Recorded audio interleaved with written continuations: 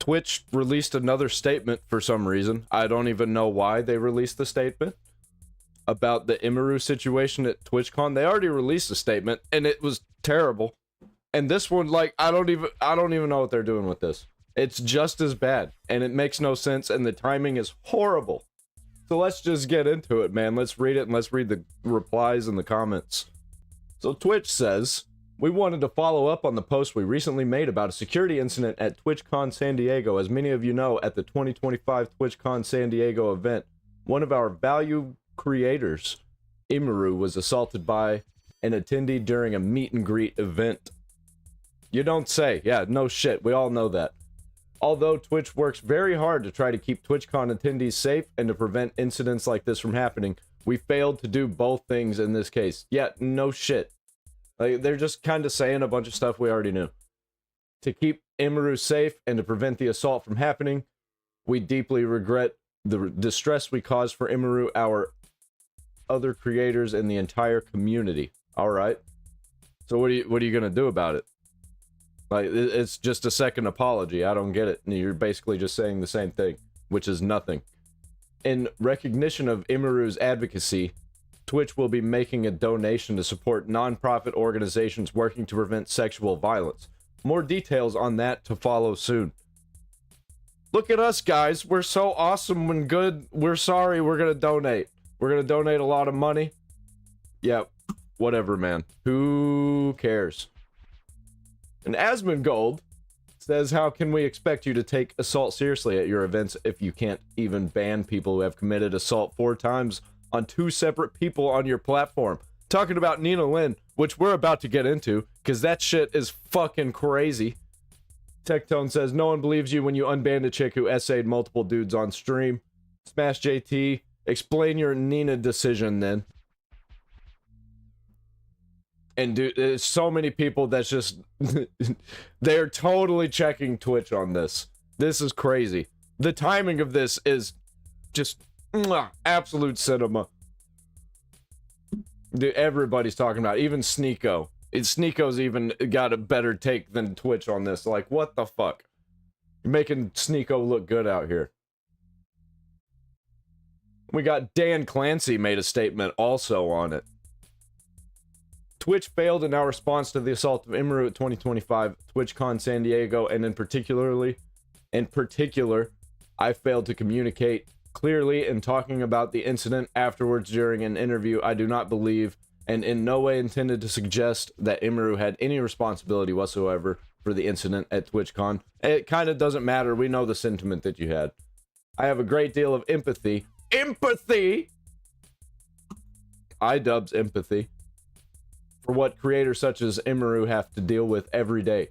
I was trying to express that, and I did that poorly. I am sorry that I let you down, Imaru, and I am sorry Twitch let you down. We appreciate all that you have done over the years on Twitch, and we are committed to continuing to improve our TwitchCon security. Okay. That's what they're gonna focus on. TwitchCon is done, bro. Processes and communication so that we can show up better for you and all of our creators moving forward. Yeah, okay. Well, that sounds like a whole bunch of bullshit, and it seems like nothing's actually going to be done. But TwitchCon, everybody, forget the platform. Just put the resignation in the bag already. All right. Yeah, still, everybody, just calling him out. Asmongold totally roasted him. And speaking of, we're going to watch his response to the whole thing. Yeah, so this, oh my god, can you fucking believe this? I certainly can believe this. Yep. This stupid, disgusting bitch gets unbanned. So basically, this is the Nina Lin girl, sexually assaulted. Dude, we knew this was gonna happen. Like, of course Twitch was gonna unban her. We were just waiting for it.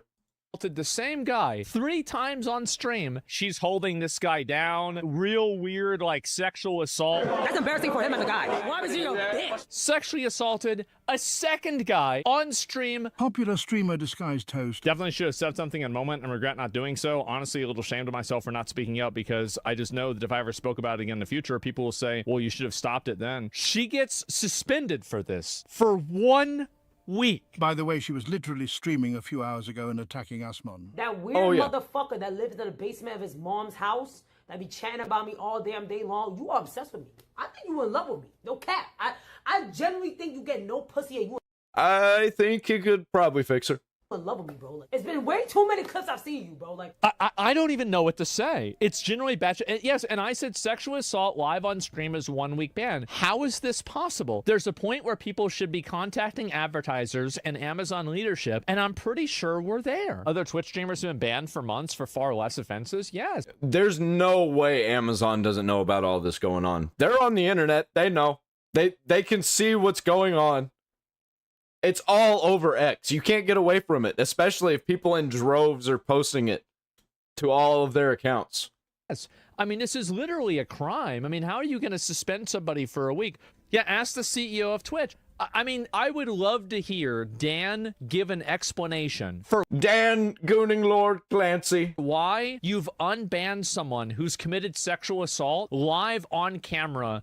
He's probably friends with her, or he thinks he's friends with her. He might be part of the circle of, I don't know, OnlyFans wannabes. 2 times. Everybody knows if a guy did this to a girl, what do you think would happen? His life would be completely ruined. That's crazy to me. Yep, absolutely insane. Even Charlie weighed in. Like a jar of peanut butter in the top shelf cabinet in my kitchen, I just can't get it. I truly don't understand what is going on with Twitch that just leads them to making the worst decisions so brazenly. Like, I don't think that they're involved in the culture. I think they're kind of involved in probably a weird, sexually obsessed gooner culture. they have to have the orb of confusion somewhere in the office up there, and it is just wreaking havoc on their brains. It is incomprehensible. There is a streamer, her name is Nina. She has on... I think they're running it like a party resort. Like, I can imagine how a bunch of people would run a party resort, like, at a lake resort or something, and it starts out really cool and nice and fun, and then they just keep having fun until everything just starts to fall apart. It seems like a yacht club that nobody's paying attention to. On stream, on Twitch, twice now, sexually assaulted people. I'll show you the clips because it is textbook sexual assault. And she was banned for 1 day, initially. She got a 24-hour slap on the wrist, and then she was unbanned. Which you can kind of write off maybe as a mistake on Twitch's end, like they didn't mean to unban her. Maybe someone was pulling some levers in the HQ, not knowing what they did. You had someone fucking blasting away at the buttons and accidentally... Oh no, they knew what they did. ...unbanned her, because she was banned shortly thereafter again. And I think every sensible person with a functioning frontal lobe expected that to be a permanent ban, because she I'm Porky Pigging right now. She sexually assaulted 2 people on stream, on their platform. If you don't take that seriously, what the fuck are you going to take seriously? It's a crime. It's sexual assault. So everyone expected that one to be an indefinite ban. But it was only a week. She is now unbanned, and she's already done a return stream. So it seems like... Yeah, and she was making jokes about it. Hang on, I wanna see if I can get to that. That means hi, right? Oh, what the fuck? Yo, why you always saying me? Stop with those punches. Oh, shit, I can't touch you no more because I have to make a sign of idea. Sorry, I forgot. Yeah, making light of the whole situation. How fucking disgusting, man. Well, I guess I no longer have a bookmark. Let's check this one out. What the fuck are you doing? What the fuck are you doing? No, this was it. What the fuck are you doing? No. Listen. Oh my god, watching this crash out is going to be amazing. I think this is only the beginning. Oh, it's gonna get worse. Yeah, it always gets worse. This is only the beginning. Remember what I said about the 2%ers, right? Remember what I said? It always gets worse. It'll all make sense. Oh god, I swear. Yo, what the fuck are you doing, bro? Is this an old clip? I don't know. I'm dead ass. What the fuck are you doing, bro? It's gonna make sense. I swear. You got anger issues. I'm not playing with you like that. He is. This is like female Mizkif right here. You need to control that aggression, man. I'm so dead ass. What the fuck are you doing, bro? Okay, let me explain. And the thing is that the only reason she's able to do this is because she's a woman. If a guy did this, they'd get the shit beat out of him. But she can do this, and because Yeah, imagine if Mizkif was doing this to somebody in front of everybody, which I think probably happened. I've been hearing some rumors that he was getting aggressive in public. she is a woman, there's the social Not public, expectation that matching the In front of people. This was actually in public. Like, what the hell are you doing? level of physical confrontation that she is initiating is not acceptable. If somebody tried to beat her up, it would, like, I mean, this is like some small, like, 100-pound girl. Like, and like even Play stupid games, win stupid prizes, in my opinion. a weak guy could just beat the shit out of her, right? I mean, I'm just being honest, right? Could totally beat the shit out of her. The only reason why it's not happening is because it's not socially acceptable. You serious? Look at me. I'm rich, Mostly. big, everything paid for. She wanna have the kill, let's make for. Yo, can I kill him? Sir, help me. This woman is attacking Are me. you good in the fucking head, bro? It's gonna make sense. I swear I can't ruin the clip right now. Are you good in the... No, fuck the clip. What the fuck you are they good talking in the about? fucking head, bro? I was manipulated. You don't understand. Bro, I'm trying to eat, bro. What the fuck is going on here? There's a higher What the fuck is your problem? There's a higher power right Take now. this shit off me right now. Do you have a hammer? No, take this shit off me right now, bro. Take it off me. I'm so dead ass. Take it off me. Take that shit off Call me, the bro. police. I'm not even playing. Take I this had shit off to. me. I Do literally- you have a hammer? I had to. Yo. And then so she just knocks his shit over and leaves. The hell is Well, he there talking it is, about? guys. Yeah, that's what happens. And this is the person that Twitch unbanned. People like this will do it until they receive consequences. They will, yeah. They will do it until they receive consequences. Dude, these people are fucking insane. And whenever the consequences happen, Like, this is some Johnny Somali shit. the behavior stops. Yeah, and it's the worst it's gonna get if they don't do anything about it, man. That's fucking insane. All right, back to the Charlie. Twitch truly only gave her a week vacation here. That's crazy. A week Yeah, she calls it vacation jail, apparently. long timeout. Pretty close to that scene in SpongeBob where they steal a balloon on free balloon day and the cops put them behind bars for 3 seconds saying, if you can't do the time, don't do the crime, and then, oh, you're free to go. That, for sexual assault, We stole a balloon! At least they felt remorse about it. is unbelievable. Oh my god. Oh my god. Saeed. Hey, come here. I got you. Saeed, come here. What the fuck, man? 23. You know, I actually never watched this clip. Consensual. No, he's not consenting. Yes, he is. He's not even saying nothing. He likes it. Yeah, give. Oh no. I don't think he wants to. Yeah, this is fucking weird. Stay right there. Hold on. That was the clip that started it. Saeed is his name. Yeah, I feel sorry for that guy. I would have gotten angry about that. He was not consenting to any of this, and Nina is the one that's like holding him while her friend twerks on him. And his friends are even saying he's not consenting to this, and they do not care. They are forcing it upon him. And this is just a piece of a longer clip, and in the longer clip, they throw him on the bed and start like trying to rip at his clothes. They also take his bag and start going through his bag. And this whole time, he is making it very clear he does not want this, and he is uncomfortable with it. Nah, they got it. Take all of this off. Take it off. Hey, yo, cut the cameras. Yo, cut the cameras, bro. Zo, do your shit. Let me get my Louis Vuitton scarf. Hold on, bitch.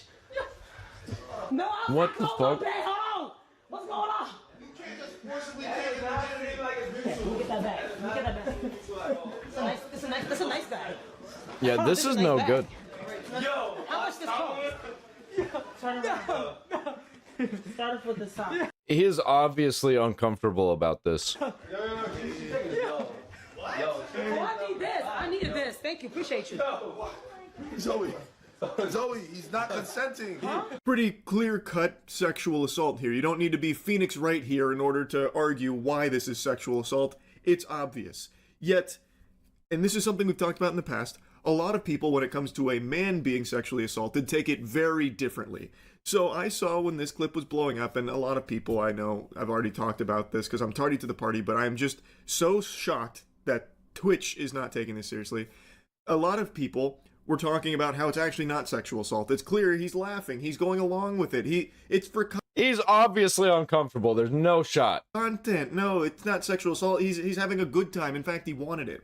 And that's something that you see a lot when it comes to sexual assault against men, where people say, like, it's not serious, don't be a bitch. A woman can't sexually assault a man because a man always wants sex. So this is a nothing burger. Yeah, you guys are not making a true mountain at out all. of a molehill. This isn't sexual assault at all. It's Like, I would be fucking pissed if people were trying to do that to me, but I would let it be known immediately, like, get the fuck off of me. just good old-fashioned Twitch content, baby.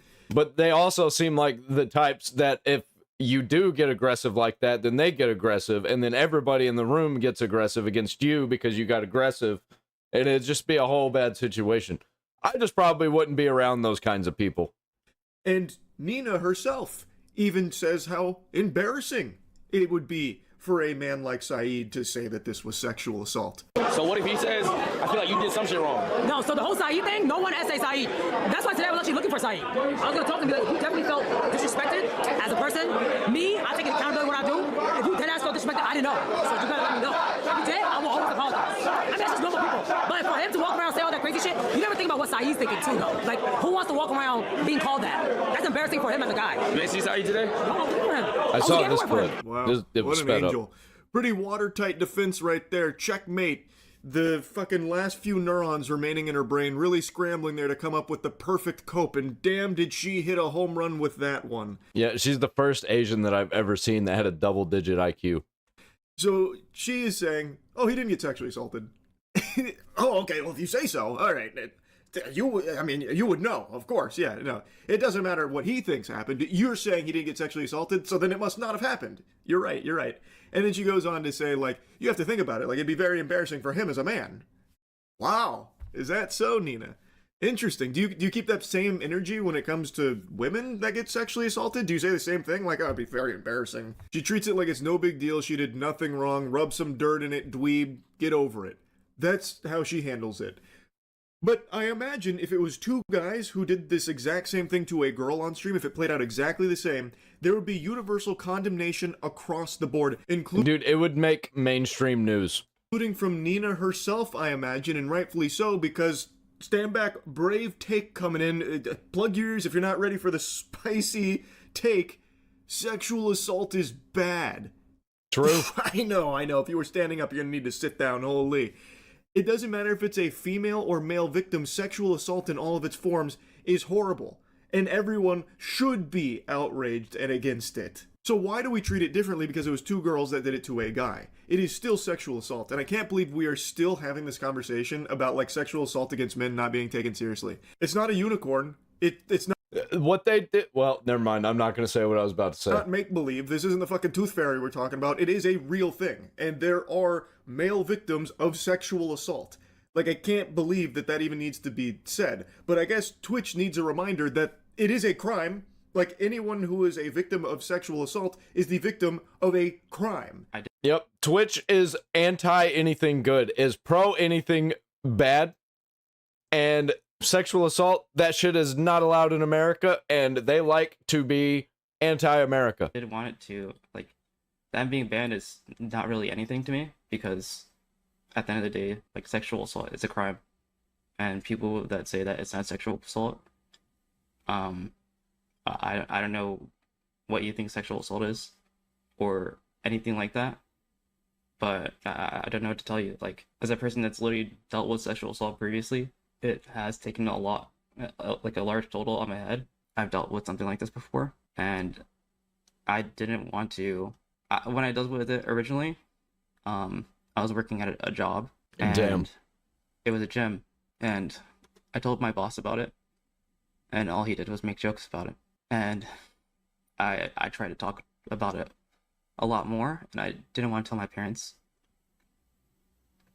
and it did affect me a lot. And this situation did bring back those memories.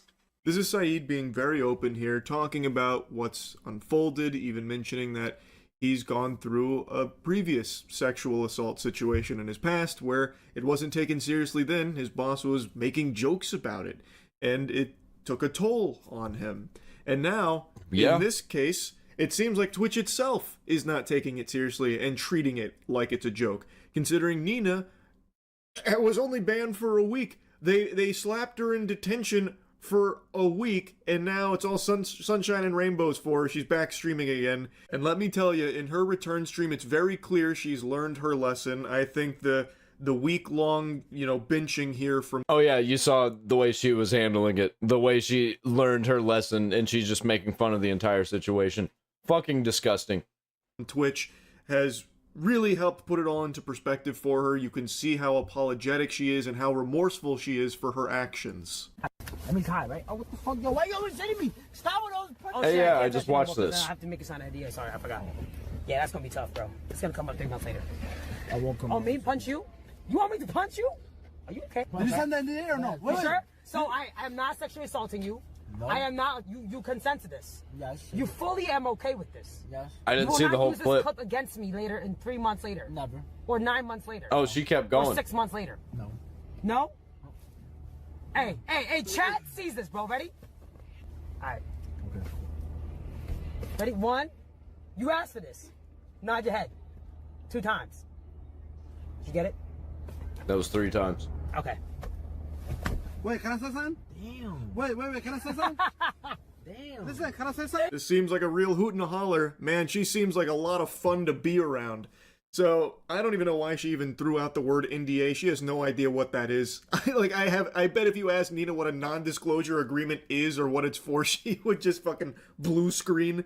But she's just... The reason she's saying that is because she's just trying to... like an old PC trying to connect to the internet. Insult everyone Like that made a dial-up. big deal out of her sexually assaulting Saeed, and I haven't even shown you the other victim yet. I'm saving that till the end. But she's Disguised just toast? treating it like it's no big deal. Like, oh, I guess I just can't touch people anymore, not without like an NDA, I guess.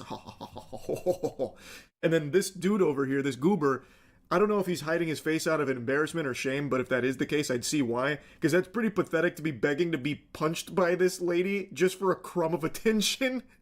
But yeah. I'm pretty sure that was the insane guy that we saw earlier. That was her return stream, a real highlight moment from it. Some other really great tiddlywinks are when she's being mad at her friends for switching up on her after the sexual assault clip surfacing, where she was mad that they didn't fight tooth and nail for her honor, even though That's probably because it was obvious sexual assault, and they don't need another L. The circle of freaks don't need another L. her actions are indefensible to a normal, sane person. So obviously her friends aren't going to go to bat for her, I imagine, or at least they shouldn't. Like, I don't care if you're her best friend, you should be able to come out and say, like, yep, that's fucked up, that is sexual assault. I don't support what's happened there. And she's getting mad that people did exactly that. Like, her friends were like, nope, that's unacceptable. She expected them to just be like, no, you guys are misunderstanding. And then she goes in to be, like, upset that they weren't texting her to get her side of the story, even though there's no sides. It is sexual assault, no matter how you spin it. You can try and feign ignorance until the cows come home. It doesn't change the fact that what you did is still textbook sexual assault. Just because you are a woman who did it to a man doesn't mean that it doesn't count. You ready? Yeah, go ahead, Nina. All right. Okay, I know. Concentrating on the bottom. Okay, girl. No, Nina. Oh my. Wow, you have the best masseuse, Toast. Good. That was good. I'm pretty sure that's extra Emily behind the camera. Wow, she is so bold. My spine. You love to see it. All right. So bold, so bold. You love to see it. Yep, keep it up. Push. Push. Yep. Good job, Nina. So Toast shared his experience with Nina, where he went there expecting a professional masseuse, only to be met by a stranger named Nina, the fucking boogeyman here, coming up and giving him... Yep, by the way, the person I'm pretty sure that was behind the camera. Let's get to that real quick. Hold on, I got a clip of her. Right here. Here we go. The Miss Cliff. You're weird too. No. Gang, bitch. Ew. You're an Ivy League school fucking loser who played WarioWare and stop saying I don't gang, play gang, WarioWare. bro. I play Wii Sports. You haven't even watched. Get it right. You haven't even watched one fucking Bruce drop him off stream. I do. He's Oh, so yeah? fine. He's so fine with like I-I-N-E. I know it. Oh yeah. Okay. What game does he play every single time he streams? GTA. The hell are they talking about? Look. Not even fucking close. Weird ass. You're weird too. No. Gang, gang, bitch. Ew, ew. You're an Ivy League school fucking loser who played WarioWare and stop acting I don't gang, play gang, WarioWare. bro. I don't understand how this is content. I mean, like, I don't know. People say that about my content, but really, people watch this shit. At least there's some kind of information you're gathering from my kind of content. Like, what the hell is this? This is just brain rot. Play Wii Sports. You haven't even watched. Get it right. You haven't even watched one fucking Bruce drop him off stream. I do. He's Oh, so yeah? fine. He's so fine with like I-I-N-E. I know it. This yeah, is some what game does he fucking. play every single time he streams? This is some fucking idiocracy shit. I don't even know what that was. After an old clip resurfaced where she mocks black culture and pretends to watch. I don't even care, man. That chick, that's who it was. All right, go back to the video. Where is it? Where is it? Yeah, there we go. Him this massage where she was very clearly making a joke of it by just like groping him, like just grabbing on his ass cheeks there. Like she was grabbing those things like fucking motorcycle handles. It's not an accident. It's not unintentional. She didn't just like wander down there while trying to give a legitimate massage. She is literally honking on his butt cheeks. And people are laughing about it, making light of the whole thing. Like, Nina, oh my goodness, ha ha ha ha. It's sexual assault. If that was a man that did that to a woman that was lying on that table, how many people would be laughing?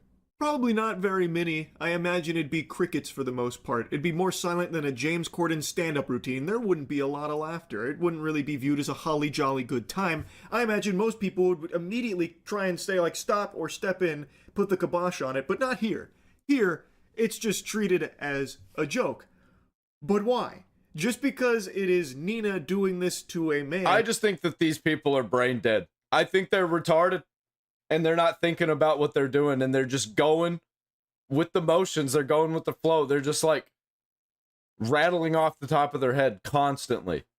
Toast, it doesn't make it not sexual assault. And in Toast's statement, he even says he has no idea who she was at the time. She just stepped in, did this. He was extremely uncomfortable, but didn't say anything in the moment because there's a bunch of cameras in his face, and it's hard to try and like speak up in front of that because then it creates a tense situation. So it's an extra level of fear where it's hard to speak out and express, you know, negative feelings in a case like this because, well, maybe now the streamers there. And I knew this happened a while ago when I made a video about Extra Emily and I saw a clip where that happened. And this was way before all of the sexual assault stuff was going on with Twitch. I'm like, why wasn't anything said back then? And Extra Emily is a big streamer. View you as the bad guy or the chat starts attacking you or something, so it makes it very difficult. And it's something Toast briefly mentioned, and it's something that I've seen expressed numerous times in the past about, like, you know, it was hard to say anything in the moment because of all these cameras and all these people watching. And it's very true. Again, if this was a man that was doing this to a woman lying on that table, a complete stranger, just starts, you know, honking on her butt cheeks there, how many people would be laughing? Probably none. It shouldn't be treated differently in this case. This was still a non-consensual sexual act that was performed on Toast and Saeed that is not being taken seriously. She received a week-long ban, and that's it. And it's not like she herself has digivolved into a better person or anything, you know, learned her lesson, expressed any real level of remorse or anything like that. She is still treating it as content. Like, just the idea of her sexual assault is now a joke on her stream. Yeah, everything is content. Like, oh, I just can't touch people anymore. I'll have to NDA you, tee-hee-hee. That's crazy to me. That is just crazy. I know Disgusting. She issued an apology statement not long ago, which I think is... what we knew that was a fake apology. We knew that. We called that out. We could smell the bullshit immediately. Pretty blatantly obvious, not her words. I think that was farted out through an actual PR firm, because I don't think she is capable of something like that. I'll stop blabbering here in just a moment, but it is so wild to me how little Twitch did here, and how little they seem to care about what's happened on their platform here. In the past, they've made plenty of questionable bans. And I just think it's funny, the timing with the Imaru thing. What they just released a statement about Imaru and about sexual assault and all of that. And it's just like, what the fuck are you doing? The incompetence is off the charts. And unbans. Like having full-blown sex, penetrative sex on stream was a 3-day ban. And many other such cases of similar things, like that lady who full-blown... Yep. Tectone got banned for 2 weeks for calling a fat bitch fat. Like, and you get all this happening. Like, what the fuck? Spread her butthole goatsy style on stream, only being 24 hours, stuff like that. But this is something so different from that, where that sexual content is something that shouldn't be allowed on Twitch and isn't by their own rules, and they don't seem to really enforce them all that well. This is literally not even just against their rules, it is against the law. Sexual assault, again, is illegal, and it has been broadcast on Twitch twice with this woman, Nina Lin, being the sexual assaulter. And they only... But nobody got charged for the crime. Give her a week ban for it. This is... innocent until proven guilty. Unlike anything I've seen from Twitch in the past. It is truly shocking. And I'll leave you with one more clip from Saint Nina here. You remember it's probably about as shocking as Hasan Piker's dog. How I called this week ban basically a vacation? Well, it's not just my words. She also views it that way as well. W chat. I want to say W chat. So all the haters out there, y'all can suck my dick. Word 2, I don't give a fuck. Fuck you bitches, bro. You bitches not me. Y'all been through nothing that I've been through. Fuck you. This ain't the worst it's ever been. I'm not gonna lie. It's bad to say, but this is not the worst it's ever been. I've been through worse. I've actually been through worse. So this jail was kind of like vacay jail a little bit. I'm not gonna lie, bro. Nice work, Twitch. Vacay jail for sexual assault. Unbelievable. Anyway, that's really about it. See ya. I don't know. It keeps getting worse. Guess what? You ain't seen nothing yet. Twitch just keeps getting worse, dude. It's gonna perpetually keep getting worse until something is actually done about it. I think that the whole thing's gonna collapse and they're gonna end up getting sold off piece by piece. It's probably what's gonna happen. We got some Hasan news. The Hasan allegations are fucking insane. I heard a little bit about this. I wonder if it has anything to do with him basically trying to get people to look at his penis. That was a thing that happened. If not, then we are going to get into that because that's fucking crazy. You all right? I think I just got flashed. Really? Oh, yep. That's exactly what's happening. It's pretty funny when you think about it. Oh, not really. He's back! Hey, what is going on, guys? New day, new influencer allegations. True story here, I was playing Ninja Gaiden 4, and after doing that for a few hours, I checked my Instagram DMs. One of you guys sent me this tweet, and I had to pause my game, immediately hop on, and talk about this. QTCinderella, we all know and love her, and I'm still salty. That's the exact tweet that I have saved. Dude, Yeet is on the ball, man. I got blocked by her. I didn't even do anything, all right? I'm an angel on Twitter. I don't know why she blocked me, and She probably didn't. It was probably... She has a team of people. I think she actually said that. She's like, she doesn't use Twitter herself. Or X. Yeah. Still cry about it. Every single day in the shower, QTCinderella puts Hasan on the naughty list and talks about uncomfortable Halloween experience. Hasan. Naughty. Hasan is naughty. Addicted to Zins. Addicted to Zins, posts his package online, tells his friends to look at it. Ew. He also, that's crazy. During Fear and, he put on his bunch of sexual degenerate freaks. That's what I've been saying the whole time. Costume, and he came in and he said, "You could see my dick in this." And I said, "Hasan, I'm not looking." And then he proceeded to hump the air and he said, "Look." And I said, "I'm not looking." That's crass. That's crass, he says. All right. And then Will did the same thing. They both really wanted me to see their... You don't think it's weird that Cutie's female friends are these two are married, by the way. Trying to make her look at their penises? That is weird. Male friends. Male friends. Sorry, that is what I meant. Yeah. And I think that classifies as sexual assault. But by the way, that's a running theme with Twitch and Twitch streamers. by now. Yeah. And I said nothing, all right? I just inserted this image and it says, every hotel got the Sneeko chair. Yeah, Ludwig is not beating the cuck allegations. It does seem like Ludwig is upset. Well, honestly, who wouldn't? Like, if anyone is flashy, well, not flashy, but if anyone's like, you know, showing their junk to your girlfriend, I think any normal, rational guy that isn't a cuck would be upset. Now, if you're a cuck, I'm sure you're having a blast. You're like, yeah, this is a dream come true. I wish people did it more often. Not to sound like a tough Redditor and not to sound like a cringy Twitter user, but if someone was doing that and I had a girlfriend, because we all know that. Yeah, I bet he was trying to show her because he was probably thinking like, look at this absolute masterpiece, this art that is me in this pose where you can see my junk.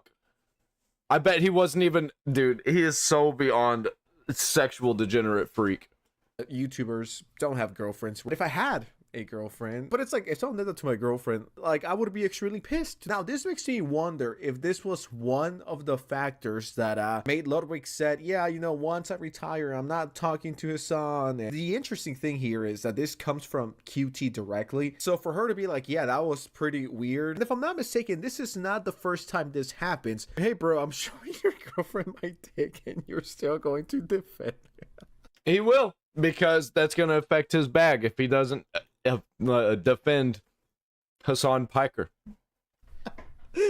This is a crazy thing to put out. Now, do I actually think Ludwig is a cuck? Well, I mean, if he doesn't say anything about... I don't know, man. I don't know. It might be.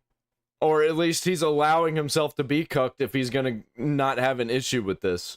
Then... I mean, he's not helping the rumors. 0 days without sexual misconduct revelation, Twitch. What's in the air with Twitch? If I knew a guy who flashed his... I can smell it. It smells like degeneracy. Dick at my girlfriend and semen. Like that, we would no longer be friends. I would immediately cut that person out of my life. Totally valid and normal response. I mean, it's what I would do. I think it's what most guys would do. It's just weird. It's disrespectful. This just popped into my mind. Do you guys remember Mango? The guy Ludwig? Yeah, I remember drunk, Mango. Who was I can't ever forget about him because every more Pegasus video has the "let's up those numbers." Covering alcoholic. That guy was humping women at Ludwig's party, and he got canceled. Once again, rightfully so. And I still think that Ludwig is to blame for that. I mean, inviting an alcoholic to a drinking party is like sending a predator to be a kindergarten teacher. Everybody wanted to talk about, well, Ludwig was like a 20% to blame. No, Ludwig was 100% to blame, and so was Mango. They were both equally to blame. And of course, Ludwig doesn't get banned. I think that he would literally have to commit a major crime on stream to actually get banned. Any of them. I mean, my examples are just the best, aren't they? Just imagine if you said EDP to be a preschool teacher. No one with a decent head on their shoulders would ever do that. Anyways, going back to Mango, that guy lost sponsors, he got crucified, a lot of backlash for once again assaulting women and humping them and touching them, just being weird, all right? And using the I'm drunk as an excuse. I get it, when you're drunk, you're a bit more loose, right? You like to get crazy, and hey, who doesn't like getting a little cray-cray from time to time? But I draw the line at humping random strangers. It's like, that's something that I've never done, all right? And I've gone quite wasted before, and I've never thought, you know what, that girl over there who's by herself, time to dry hump her because I'm drunk, so I could just use that as an excuse. No, it does not work that's like just that. crazy. So if that guy got excommunicado from Twitch for that, and Hasan doesn't, that is Twitch's hypocrisy part. How many times have they done this? I think it's been like 20 times that he's done ban-worthy things that he completely gets away with. How long before Ludwig hops on stream saying Hasan didn't mean it like that? I just wanted to react to a very specific thing that is related to the thing that we just saw with... Yeah, this shit's embarrassing. I can't wait to see what Ludwig's got to say about it. He shouldn't say anything. He needs to just not say anything about it. They shouldn't have even said anything about it in the first place. Just made it a whole big deal. But I think QTCinderella is kind of like on her fuck it all arc. Man, I'm kind of here for it. QT and her saying that, yeah, Hasan was showing me the Habibi D. Let's just put it this way. It's not helping the Hasan, QT, and Ludwig sitting in a specific chair allegations. I feel every time Hasan flirts with QTCinderella, oh, He retweeted this one of a fan obsessing over his supposed on-screen romance with his friend QTCinderella. That's fucking weird. I was gonna watch this video when it was the TikTok reposts of Hasan Piker and Ethan Klein was going over them. Wow, apparently I should have watched it. This one crosses a line. Yeah, that's you can crazy. Turn on the audio for this one, Zach, I think. If it's what you truly want. So it says, I genuinely feel every time Hasan flirts with QTCinderella. I can wear her skin over mine. Her hair. What the over fuck? Mine. Her hands as gloves. Her teeth. Do you If it's think what that you that's truly regular want. stuff to reshare? No. That's unhinged. Like, obviously the video itself is weird enough, but it's... I mean, like, I can get somebody who's just, like, playing a role and is just, like, acting in a short. But when you're so, like, brain-rotted that you make something like that about a fan fiction relationship between someone who is married and her friend who is actually just a coworker. That's fucking weird. Why is he retweeting a conspiracy about him flirting with his why is Hasan retweeting it? Friend? Yeah, I think this is pretty weird. Parasocial definitely fits a pattern. He probably wishes that Ludwig and QTCinderella would break up so that he can make his move. And he probably will, because dude's a fucking snake.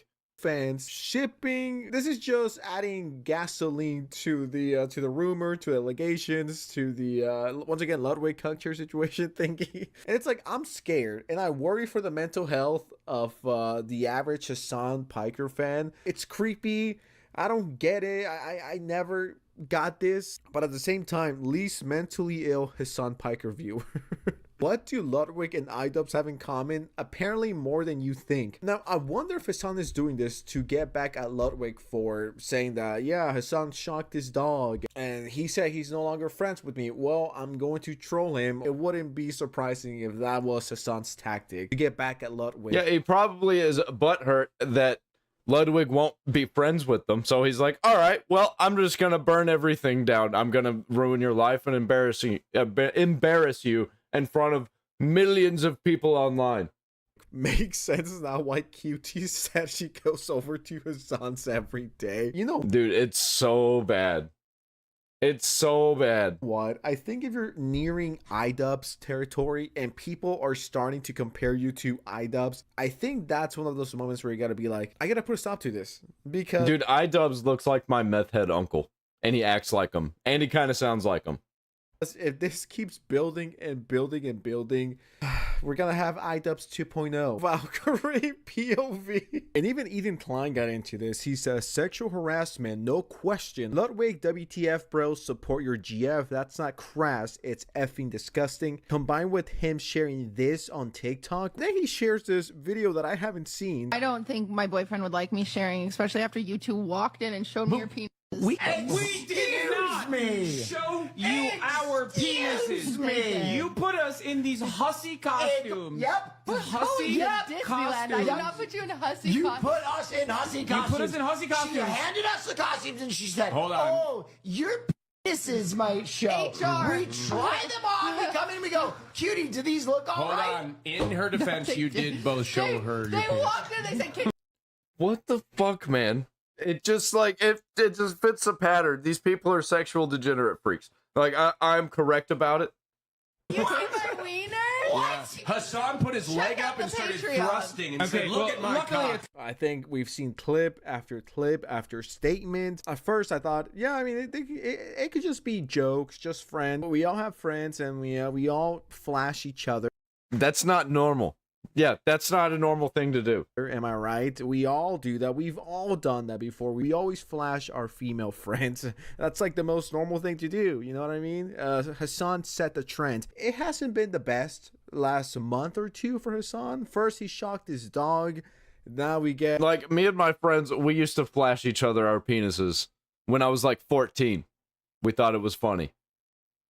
But they're adults. That's just fucking gross and weird. And toward women. Like, it was me and my 3 degenerate friends when we were 14. And we grew up and became normal people. Like, what the fuck are you doing, man? So this is some crazy shit. This is some dystopian shit. This is straight out of a sci-fi movie. Elon Musk becomes the first gazillionaire. Like, seriously, he's going to be the first trillionaire. But I think it's not going to be like, oh, well, here's my $1 trillion. It's going to be more like his worth, which is crazy. But I think we might be going to space. We might be. He might be sending us to space, but at the same time, it might be creating the Matrix. I don't know where we're going, man. It's going to get real weird. Elon Musk might be the first trillionaire. Oh, my God. Elon Musk could become the world's first trillionaire. Good for him. Tesla shareholders approve a pay package for Musk worth roughly big money. $1 trillion. Say it like big this, money. $1 trillion. The package gives Musk 12 tranches of stock in a 10-year period tied to performance targets that could eventually hand Musk around 25% stock ownership in Tesla. Joining us now to break this all down is Kurt the Cyber Guy. Kurt, so Elon Musk is worth about $500 billion right now. That's a lot of money. He could increase that by $900 billion, almost $1 trillion. So going from rich to richer, why does this matter? Tax would be astronomical. Well, yeah, it's a lot of tax. You got to keep him around. He is so tied to that brand. Good morning to you, both of you. And Todd, if you would just give her a birthday hug for me, if you would. Carly, happy birthday to you. Thank you. Elon Musk. Like, what he gonna do with all that money? What do you think you're gonna do? Like, that's more money than governments. Having quite a celebration after this pay package has been approved by the board. I guess this must be why Elon does all of these streams where he gives away Bitcoins. Because he has so much money. I think it makes sense now. Man, he might be the very first trillionaire. Now, he's got to, got some hurdles to get through. He's got to... By the way, he's bullshitting. I think he's talking about all the scam streams that are everywhere that are AI. Do some performance with Tesla in order to earn all of that. But hey, he's done it before. Can he do it again? I would say it's quite possible. I think that the main obstacle Tesla has to overcome now is creating the idea. Like right now, Waymos are very popular as autonomous cars. You know what's crazy to think about? Elon Musk is going to be known as one of the biggest, most influential historical characters going forward in the future. Holy shit. And I think it's shifting the consumer perspective around Tesla also having a monopoly on autonomous cars. Because well, make something better. You got to do something better. That's all. It's like a Steam situation. If you can't do it better, then they're obviously going to win, and they're not even really changing anything. Cars, I think, are going to be a transitionary device. I think the reality is that in, like 30 years... I think really... I think we're about to see a lot of trillionaires, actually. We have a lot of trillionaire companies, but trillionaire individuals, that's a crazy one. That's a new one. We might already have them in, like, the Saudi princes and people in Middle East. We don't know how much a lot of those people have. Autonomous driving cars are going to be the future, right? And I think in 50 years, it'll probably be illegal to drive your own car. It will be on public roads. The reason why is that everything else will be autonomous, and I bet there will be roads where you will be allowed to do it, because I don't think they're going to implement it that heavy in small towns. They might have roads for self-driving cars, and they'll have roads for self-driving cars. Probably the side roads. They'll probably have like side roads. Will be considered a danger because it will disrupt the system. So yeah, that's what's going to happen. And no, I know, and it might not happen for longer because people that are around our age grew up driving, and we don't want to give it up, right? We're going to be the boomers of that time. But I do think that that's really the biggest challenge that Tesla has right now, is how can you find a way to basically change and create the perception in the mind of everybody that Teslas are the best autonomous driving cars. And if he can do that, I think he earned $1 trillion. I'm going to be honest. I think he totally earned it. Maybe two. But that is a very, very hard mountain to get on top of. Also, he's building rockets. Or he's not doing it, but he's got the whole system going. He's at the top of it. Guy has pulled a rabbit out of his hat one time after That's what I'm another. thinking. Okay, so what should we He be will. I watching think for so. from They're too Tesla expensive. Teslas are? innovation-wise I don't think so. For him No, they're kind of cheap compared to a lot of vehicles. to hit these milestones, because it's not just going to be based upon business as usual, selling a few Teslas. It's got to be a lot more. What are you looking for? You know, the competition is in China, period. I mean, we've got all kinds of EVs that are being introduced in China that, quite frankly, beat out Tesla's current. They're really good. Like, China has a lot of really, really strong technology. Same with their phones. Really, really strong, really great technology. I'm not sure the problem they have, though, is freedom to decide on not using all of that stuff. Longevity or the quality of it. Yeah, that too. Like, they build all this nice stuff all at once, but then it all starts to break all at once. And that's how you get dystopian cities, and I think a lot of them are going to be dystopian nightmares. A lot of cities in China already are, and I think you're going to see a lot more as they build new cities that are better than the last ones. And China's pretty good at doing that.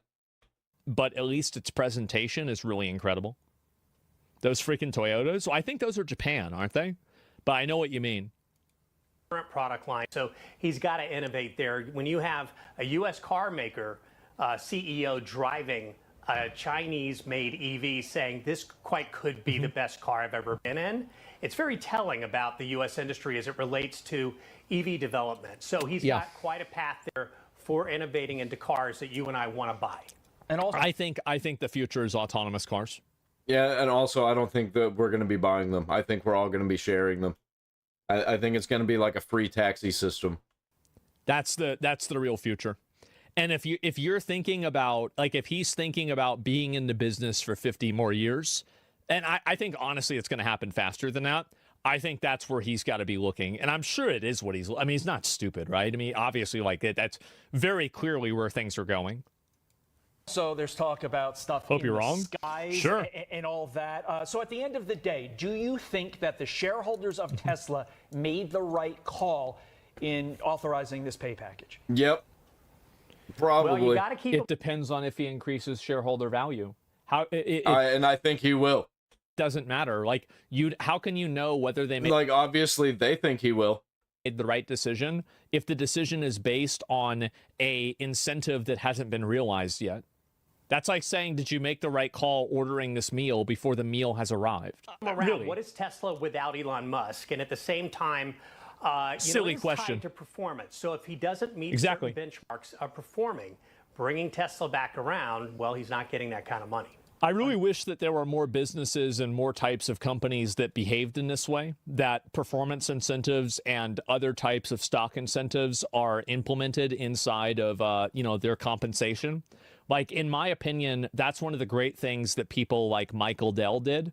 And so and also NVIDIA is another great example of this. Steam to a lesser extent, where stock compensation is in a lot. They all do. Well, they all do. You're right about that. But the level in which they all do is, I think, too high. I think that if you get employees invested in at a mid-level and maybe even sometimes at an early, like not mid-level, not early, but like an entry-level, position, I think that you're going to see more improvement and higher performance from them. That's why you can have, like a young guy immediately get into a salesman job and Tesla might be like the actual first Borderlands style mega corporation. That's crazy.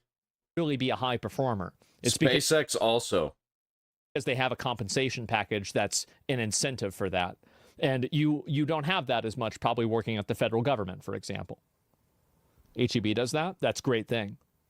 Bobby Kotick, performance KPIs were insane, and he hit them every time. Bobby Kotick, that guy knew how to make money.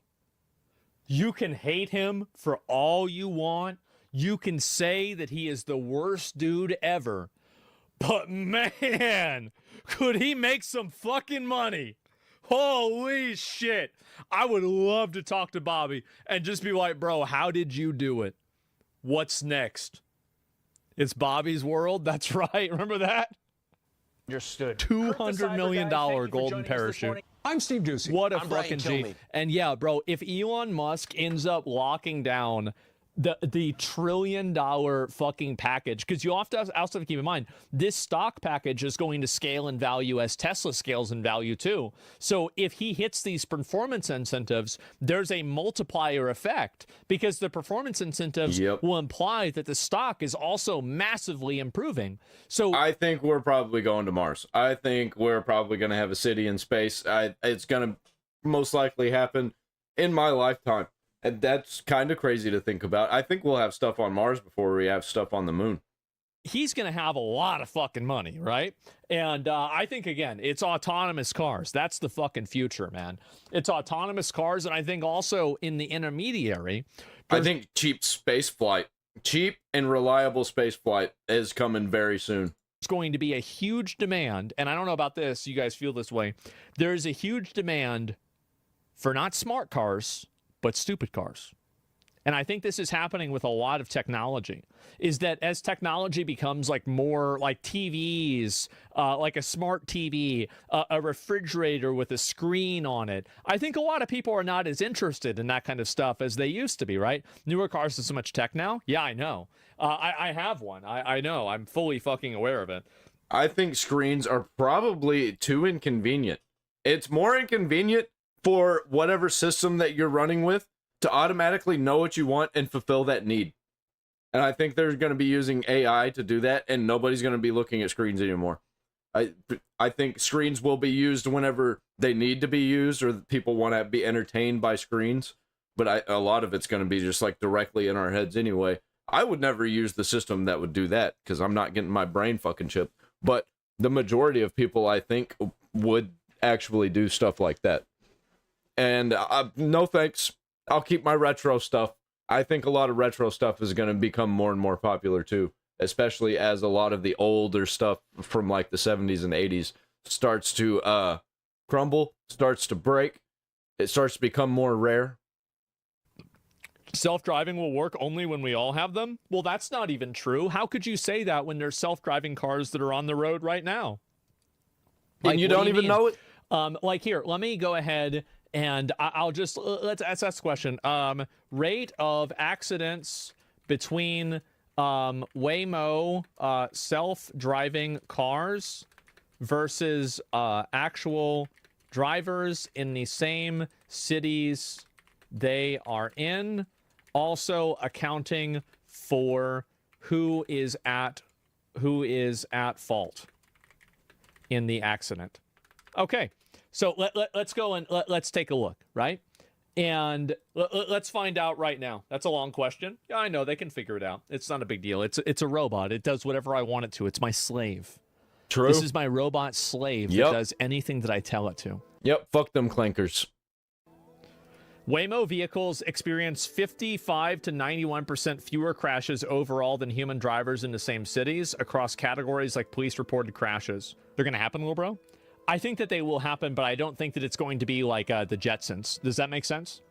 And I think also whenever you're driving, there's a lot of other complications with like air traffic that's unique to air traffic versus ground traffic. And so like I'm less... I think we're going to get on rails before we actually get to flight. Sold on that. But again, in our life, I don't know though. But yeah, you can see all of these here, fatal attributions, and human data underreports minor injury. Waymo overreports minor injuries for transparency. So even with human data underreporting and Waymo overreporting, Waymo's data consistently shows autonomous vehicles are safer than humans in the cities, with fault heavily skewed towards human drivers. Wow. And I wonder how much they could eliminate with, or you know, how much death they can not have if they made vehicles flying, and if they were autonomous and you weren't allowed to control it whatsoever, and it just goes off on its own. Like, I think that's viable, especially if it still got less deaths than manual driven cars. A lot of people don't know whatever. That. There it is. You want to set Tesla this year? I mean, I'll try it out. I mean, if he gets a flying Tesla, like I'd be down to try it out. Oh sure. Boy.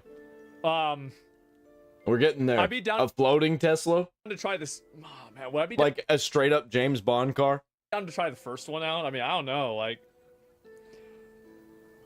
maybe like it depends on how like it depends on how high up we go, right? I mean, like maybe like like 20 feet, but you know, I have to really think about that. Like the fifth one? Wait, what do you mean the fifth? Yeah, the fifth one. I don't know. Like I'd try a second one, maybe. I'd be all right. You can survive 20 feet. Yeah, I'd be all right. Yeah, I try 20 feet. It's no big deal. You can die from a small drop too. Yeah, but it's like on average, right? And Chinese car maker Xpeng revealed its version of a flying car, displaying it in a new showroom in Sydney. I didn't see that, but I saw the one that goes on water, obviously. And that's cool. So yeah, I did see that too. Check same question for Tesla. Well, Teslas are, I mean, they're vehicles. Oh, dude, they're getting better. Like we've been having flying cars and like cars with wings and stuff like that, turning them into helicopters and drones and stuff. And we've had cars that go on water that were amphibious, but they're getting better. They're getting better all the time. Vehicles do not have an accident rate. I mean, I guess some of them do. Like, I mean, I bet sports cars probably have a higher accident rate than, like, minivans maybe, right? But that's because of like the people that are driving them. But overall, obviously, I think it would be basically the same thing. Tesla has drivers on FSD accidents by miles driven. Yeah, well, FSD. What does FSD stand for? I actually don't know. What does FSD stand for? I just know Waymo is entirely autonomous, so I thought it would be a good comparison. Yeah, I think it's full self-driving. Yeah, they're saying it. Fully self-driving. Oh, okay. I thought autonomous would be one of the acronym letters, so I assume that's not what it was, but okay, I guess that makes sense too. Sure, Nissan Altimas have the highest crash rate. Do you want to know what my first car ever was? 1998 Nissan Altima. That was my first car I ever had. And I never crashed the fucker. Not even once. I don't know how I didn't crash my Ford Explorer. It was like a 2002 model, and it was the one that was prone to flipping if you turn too sharply. And I almost flipped a few times in that thing. All right? Very top heavy. To be fair, I did have a drunk girl hit my car while I was not even in the car. Just it was parked on the other side, and she just hit the car pulling out of my friend's driveway. Because the thing is, like, everybody talks. This is going to sound really bad. Everybody talks about how drunk driving is such a bad thing. Am I the only person that, like, whenever we went to college parties, almost everybody was drunk driving? I know how you can get to where sober people don't get killed by drunk drivers. We ban sober drivers. Like 90% of people were drunk driving? I feel like, yeah, everybody was doing this. Yeah, okay, I thought so. I just want to make sure, right? I didn't know. Maybe I did. I'm not saying it's good, by the way. I don't think you should drunk drive. I'm just saying that, like, it's... I used to do that in high school. Yes, I used to drink in high school. A lot. I was kind of an alcoholic, which is crazy. As a teenager, I was an alcoholic, going to parties every weekend. I wasn't like an everyday alcoholic, except, sometimes it did get there where I was drinking multiple days in a row. Even, like, going to school drunk, things like that. Not very uncommon, unfortunately. Okay. Yeah, it's fucked. Yeah, don't do that. You are a piece of garbage. Not saying that I'm not a piece of garbage, by the way. I think I am a piece of garbage. I've just gotten better. I don't do stupid shit like that anymore because I'm not a child. I grew up and I'm an adult. I make good decisions mostly. I try. We got some gaming news. Apparently GTA 6 was delayed yet again. Huge trouble at Rockstar Games. I've been hearing some whispers of things that happening over there at Rockstar Games. Also, apparently, I've been hearing whispers of the morale not being so good amongst employees.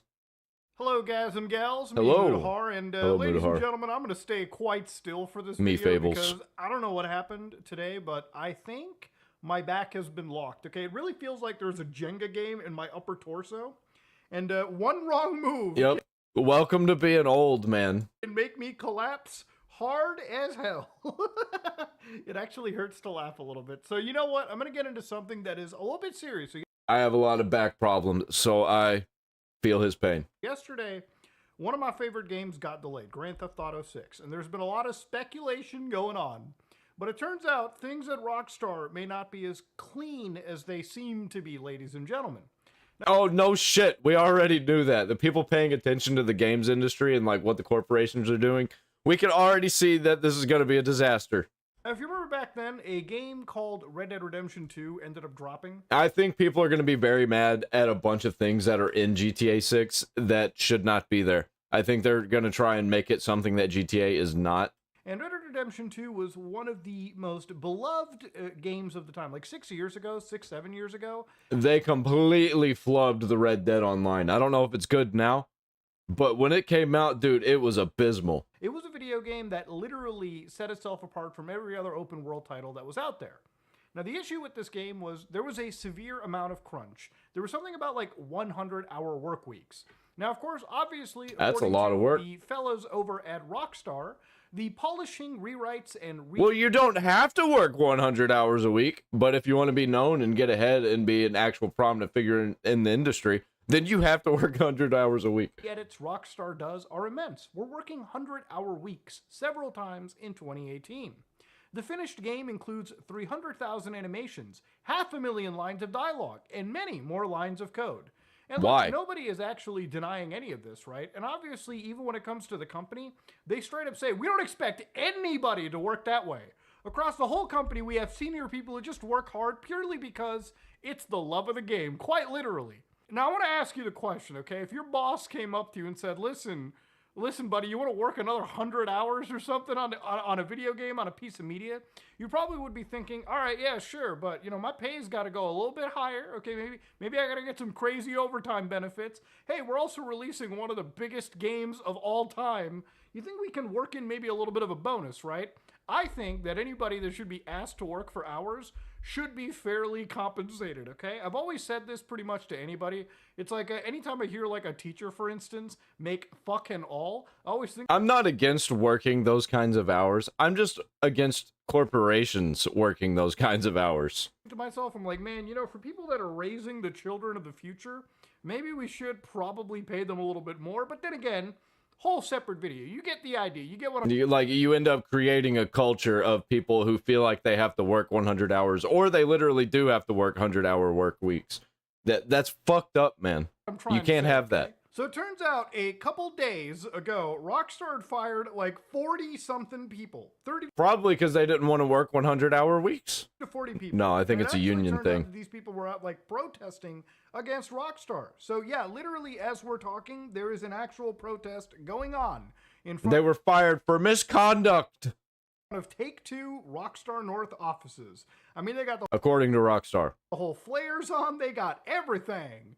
And you might be like, why are there crazy protests? Well, apparently Rockstar was out there saying that like all the employees that got sacked from their company were apparently just sharing confidential information in a public forum. Now, what kind of What public forum, you say? confidential information? You would think that maybe we were seeing like leaks of GTA 6 or other Rockstar projects. But in reality, it doesn't seem to be that way. Now, again, I don't like to sit... Oh, it's bullshit, and they're trying to save their asses? Oh, you don't say. Dude, Rockstar is a fucking disgusting company. It used to be so good. I think the last good thing they did was, like, GTA 4, the PSP games. And then ever since then, like, GTA 5 was alright. But whenever the GTA Online became a thing, they just completely shit the bed. Down and glaze Rockstar, because at the end of the day, like, even though they made probably some of my most favorite games ever made, like, I'll be completely real with you, the reason this story is super duper important to me is... Yeah, different company, different culture. I know he's going to talk about Vice City, San Andreas era. When I think about GTA as a game franchise, it's not just a game franchise for me. Like, I probably wouldn't even have been making YouTube videos if it wasn't for the passion of creepypastas that was, you know, infiltrated into my body and soul by just watching those, like, 17, 18-year-old, like, Bigfoot hunting videos in San Andreas, okay? Like, that idea has always kind of stuck with me, and it's one of the reasons why I stuck around and actually made content. GTA is a very, very important thing for me, not just a video game, but probably one of the pillars of inspiration. Dude, I actually watched a bunch of videos back in the day on what to do to find the Sasquatch in GTA San Andreas. Never found him. Making content on the internet. So obviously, I want the well-being of the people that make some of my most favorite content to be, you know, living well, right? Like, I don't want these guys to be fucking treated like dog shit by a company that, you know, at the top level, I'll be completely real with you. I think Rockstar and Take-Two at the top are mostly concerned with like the amount of monetization they can get away Yep. with in GTA. That's how it happens with these giant gaming corporations. They have to make more and more and more money so that they can make their game bigger and bigger and bigger, so they can make more and more money, so they can make a bigger game and spend more money on it so they could make it bigger. It's like a never-ending cycle with these people. Or any other video game. If Rockstar at the top truly had the passion that Rockstar the body has, the developers and the artists and the writers at the core, I don't think games like Red Dead Redemption 2 would have been abandoned so shortly after its release cycle. Yep. So then the story thickens, the plot gets thickened. Like Red Dead Redemption 1 was incredible, dude. I want to play that game so bad, actually, now that I'm thinking about it. I need to put it on my list of games to get. But Red Dead Redemption 1 had like that zombie DLC and a bunch of extra stuff. It was fucking awesome. Why didn't we get a zombie DLC for Red Dead Redemption 2? It would have been so good. And it would have been such a slam dunk easy thing to do. Because they just kept the world and just like changed where the characters were. Ladies and gentlemen, on the GTA And what they forums, did. and anybody that doesn't know what the GTA forums is, it's probably one of my most visited websites. Want to talk about mods, Grand Theft Auto games? This is where you sit down. It's probably one of the most longest running forum sites imaginable. But there was a post by a guy called Organize, who was actually confirmed to be real by one of the administrators, Spider Vice. Before anybody piles on them, this has been confirmed with me. So I want to kind of read this. Hey everybody, Rockstar employee of many years here. Understandably, I want to remain anonymous due to retaliation from the company. I may be willing to verify I'm an employee with Spider Vice. I am also a member of the union. I have been reading a lot of discussion on here and elsewhere about the firing of more than 34 of my colleagues last week. So 31 in the UK, 3 in Canada, and have seen a lot of disinformation and lies that are really concerning. Particularly concerning how so many folks are willing to believe the company's excuses. The excuses that these guys were leaking confidential information, which I want to remind you, before you jump to Rockstar's defenses, confidential info doesn't have to be just GTA 6 shit. It could literally be about the company's practices. So again, last week, my colleagues who were in the studio were each individually messaged by HR for a short, friendly meeting under the guise of, hey, are you free for a quick chat? Now, if you ever get that message from HR, it could either be the most, like, fucking inconsequential thing or this. It really is just one or the other. Upon attending this meeting, they were handed an... Dude, that's what we got going on here is, like, an HR culture. Dude, we got such a corporate culture. Everything that is gross about corporations has become the culture. Envelope with a short letter stating that their employment has been terminated for gross misconduct regarding posts made in Discord. Of course it was in Discord. Like, where else is anybody supposed to go? And that's not exactly a public forum. Now, immediately when I put the words gross misconduct and posts made in Discord, different flares go up. But unfortunately, I've been a YouTuber too long, and I've seen the story play out differently. Anyways, the story here was that allegedly these guys were just talking about company practices in a private Discord group. Now, if that's true, one of the stupidest things you can do is quite literally do this kind of behavior on a company computer. Because you're always 100% being fucking monitored. The company computer and the laptop, even the shit you take home, belongs to the company. If you think they're not spying on you, you're out of your mind, okay? They failed to provide any evidence when asked, nor was any stated in the letter, and did not divulge any other information or reasoning, and no other reason. They refused their right to union representation in a disciplinary meeting, which is against UK employment law, and were frog-marched out of the studio with the meeting lasting less than 5 minutes. For colleagues who were not in the studio that day, they received a phone call from HR that lasted less than 2 minutes, telling them they were fired and that they'd received the same letter as above. I was aware of one employee who had a panic attack at this moment, and HR hung up on them during this panic attack, not caring at all about their well-being. No shit. That's... You know, we're a family here. We all care about each other. Oh, you have an issue? You're fired. I don't want to hear nothing about it. I'm just going to pretend it didn't happen. Sounds like fucking HR to me. Yeah. It sounds like HR. These colleagues of mine were hard workers who have spent many, many years at Rockstar in critical roles. With colleagues who have been at Rockstar for more than 18 years. Man, 18 fucking years. that means they definitely worked on at least 1 or 2 GTA games. No, right. They are not easily replaced and will certainly affect us in making our project deadlines. Now, a lot of people have said that maybe GTA 6 was delayed because of this, and I think they came out and said that, no, it's not that. Remember, this is a game made by 2,000 employees, but... I saw a lot of people saying that it was delayed so they can justify everybody. A bunch of games that are too expensive will already be out by then, so they can justify charging a higher price. I don't know if that's true, but I think this game is definitely going to be a high price, and they'll probably sell it with a bunch of extra stuff, and it actually be $100, and that it'd be $100 for that bundle, even though it's just a bunch of nonsense bullshit. Again, don't disregard even just one employee. That I guarantee you that's how it's going to be. It's going to be like a $70 game, maybe $80, and then they're going to charge you extra for a bunch of extras, and people will eat it up. Sometimes you have an employee that's writing such a critical part of the game that is almost, irreplaceable by any other developer, right? Like, again, writing code for a video game is substantially harder than many people think. And especially for a game that looks as good and a simulation as impressive as Grand Theft Auto, I'm sure that they've definitely tapped very specific talent that they absolutely can't afford to lose.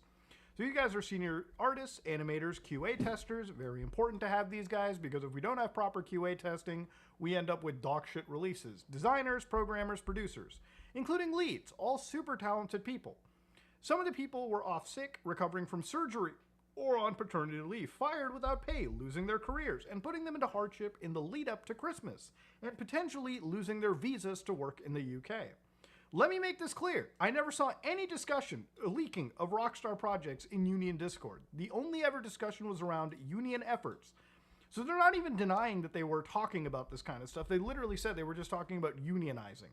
Now, for anybody that says unionizing is going to be bad, just remember, okay? The reason why the union exists is so that the people at the top of the company can't just ragtag abuse the core of the company. It's a Oh yeah, and they definitely want to keep doing that. pretty important aspect. Now, does this mean unions are always 100% rosy gold? No, not at all.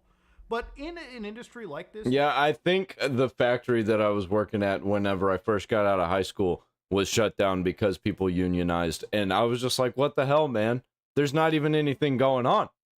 Like, why did people unionize? They just wanted more pay. That was it. And I was like, I almost have enough money to buy a sports car. I used to make a lot of money. You need to have some protections for the worker. Otherwise, if you don't have any protection for the workers, if it's just laissez-faire, there tends to be abuse that gets brought up. It's just human nature, rising to the surface, as sad as it sounds. The Discord wasn't public. It was a private Discord that only contained Rockstar employees and the IWGB union officials. So there was union busting and nothing else. Everyone fired was a union member. They were also predominantly those who were on the union organizing committee of each UK studio. Just 1 week before, the union reached 200 members, taking us over the 10% threshold required to seek recognition and begin engaging in collective bargaining, allowing us to negotiate directly with management on the key issues that affect us. So things like worsening crunch, inadequate pay, and inflexible working arrangements. So again, if you're a gamer that gives a shit about your video game, this should be important to you, right? Because ultimately, the talent that is putting together... Yeah, a lot of people will say that, oh, Fables, you're just hating. Why are you such a hater? Just enjoy things. Oh, you don't even play these games, so why do you care? I want games to be good. I'm not going to play games that are bad. I'm not going to give them money, and I'm just going to humiliate them. I'm going to make fun of them online. People who say that kind of shit are just brain dead fucking retarded and just want to keep eating dicks. Like, get out of here with that shit, man. The software that we love to enjoy playing, especially for something as beloved as Grand Theft Auto, should be respected, right? Yeah, I want these companies to do better, to make better games. I just want good games, man. I want great games, actually. Like, should these guys make more money for the effort that they put in? Absolutely. I think I was reading somewhere like video game developers usually are people that put in so much effort into development work, but out of every computer programming related field, they probably make arguably the shittiest in terms of the talent put in. So they when it comes to the corporate games, the indies and the AA studios, they're doing just fine. Hired over 34 of us now. There were 250 of us in the union group. This is in fear that they will get away with this. There's nothing stopping them from doing this again and again. Those of us who are lucky and remain for now work in fear. Fearful when talking to each other at the tea prep, fearful that we're next in line and easily got rid of. Too scared to go out the studio or talk to. Our colleagues outside protesting in fear of reprisals. Morale in the studio is at rock bottom, which is so wild, yeah, considering see? these guys That's what I was talking about earlier, man. That's what I was hearing whispers of. are on the cusp of releasing the most anticipated video game, let alone media piece in forever, which is truly heartbreaking. As for us in the union, all of our ambition was to make Rockstar a happier, fairer, safer, and more equitable place for all. That's it. What has happened clearly shows that we care more about the well-being of our colleagues at Rockstar than the company does. And I'm imagining the company here means the upper brass of Rockstar, and even like just Take-Two in general, right? Like their actual publisher. The union remains unbowed and is fighting to win the reinstatement of every member that has been dismissed. The fight is critical. If Rockstar can get away with this, they'll keep treating our workers with disdain, disrespect, and subjecting them to continued illegal treatment. Now, of course, obviously, this is a fucking huge situation, right? And look, the thing about it is, I don't doubt that this might even have had an issue with that delay to begin with, right? I think that there's something seriously wrong at Rockstar when it comes to GTA 6. You know, either the game is just so big that they need this much polish time. And also, like, did anybody see the marketing that was going around for this game? And, like, what the big game journos were talking about? What a lot of prominent gaming figures were talking about who were, like, more on the leftoid corporate side. It was just really weird culture war-y, and they need to get all that shit out of there, or this is going to be a huge, huge problem. Or maybe there is just legit trouble in paradise, which reading this is what it sounds like. So I don't necessarily believe anybody that says this doesn't have like any play into it. And just imagine how much things have changed in the industry while they've been working on this game. Like, they've probably had to shift their focus on trends because everybody tries to be so trendy, especially at the corporations. We got to be trendy. Like, you noticed all the memes that were up from the time that they were making the marketing. All of that shit is still in there, man. That's part of the game. That was their main marketing points. And I'm just like, why are you buying into memes? Memes are trendy. Trends change over time, and if this game, like, it's taken over a decade, then what are you doing? Obviously, a shakeup like this at a company is going to cause some schisms that ripple throughout the entire process. And look, I think if it's one thing that you guys can understand is that it's not Rockstar at the top that has ever led it to where it's Rockstar as a whole. You know, if we were just going to go with the idea that the top guys are the most important people, like everyone always says, like, I think it was like, Sam leaves the company, therefore the writing is shit. Dog, when people leave the company at the top and they go off and make their own projects like Mind's Eye, sometimes that project can be dog shit, as we've seen. Sometimes it can be great. But the thing is, ultimately, these are games, and it's not just Rockstar. It could be any video. It could be EA. It could be any company that we're passionate about. Yeah, these aren't your dad's companies. All of these companies used to make bangers after bangers multiple times a year, a lot of times. EA, Ubisoft, Activision, fucking Blizzard, like Rockstar, back in the 2000s. Like, where did it all go wrong, dude? Where did it all go wrong? They were releasing so many games. Like, sometimes 5, 10, 20 a year. And a lot of those would be bangers. 5 or 10 of them would be. And it would pay for all of the little games that they decide to release. All the passion projects. And sometimes those exploded. Now you get like one game every 5, 10 years or more. You know, out of all the AAA developers, I think understandably most of you guys watching will probably say like Grand Theft Auto. Rockstar is one of the last few AAA publishers that has kind of earned and kept their pedigree, right? Like, granted, they made really shitty decisions, right? I'm not going to sit here, as much as I love GTA, sit down and glaze the fact that they have a dog shit subscription service for Grand Theft Auto. I'm not going to sit here and glaze the fact that, you know, just because GTA games look amazing, Red Dead games look amazing, the output at Rockstar hasn't ceased simply because they found that they can make substantially more money if they just drip feed us dog shit content in GTA Online. I played GTA Online, never spent any money in the shark cards, but it turns out there's an entire economy of whales who just love buying dog shit. Look, at the end of the day, ladies and gentlemen... Dude, it persists in a lot of these giant games, especially the gacha games. Like, dude, stop buying microtransactions. I wish companies would just not sell them, but it's just too enticing to make as much money as possible from these corporations. And honestly, I wish that games were just all free. All of the games that I used to play were free. I used to be on Newgrounds and like Ancon and a lot of websites like that. I can't remember the monkey one. There was a monkey. And like miniclip.com. All the games that I was playing was free. And there is some issues going on at Rockstar.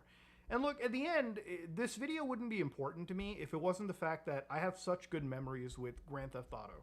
Even discounting just playing the core games, on my channel alone, playing mods like Mr. X, playing around with even lost mods like the Terminator mod, for instance, it just shows you that there's a whole community of people involved in these games that keep it alive for so long. GTA in the modding community, at least pre-GTA 5, was as impressive as current day Bethesda titles, right? Like, it's just that much of a modding platform. It's just that much of a game where 10 years down the road, people are still making video essays, people are still talking about it, people are still revitalizing these games with mods and features, because it really is, these really are just like landmark defining games. They really have been.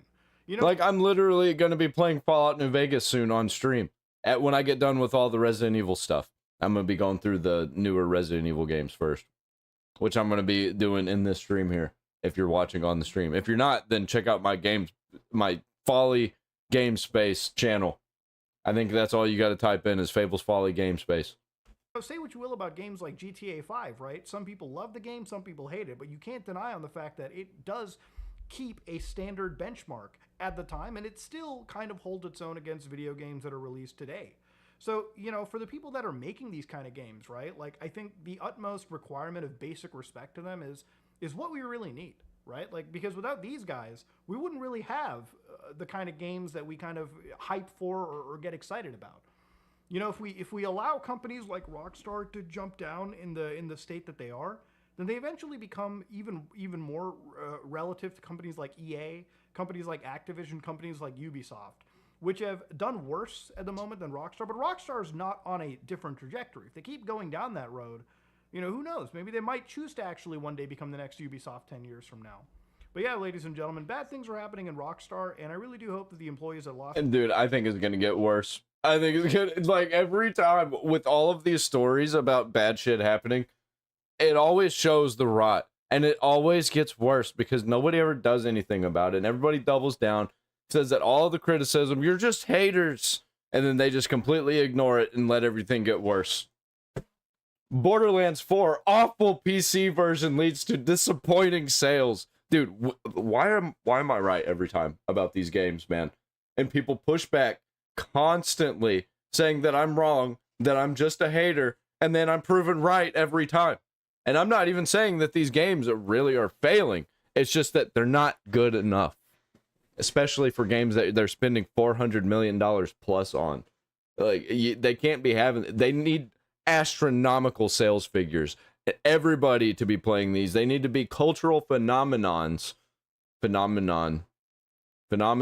Yeah. Yo, what's going on, guys? Mush back at it with another video, and oh, would you look at that? Borderlands 4 sales were a little softer. Dude, that pop-in, that like rolling graphics pop-in that is so persistent with Unreal Engine games. I hate it so much. Would have liked due to PC performance issues, and that is coming directly from Take-Two's CEO in Strauss Zelnick. Now, again, constantly being gaslit that this game was doing so well. This game is selling objectively, I would say, fairly well, if you compare it to other games that have come out. However, you do have... It's not good enough. That's what I've been saying. It's not good enough. To remember, as from Randy Pitchford, that this game cost a lot more money to develop than Borderlands 3. Just like, you know, most games coming out now versus games that came out in 2019. And how much did Borderlands 3 cost? Before it came out, because then after it came out, they had to spend even more on it. Development size. For the most part, there have been instances like Ghosts of Yote, which was said to be around the same development cost as Ghost of Tsushima, but it seems like for the most part, game development costs are going up across the board, and the game dev times are so long these days. It's not, by the way. They're just enshittifying. Think about how big Borderlands 4 is compared to previous entries, and they're like, development costs are going up. And see how much bigger these games are than the games that used to be. And it's just like, what the fuck are you people doing? What are you talking about? I feel like you're inflating the costs on purpose to get rid of the competition at the bottom. But you're forgetting the fact that people don't want all of these games to be the biggest, best thing compared to literally everything ever. Like, we want Skyrim combined with the GTA 5 map, and we're going to put in the Witcher 3 map also. That's going to be the size of our map, and it's going to have so many things, and you can see all the textures on the leaves, and the ants have their own life cycle. And like, what the fuck are you doing? Talking about highest development costs that there's ever been, and also have the most employees that you've ever had. I'm talking about higher developer costs. And indie games and AA studios are absolutely embarrassing them. And modding also doing fairly well, especially, it's all relative. You know, Legend of Heroes Trails in the Sky doing the numbers that it did, you know, it's fine relative to what Legend of Heroes pulls. Borderlands 4 doing the numbers that it does, and it did fairly well. 304,000 concurrent Steam players, and I bring that number up because it's the most publicly available data set that we have, but I feel like it's a relevant data point that we have. It definitely is. That does seem to be pretty good. I would even argue that, like, when I saw 300,000, I'm like, that's... Dude, that pop-in is just disgusting, man. Fine, but it's not like a blow away for a game at the level of Borderlands. And some people wanted to say, oh, it's way higher than Borderlands 3's Steam concurrent player count. Two factors completely eliminate that point. First of all, PC gaming has exponentially grown since 2019. Oh, and by the way, Borderlands 3 was a timed Epic Game Store exclusive. Like, when you're dropping a game on a delayed release, yeah, they kind of screwed the pooch on that one, man. It's always going to see a sharp decline. I remember when that happened, and I was just like, all right, well, I guess I'm not going to be buying Borderlands 3 then. I ended up getting it when it was like $5 with all the DLC on sale. And that's probably what I'll do with Borderlands 4. Fine. From where it could have been if it saw a day one release. Borderlands 4 was a day one release. So Strauss Zelnick, in an interview with the Games Business, noted this. Equally, as you know, there were some challenges with the Steam release. Gearbox has been addressing those challenges and will continue to do so. So in terms of units sold out of the gate, the numbers were a little softer than we would have liked. In the fullness of time, we think it's going to do great. And then they're going to fuck it up again when they release the DLC. The DLC is going to make all of the bug fixes that they had break again, and it's going to perform like shit again. And they're going to have to fix it, and then they'll fix it, and then they'll release another DLC.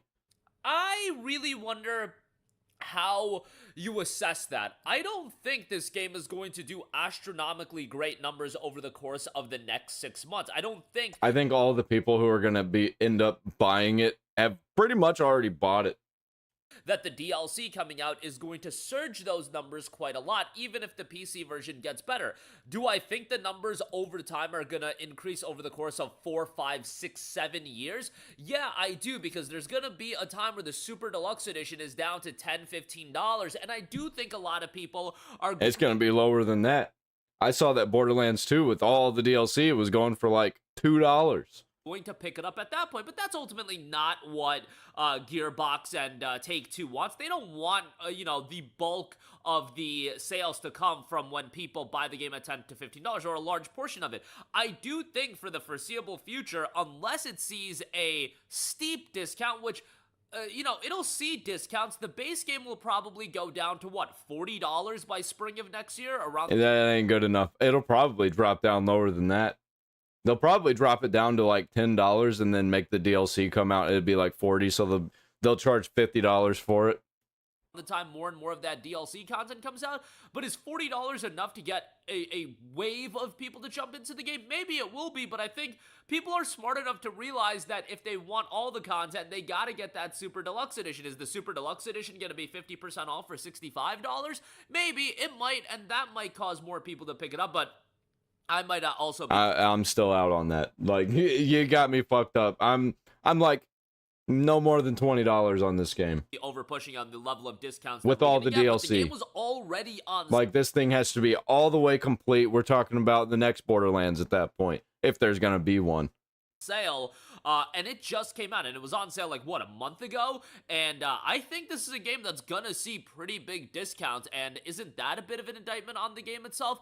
Borderlands 4 always had a big goal in mind when it came to stuff like the Super Deluxe Edition. It's one of those games that people were gonna come back to. I wouldn't take the Steam concurrent player count as far as the fall off. The game peaked 2 months ago when it came out at 300,000 concurrent players. It's now at 12,000 players. Okay, people that's not beat bad. the game, they move on with their life. This is the course of life. I would say, you know, that's a sharp decline, being down to what, 5% of your initial peak play. Yeah, that wouldn't be bad if it was like Borderlands 2, but like, oh boy, the amount of money and the amount of marketing they had for this game and the amount of gaslighting. Account, but that's to be expected. People beat the game and then they move on. This is the natural course of things and how that goes. That's, yeah, it's not really, I mean, that wasn't the vibe that I got with Borderlands 2, though. When I played Borderlands 2, people were playing that over and over and over again.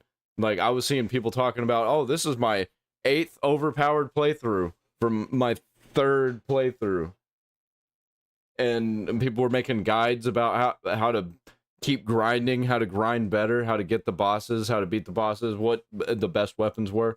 Like, I'm not really seeing that from Borderlands 4, and I'm really into Borderlands content. But, you know, I think there is this expectation and that people are going to come back for the DLC, and they will to an extent, but do you really think... Like, I was playing Borderlands 2 like an MMO, man, and I was, like, grinding bosses, I was helping other people out, like, trying to get all the best guns. It's going to be a ton of people. Do you think, for example, this game is going to go back above, let's say, 120,000 concurrent players? I definitely don't think so. And yeah, I doubt feel that like that is going to be... I could see 30 to 60. One of the most interesting things to monitor is how much of the player base comes back for the DLC, because I think they're in for a bit of a rude awakening if they think it's a lot. And I know it's anecdotal, but I've talked to so many of my friends that picked up the base game of Borderlands 4. They paid the $70, and not one of them have told me they're gonna go back. They beat the game and they're like, yeah, it was fine for what it was. I'm moving on with my life. And when Borderlands 4 gives you that kind of reaction, and this is across the board that I've personally noticed. I've also noticed, you know, the online, there are definitely people, and they really enjoyed the game and so on and so forth. But when I look at my comment section, when I look at the people that I talk to, and that's a very, very small sample size, I get that. But a lot of the times, whenever I talk to people, and I do talk to a decent amount of people, we're talking about like 15 or so people, which, again, it's very, very small sample size. But You know what I think they should probably do? I think they should downsize, go back to more of a retro style, and make a Borderlands 0. That'd be cool. Have a game that's set before Borderlands 1 and has that kind of vibe. Maybe even simpler than Borderlands 1. Notice it's not the most difficult thing in the world. Because I noticed one thing. I think the screen is way too busy. There's too many things going on. To gauge the interest level of a game. You know, am I sometimes off the mark? Yeah, absolutely. And by the way, I am... And all that grittiness is gone. It was kind of like a desert western, kind of spaghetti western vibe, and it's not really like that anymore.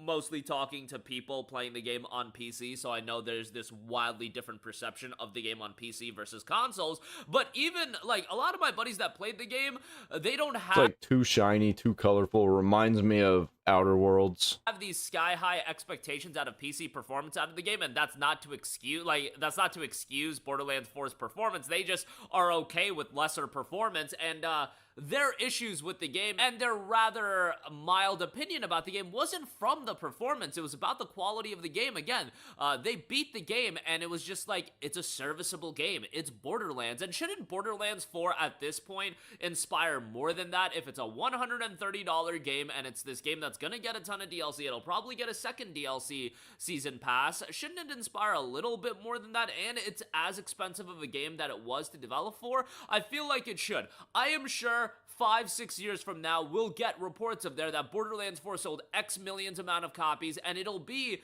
optically a really successful number. But I do think that a lot of those sales are going to come on the back end when the game... Will it be remembered as one of the greats? Because so far it seems like everybody's basing everything off of how much money it makes, rather than how great it is. And I'm so fucking tired of that, man. And people are just like, you're just mad because they were successful. They made a whole bunch of money. And I'm like, I'm not mad about anything, A. And B, I don't give a fuck about the money. I give a fuck about great games. I play great games that failed, that I wish didn't fail. But maybe they should have failed because they were perfect without sequels. A lot of times sequels are what really fucking do it in for a franchise. Game is heavily discounted. Maybe it gets baked into a humble bundle, and I think there will be a ton of sales on that. But ultimately, how many people are buying the $130 edition? How many people will continue to buy that edition for the next, 6, 7, 8 months as the DLC is coming out? I think the next year, I don't foresee there being this gigantic spike up of sales, even if the PC version gets better. I feel like, people kind of know what it is, and it's on to the next. Gaming is something that moves very, very fast, and Borderlands 4, I don't think is going to be this game that keeps people invested for the long period of time. I think, a couple of years from now, it'll be at a heavy discount. I'll make my, oh my god, it's at a historic low game deal video, and yeah, people will buy it then. But I think for the next 6 months, year, I don't think people in droves are going to be running out to buy Borderlands 4. But that's my opinion. I've been wrong in the past. We'll see how this one turns out. I'm probably going to end up buying it just because I have literally every other Borderlands game, except New Tales from Borderlands 2. I don't know. That one's kind of a different one for me. That's almost like it's a different franchise. So I'm probably never going to get that one. Or Tiny Tina's Wonderlands. Probably never getting that. But I'll probably get Borderlands 4. And if I like it, hey, I'll pick up another one. I'll pick up the next one. If I don't like it, I'm probably out on this franchise completely. I really would like to go back and play Borderlands 1 and 2, though, on stream. That'd probably be really fun. Who knows? I might do that. I might get something going. Especially Borderlands 2. That game just has a special place in my heart, especially with all the DLC, all the mini DLC that it had. Let me know your opinions of the game. And I do think, Randy Pitchford, I don't think your social media meltdowns did anything for this game. Oh, yeah, it definitely, I think it hurt a lot. I think it hurt a lot for this game. A bunch of people who were just barely hanging on just were completely out because of the marketing and Randy Pitchford. And also the gaslighting online. I wish companies would come out and say, like, hey, shut the fuck up. Stop talking about our game like this. Stop glazing it to people. People don't want to hear that. That is not how you get people on board and in the community to play the game. Just hating on them because they have an opinion. Like, stop doing that. We take in the criticism, and we will listen to the criticism, and we'll do better next time. That's the whole point of all of this. At 63% positive, 36,000 reviews, 63% positive. Like, that's not the worst thing in the world. An 81 on Metacritic, but the Steam reception, 63% positive. But it's like, dude, that absolutely affected the performance of this. Is way too colorful, man. Way too colorful. This game, if nothing else, the optics of this game were really bad when it's too clean. Initially dropped on PC, and I beat the game. I had a fun time with it. Like, I had a Borderlands time with it. It's totally serviceable. Would I spend $70 on it or $130 on it? Absolutely not. I appreciate, 2K and Gearbox sending me a copy of the game, but I absolutely cannot recommend spending that kind of money on the game, especially at this stage of the game. I would say wait for all the content to come out, wait for the potential of a second season pass to come out, and then the super duper ultra deluxe edition being heavily discounted for $20-$30. I'm waiting for them to announce that it's all over.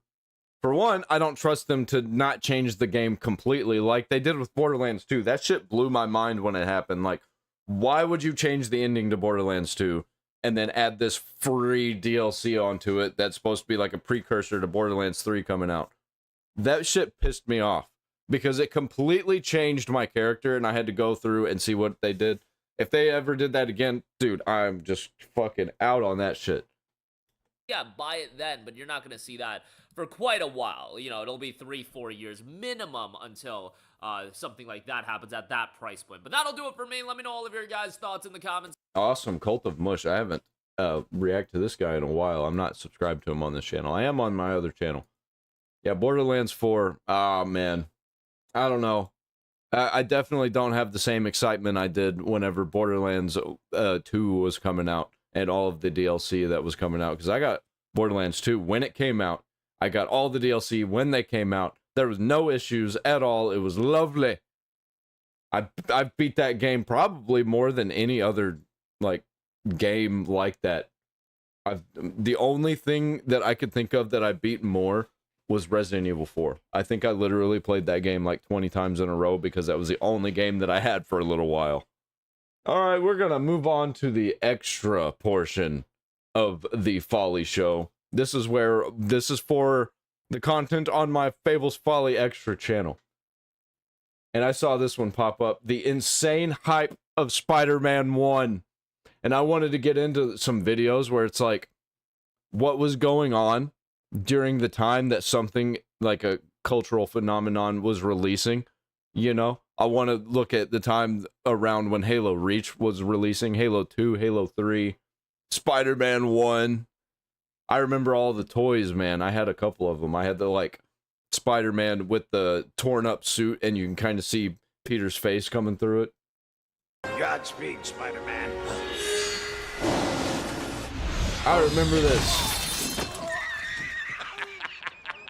The power of the press triumphs. That's weird. Don't do that. Slime. I resent that. Call the patent office, copyright the name Green Goblin. I want a corner every time somebody says it. Contro la minaccia di Norman Osborn, alias Green Goblin, Spider-Man, l'uomo ragno. Collezionali tutti. Super possible. Web swinging. So I already talked about the insane hype of Spider-Man 3 and 2, so now it's about time for me to finish it. Well, we worked backwards. Finish it.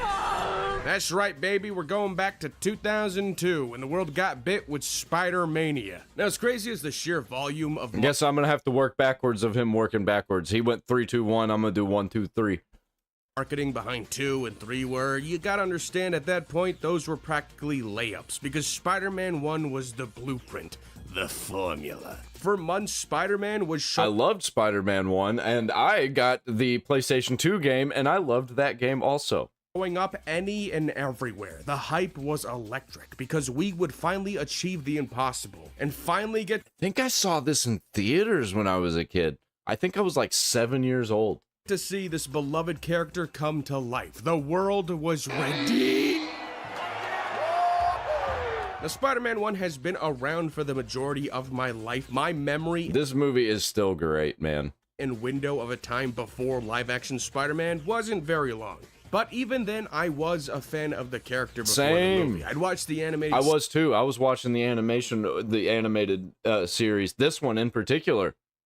Series, and I had this random Spider-Man action figure. And I remember as a small child waking up my father from a nap and asking him, whatever happened to Spider-Man? That's the one. That's the toy that I had of him right there. See, I was convinced Spider-Man was a real person in history. He had to be. And without missing a beat, gasping awake, my father looked at me and he said, they buried him.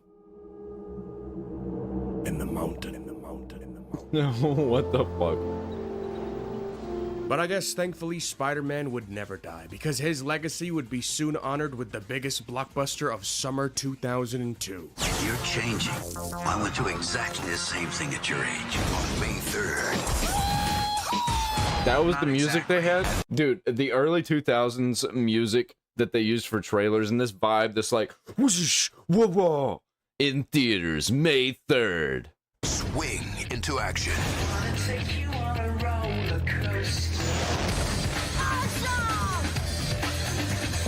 do too much. You're not Superman. Rated PG-13. Not The Superman, Spider-Man you movie know. was something that people thought just never was gonna happen. Sure, there had been some live-action iterations of the character before on television, what have you, but this would be the event that would finally catapult Spidey to the big screen, with the appropriate budget and advancements in special effects to pull it off. The Spider-Man movie is a combination of live action Dude, when I was a kid, I thought he was actually flying around on that hoverboard thing. and computer-generated images. It is made to look like frames from a comic. And that's a funny thing to say. The movies are getting as good as the comics, and they're even getting better. The movie versions are getting better than the comic book. Yeah, where did it go wrong? Version. I never thought I... Actually, I know where it went wrong. It was after Endgame. They didn't know what to do. You know, maybe some of it wasn't quite all there yet, but those early shots of the web swinging looked like a dream come true.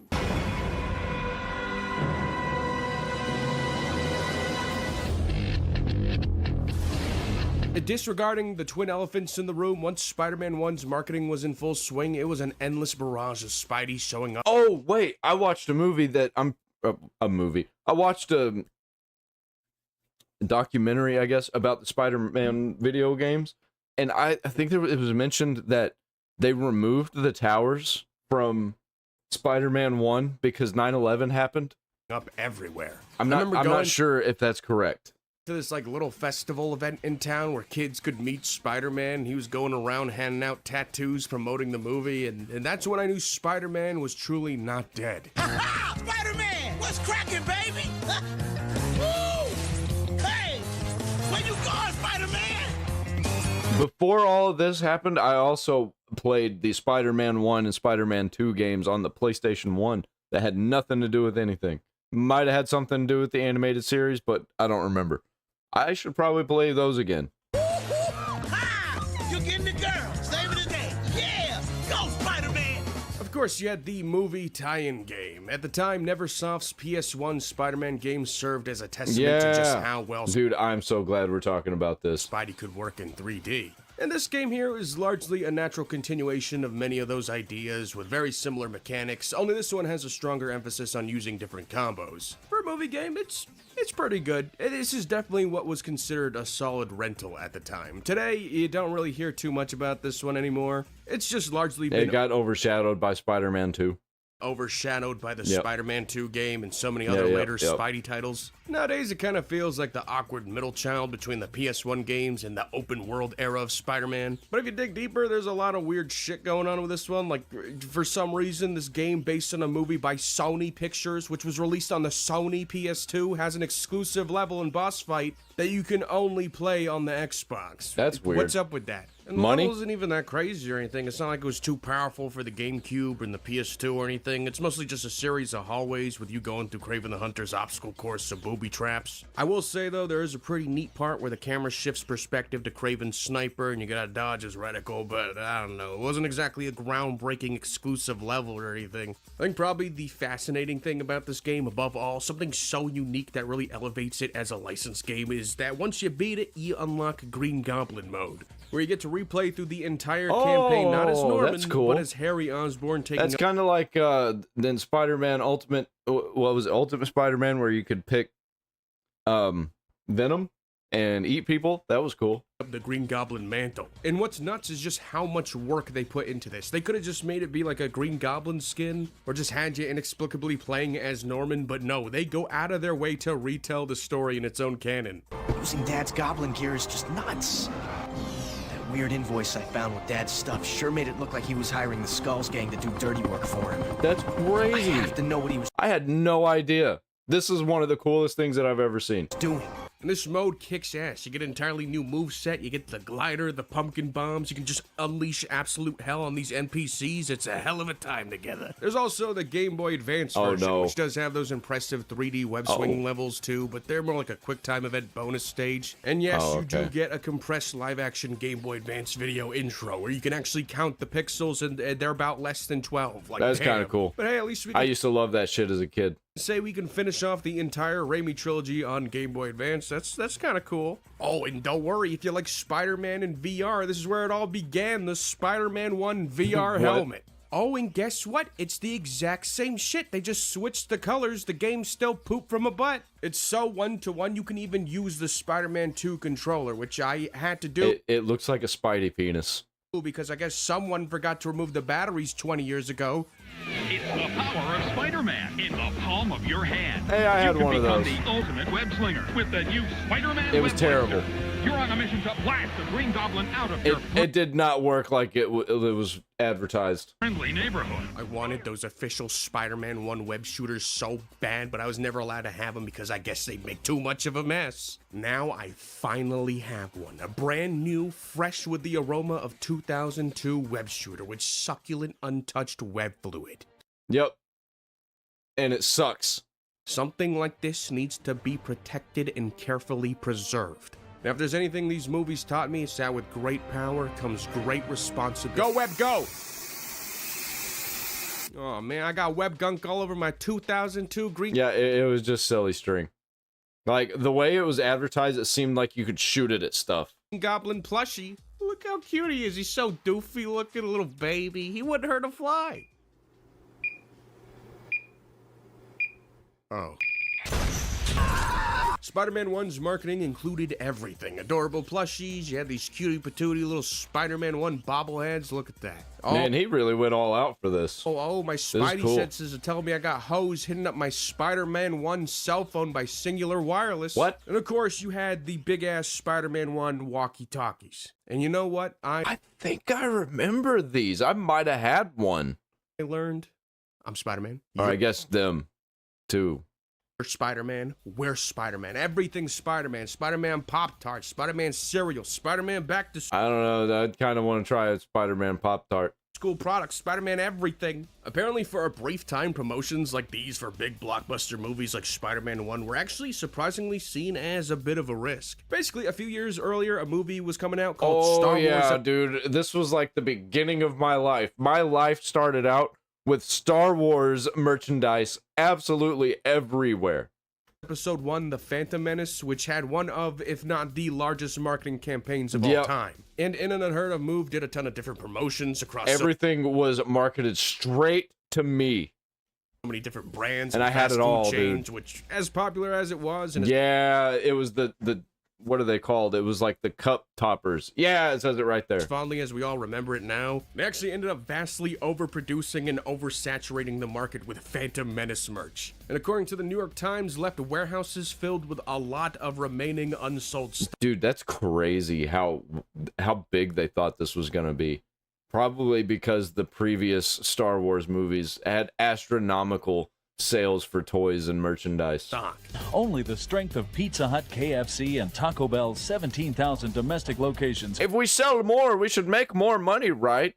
Every corporation ever, even the ones nowadays, especially in the gaming industry with microtransactions, could handle a tie-in with the release of the most anticipated movie ever. Pizza Hut will be transformed into the planet Coruscant. And these campaigns didn't really end up benefiting these chains profit-wise, with sales during the Phantom Menace promotion being lower than the year prior. One spokesperson for Dr. Pepper called the marketing tie-in with Spider-Man a calculated risk, which is why instead of partnering with a titan like McDonald's or Burger King, we got some Spider-Man 1 kids meal toys from Carl's Jr. / Hardee's. Now, for those of you who don't know, ain't no damn kids going to Carl's Jr. It's basically Carl's Jr. is pretty good, though. A prerequisite to step foot in the restaurant. You gotta be 35 plus, balding, and have most of your arteries clogged. Thankfully, called me out.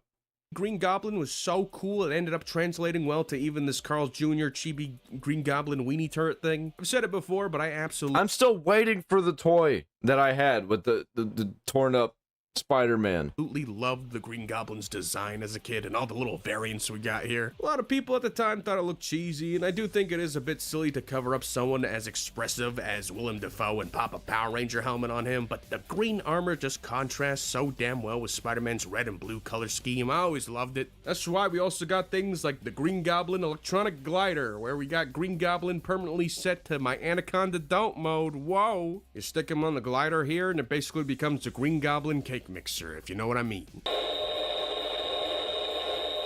Yeah, this is one of those toys that's so obnoxiously loud. This is definitely the type of shit your parents rip out your arms and just start smashing. My hands, they're all hairy and sticky. I wonder why. No change there. Ah. Cause I'm a mother-grabbing Spider-Man, Spider-Man. And I know I'm not Spider-Man. Then stop pretending to be. Still ahead, what's black and white and web all over and cleaning up at the box office? People throw around the word iconic nowadays a ton, even for the most mid-ass shit. Like, why you calling Stuart Little 3? Oh, dude, I also, like, every flea market I went to, there were these Spider-Man movie posters everywhere. Like, they'd be selling, like, 10 of them. He called the wild iconic. But so much as Spider-Man 1 truly felt instantly iconic. The upside-down kiss, the entire sequence where Peter discovers his powers. Wow. It does help, of course, that the character and lore had decades of... I think at the time, this might have been the best superhero movie ever made. Cultural importance and history behind it. Like, name one at the time that was better than this. The movie stood on its own as this landmark achievement. As I got older and started familiarizing myself with the comics, I can definitely see why a good chunk of longtime Spidey fans were mixed on certain liberties the movie takes, but given that I was still so young, most of it's just so inseparable from the character for me. Like when I found out that people were mad about the organic web shooting, like the concept of web canisters will never not be jarring to me. You tell me Spidey is using the same shit from Walmart I am, it broke my brain. Like, what are you talking about? He got bit by a radioactive spider. He's Spider-Man. That's like his whole thing. That's his power. I was kind of in denial about it for a long time as a kid. I started noticing it in the animated series, and I just always figured the canisters were like a way to like control the fluid or some shit. I don't know. Apparently, this was a last-minute change with early teasers showing the web shooter, a controversial switch even to this day. There are definitely aspects of Spider-Man 1 I do think for sure could have been done a little bit. They even made a joke about it in the latest Spider-Man movie where he was just like, what do you mean? No, it just like kind of just comes out. And they're like, oh, well, how does that work? And he's like, I don't know, it just... bit better with things like Harry and MJ's characterization, but I think this movie just hits so hard in all the areas that really count. It's so earnest with its tone and style. It may not be one-to-one the most accurate to the source material, but I think it succeeds so damn well in all the right areas that it really ends up nullifying a lot of its weak spots. Are you in or are you... And it kind of just like works as its own storyline of Spider-Man. They didn't really need to make it one-to-one like the comics. It's you who's out, Gobby. Out of your mind. Like, it doesn't really matter to me that Toby isn't really the most quippy, especially for an origin flick. It's so minor relative to everything Spider-Man 1 gets right, to the point where there are some days where I think, you know what, maybe it's the best. It needed just to be a little bit more Deadpool in the trilogy. I don't know. I think almost every aspect of it immediately stuck with me as a kid, almost one scene after another. I vividly remember seeing that final battle with Green Goblin where Peter just gets his shit rocked. It felt so nerve-wracking. Seeing a superhero get absolutely... Yeah, and it didn't really feel like that again in Spider-Man 2 and 3. Battered like that felt unique and just had me constantly on edge. I really thought Spider-Man was about to die. I thought that was it. This is how it happens. My dad was right. They're gonna bury him in the mountain. Be a son. It's funny. I have a father. His name was Ben Parker. Ooh. Yeah. This past weekend, this is interesting. I felt that in my childhood, in my soul. Last weekend, a lot of you probably saw the Spider-Man movie. Well, okay. A simple yes is fine. Some real nerdy types are like, yes!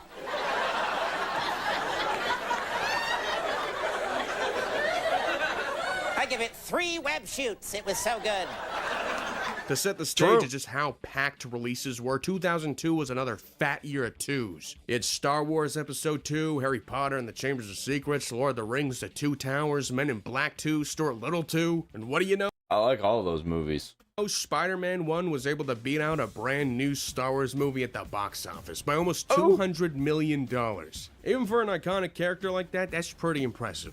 I think also Spider-Man 1 released at the perfect time. Obviously, there was a need to get rid of all the Twin Tower imagery that was prominently in a lot of the pre-release material. And this movie just being as bright and colorful and hopeful as it was ended up... This video makes me want to rewatch it again. Being exactly what a lot of audiences... I've probably seen this movie like 50 times in my life. ...is needed. And it's a near-perfect superhero movie that I'll always cherish. So who am I? Do you really want to know? I'm Batman. Well, I guess for one, I'm a guy who definitely now owns too many Spidey products. Enough said. Not enough, because I didn't see the toy that I had. I'm Spider-Man. Go, Web, go! Web on! That was a good video, man. I'm definitely gonna have to check out this guy. He's only got 88,000 subscribers. No way. Definitely giving it a like. In the theme of me playing the Resident Evil 7 game for the first time in 2025 and celebrating the upcoming Resident Evil Requiem, I can't wait to play that one. I play literally every Resident Evil game. I didn't play 7, and by the time I got around to wanting to play 7, 8 was coming out. And then I was like, all right, I'm going to play 8. And then 2 came out, and I was like, okay, well, I'm playing 2. And I didn't play 3. And then Resident Evil 4 Remake came out, and I was like, shit, man. I guess I'm playing that. And now here we are. I'm finally playing Resident Evil 7. It's been years. Too many things got in the way. Like replaying Resident Evil 4 and 5.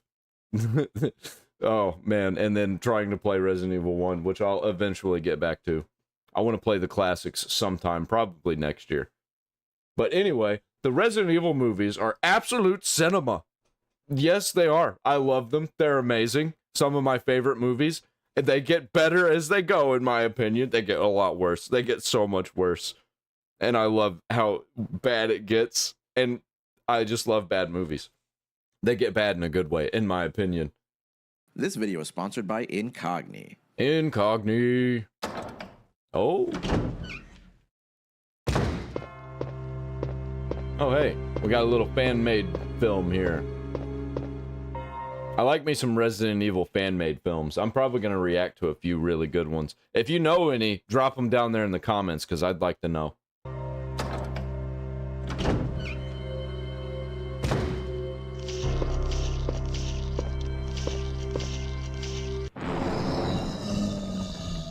Cosmonaut Evil.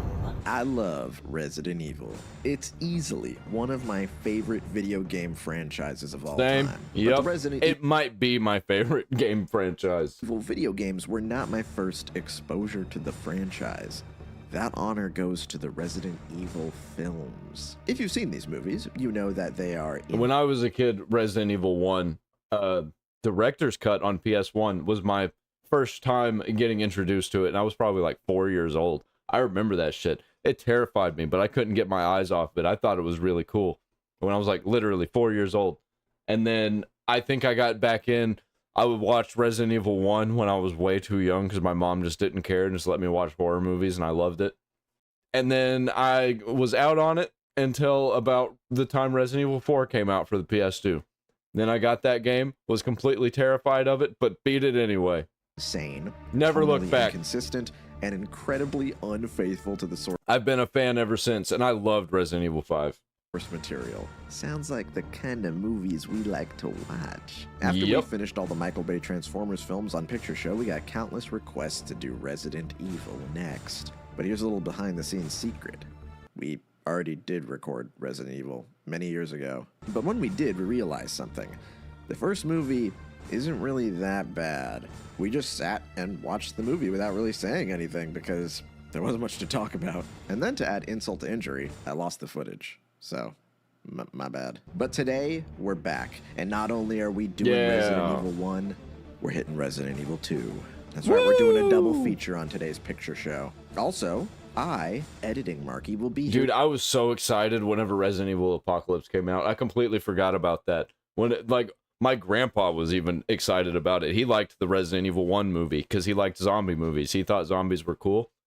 So he knew nothing of the video games. To fill in the gaps. The plot of these films can get quite convoluted.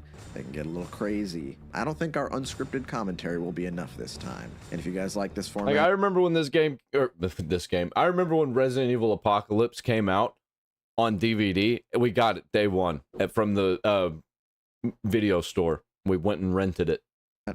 Like, let me know. Maybe I'll do this again. All right, let's bang out Resident Evil 1, or as I like to call it, the one that doesn't suck that bad.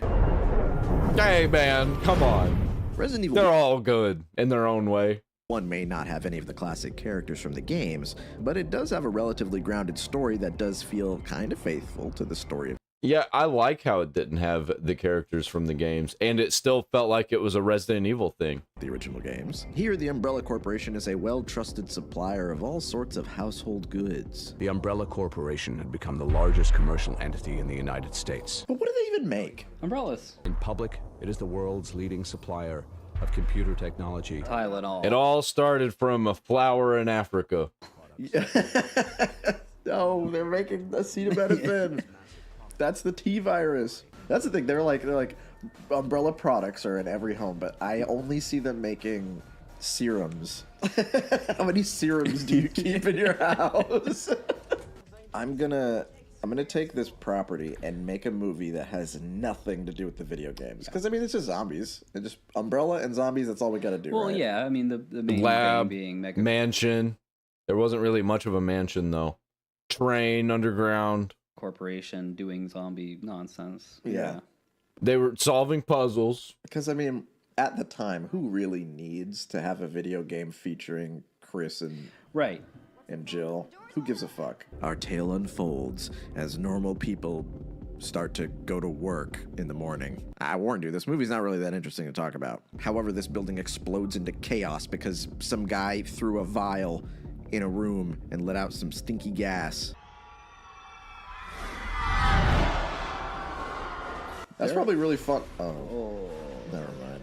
So keep this in mind, everybody. If you ever do want to work for one of these companies, they're going to cut all these corners. Yep. State of the art. Yeah, the thing is... And I think it was also all done on purpose, I'm pretty sure. Facility is just falling apart. Yeah, instantly.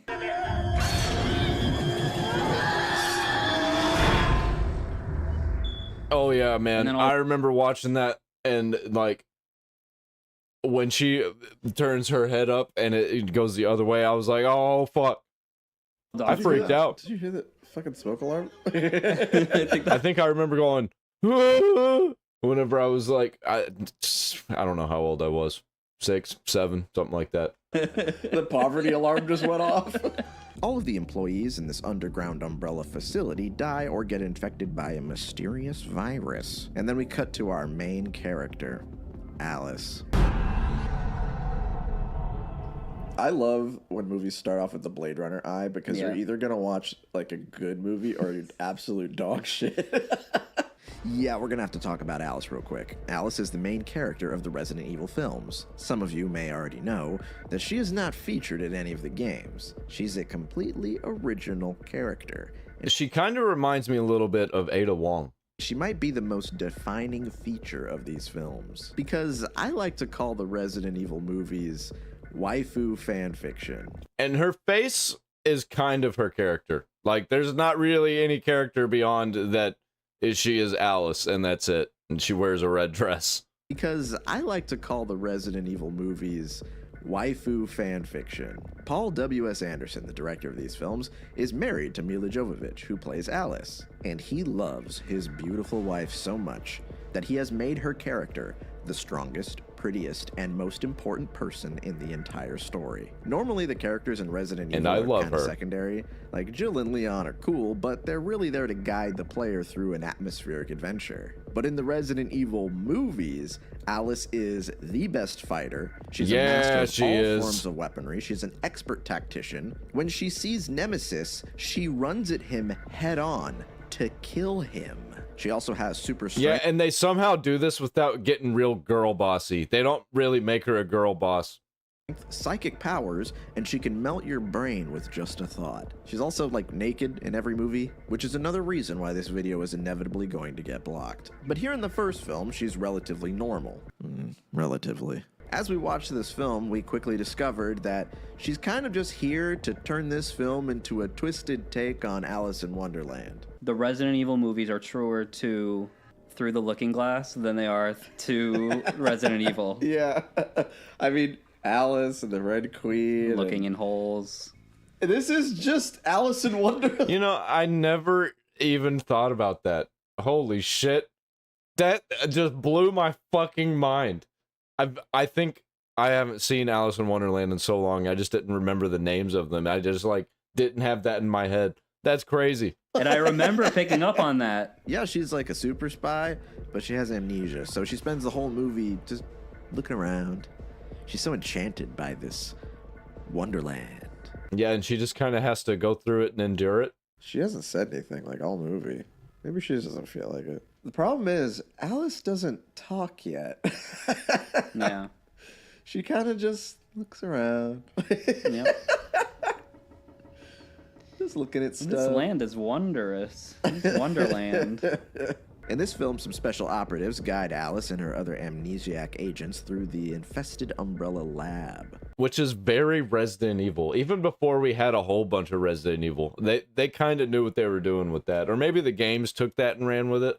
They were like, oh, the movies are incorporating that, so let's go ahead and do that a lot. The characters kind of don't really matter here because it's a zombie movie. So, only like 1 or 2 of them are getting out of this. I'm sorry, I only recognize this guy as the guy who gets cubed in this movie. Michelle Rodriguez is probably the only character that is worth noting here.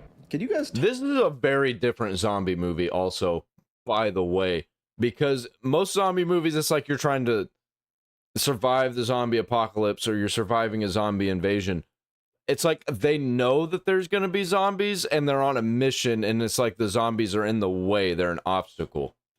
That's not, you don't see movies like that a lot from zombie flicks. Talk more. I'm really trying to make a video here.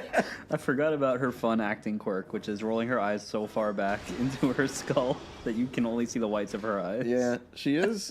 She is a bit of an edgelord in every movie she's ever in. She's pissed at everything. Give us I was gonna say, give us a smolder, Michelle Rodriguez. Always constantly aura farming every shot that she's in. Makes it easier to work underground, thinking there's a view. I remember when I was a kid thinking that guy looked like a police officer. He was definitely a cop. What the fuck did you just say? What's your problem, Michelle? I was just waiting for that moment. All right, there may be survivors. Give me a search line, but keep it tight. Most of these early scenes are these like military guys saying words that I know don't make sense. Yeah, we're gonna double around the rendezvous. I said, keep it tight. Well, sir, I didn't know what that meant. Also, this film does have the iconic laser room scene. I can't show most of it because, again, I'm trying to make sure this video doesn't get blocked. It's very brutal. The cube room? She looks into holes a lot. Sliced and diced. Looking around. Oh, buddy. It's probably a fine room. He's cooked. I don't think there's anything wrong with this room. The funny... And I think they did a callback to this in Resident Evil 4 also. The biggest thing about this scene is that when they put it in Resident Evil 4, they show you, oh yeah, Leon can handle it, actually. Yeah. That wouldn't have happened to our main character. Oh, you have to be a fucking idiot to get killed by the laser room. I hope this guy keeps it tight. I think I can do it. I think I memorized its patterns. This lab is run by a rogue AI named the Red Queen, because, Alice in Wonderland. She looks like a gummy bear. All the way back then, we were talking about AI. I actually have a cartoon on my computer from the 80s that was actually about AI that I downloaded for free from YouTube. Don't tell YouTube. Yeah. I want to take a bite out of her. If she showed up in Resident Evil 9, that would be the scariest thing ever. Yeah, no, based on her fidelity. If the new Resident Evil has Alice in it, I would scream. But yeah, really past the halfway point, this kind of just turns into a normal zombie movie. All right. I was just going to ask you to do that. You seem to be in some sort of... Yeah, that didn't seem like that'd be standard procedure for the people who just, stormed a mansion and arrested 2 people. Yeah. At gunpoint. You think that they would have been briefed on the possibility of zombies. This is kind of a nice little scene where you remember that this director really does like awesome action. Yeah. No, yeah, this is in the... It is a really good action movie. That's part of the reason I love it. The story, get that out of here. The story was never even really great in the games either. On the Disney movie, they always cut the coolest shit out, but this is in the book. I think that guy's last words was fuck no. Yeah, I feel like that's a lot of people's last lines. Oh yeah, no, it's real as hell. Oh shit, it's probably the most common last words. Mine are gonna be remember me, no matter what. Get the guys who did this. Me and my no deathbed matter what at happens, old age. Yeah, no matter how I die, those are going to be my Avenge last me. words. Avenge me. Can Alice talk? Oh God. Yeah, she doesn't talk a lot. She became aware when you said she that. like looked at me. Fuck. Did I have a line? How do you know? There are a few Resident Evil staples kind of littered throughout this picture. You get the Resident Evil dogs, which are strangely cute here. Honestly, he's adorable. Yeah. I'm covered in ketchup. I don't care that he's missing his fur and he's like an exposed nerve. He's still kind of cute. He looks like raw meat. I don't like it. I think they're just doing the ha-has. This thing is absolutely disgusting, and it freaked me out when I was a kid. Cute. He looks so happy to see you. This is just like your dog's coming when you know that they know it's dinner time. Yeah.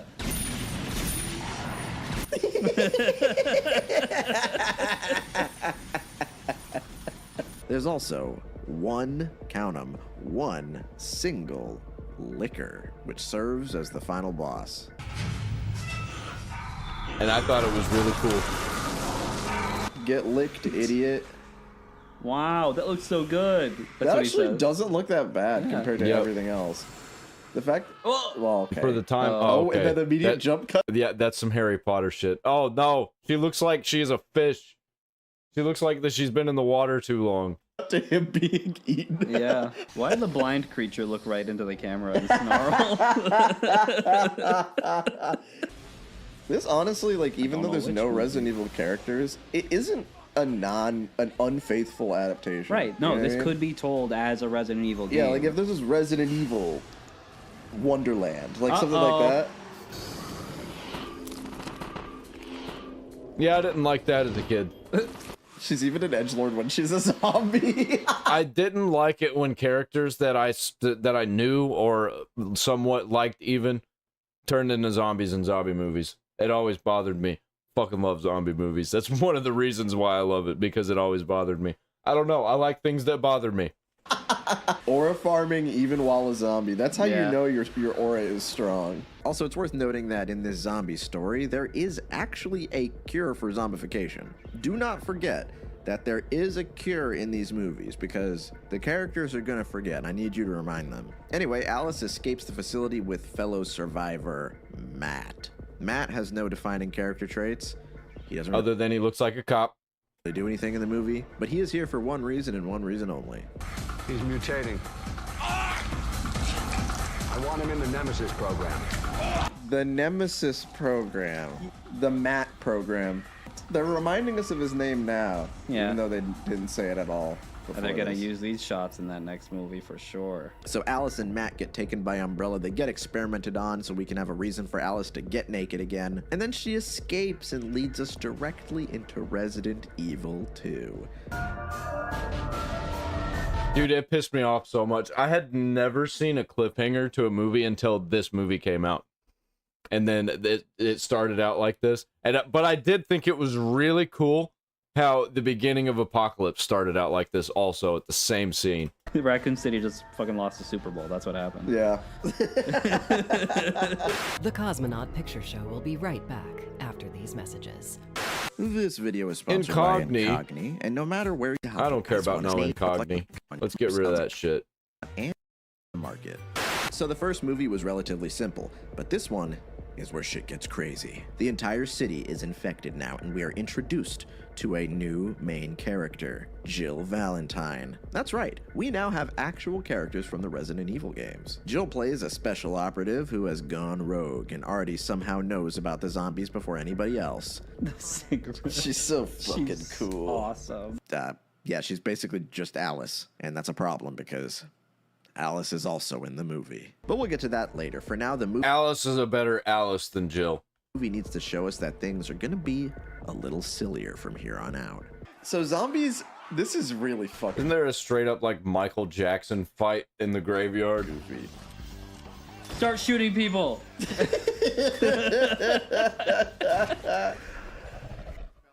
It's all coming. I've seen this before.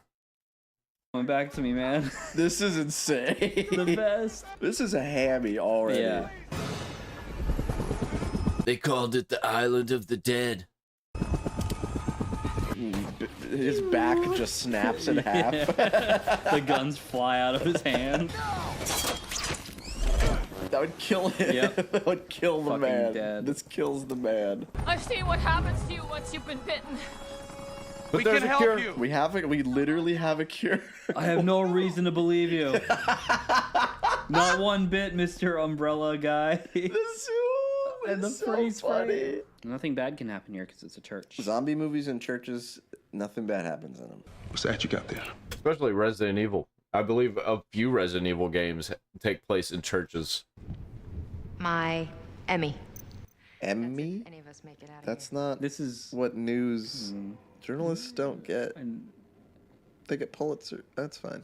It's whatever. One of those things you'd clear up in the proofread of the script, but would she get an Emmy or a Pulitzer? People don't know what a Pulitzer is.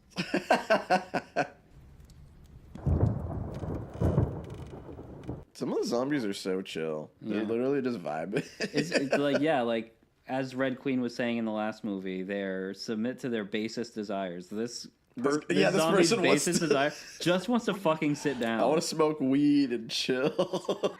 Smoking on that Sadler pack, you know what the fuck it do. What the fuck? Okay, never seen that before. What the hell was that? Batman. It's the bat. I will say that this is probably the last point where these movies will feel like Resident Evil. You think so? Yeah, because I mean, they're looking at this. Yeah, it gets a real action movie after this. On paper, we've got Jill Valentine, her little Jill Valentine stupid outfit, and a gun. No, so far this feels like the beginning of RE6 more than anything, actually. Kinda, yeah. It's Dante. Yeah. They had like a normal Resident Evil scene, and then they're like, nah, that shit was boring. Now we have fucking Trinity. We got to run that motorcycle up the wall like Ghost Rider. What is she doing? I don't know. What's the dog doing? They have to show that she's better at shooting than Jill Valentine. We have gone full ham. Yeah. These movies are now stupid. Thank God. Other Jill's mad. Yeah. Yuck. You fucked up my boots, you bitch. So yeah, now that Alice is here, Jill's entire Yep, she's jealous that Alice is a better Alice. role is to sit around and be pissed off that Alice is being cooler than her. Who the fuck are you? Who the fuck are you? We're on the Buffy set now. Fucking Misty fucking... Got herself stuck in a Spider-Man situation. It's weird because I feel like our two main heroines here are fighting for who gets to be Jill, but they're both doing a really bad job at Yeah. it. You would never see this in an adaptation today. No. Where, like, you have the main character from the video games, but the director wants his OC girlfriend to be the main character, so they just Yeah. argue the whole time. Yeah. Oh, and Nemesis is in this movie? I didn't just drop that on you. I actually was a little more ceremonious than the film is. This is how they reveal the creature to us. Activate Nemesis program now. That's talk about a dramatic reveal. It's a Smash Bros icon. Just fucking show you the goofiest picture ever. It's like they took that photo. I mean, it's pretty Resident Evil if you ask me. Like, if you look at the computers in the early Resident Evil games, it's a lot worse than this, actually. They sat him down. He's like, all right, and smile. took a picture. Matt. Matt. Knowing that he's a guy He's a named Pokemon. Matt in this movie is really funny. Also, I can't forget our other new character, LJ. LJ will not be contributing to this story in any meaningful way. He's supposed to be comic relief, but it doesn't really work. Doesn't do anything. His role is to be the mandatory funny black guy that every movie from the 2000s needs. GTA, motherfucker! What? Yeah! 10 points! The black guy can't just be a normal person. Yeah. They have to be insane. Or they have to be a racist robot. This guy's like some kind of pimp. I don't know, some kind of pimp. Shit! Maybe I was safer outside. Motherfucker, please, look. No, don't have, Thing is, you can have a character like this in a movie, but not if everybody else is white. Yeah. You know what I mean? Yeah.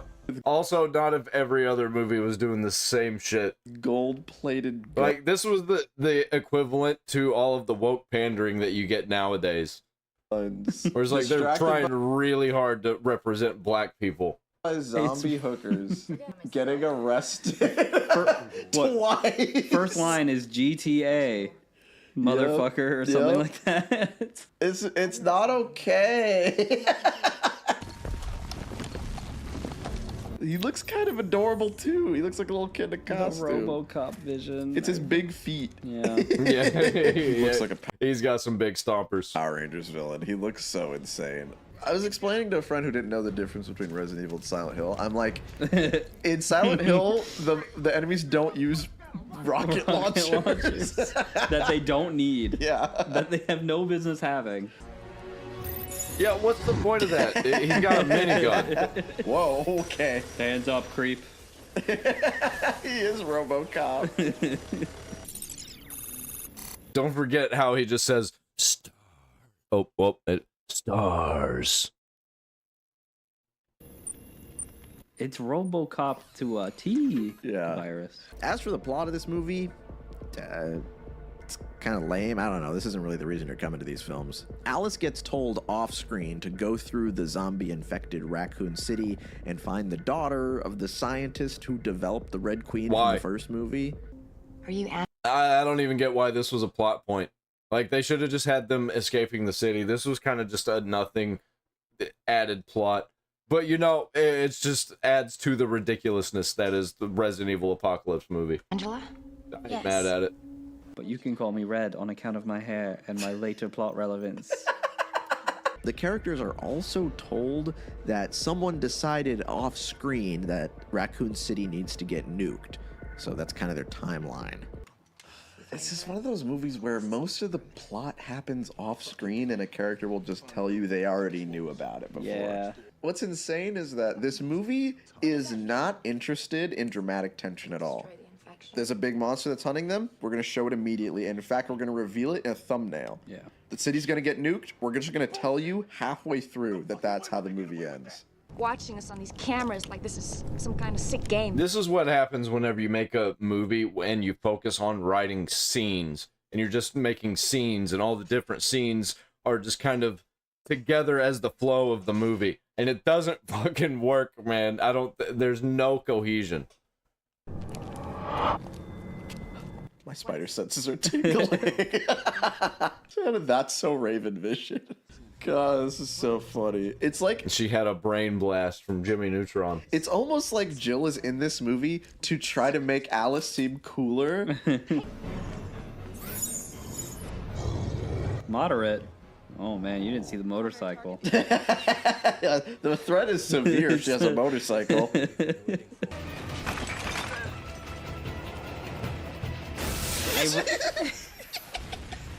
Now who's looking in holes? They really are just like fighting for the Jill spot.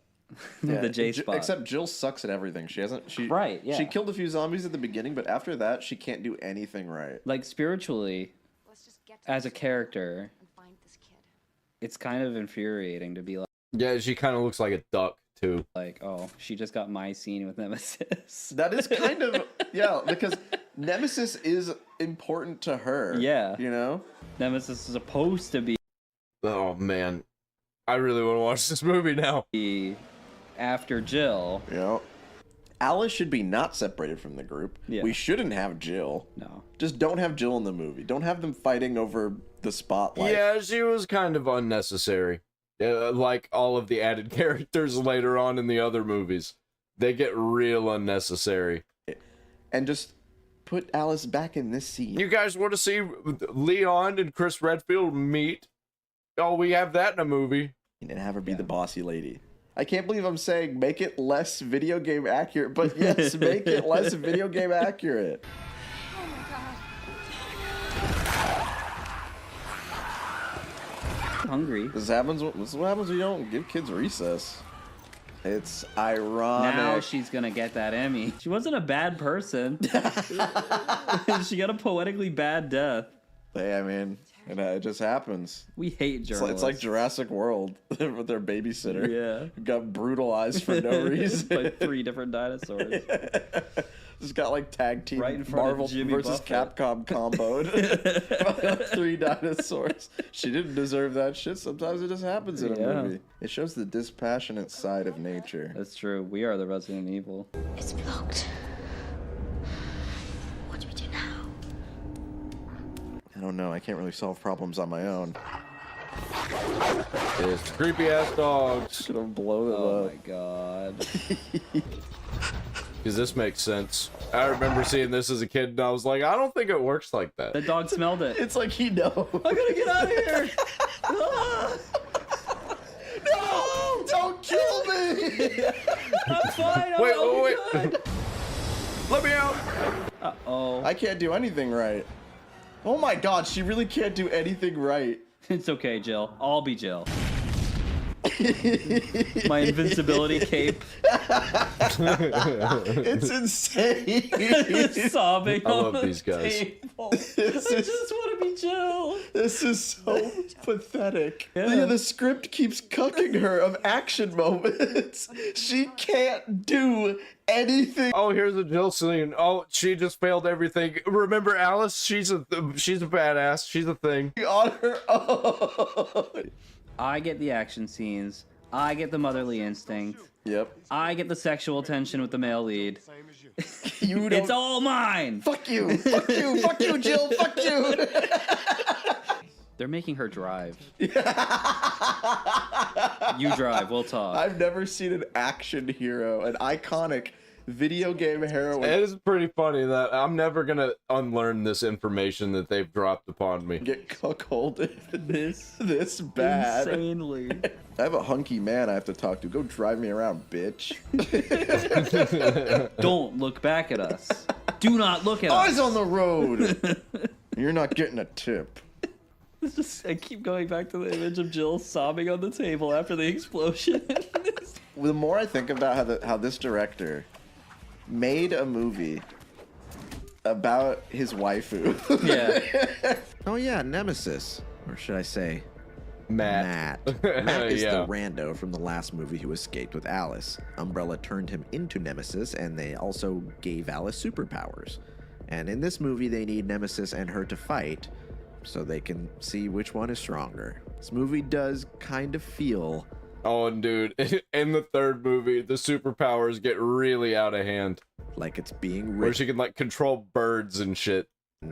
by a 13-year-old boy. We need to see which of these is more viable. The one that keeps you humanoid and normal, or the one that turns you into big monster man? Yeah, the thing is, they did two experiments, right? One, they took a normal guy and turned him into that. A garbage bag man. The other one turns... He basically looks like a fucking... Hold took a on. normal guy and turned him He looks like a Teenage Mutant Ninja Turtles villain. into that. A garbage bag man. The other one turns a normal person into a superhero. We gotta run more tests.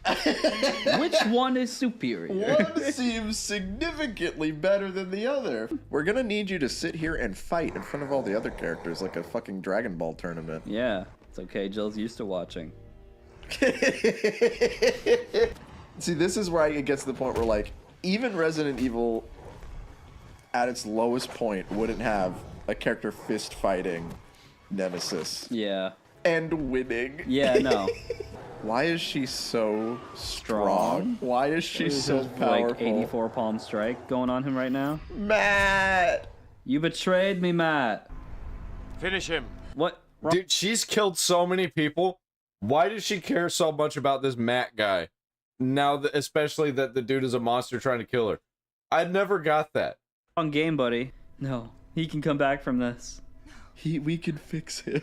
His fucking Nemesis face back there. Yeah. Idling. Nemesis is a lot funnier when you have to look at him a lot. Yeah. Yeah. I do remember.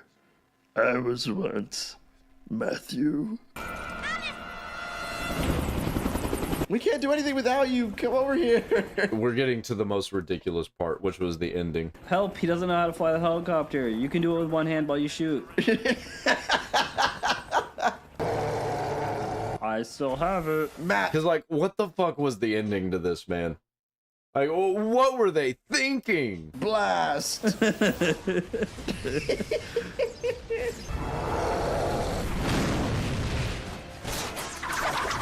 She tanked that fucking... She's fine. Yeah. She's more durable than Matt. The helicopter crashing and exploding killed Nemesis, and she tanked it. If the She's the real Nemesis. director loves you enough, your character can do anything. So in the end, Alice narrowly escapes from danger.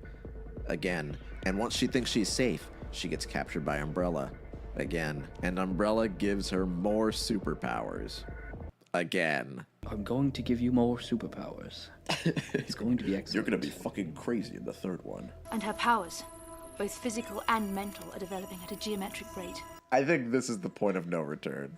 Yeah. Where, like, this one was vaguely Resident Evil related. You had Nemesis, you had Resident Evil characters, not really doing anything. Wait, what happened with the helicopter? Is that just not been... It's not happened yet? Because the helicopter crash was fucking crazy. But they were there. Yeah. You had zombies. But now, when you say the sentence, her powers are developing at an alarming rate, that's when you lose me. This is something else. In the second movie. Think about how many more movies there are after this. Entirely. Yeah, this is X-Men Origins Wolverine.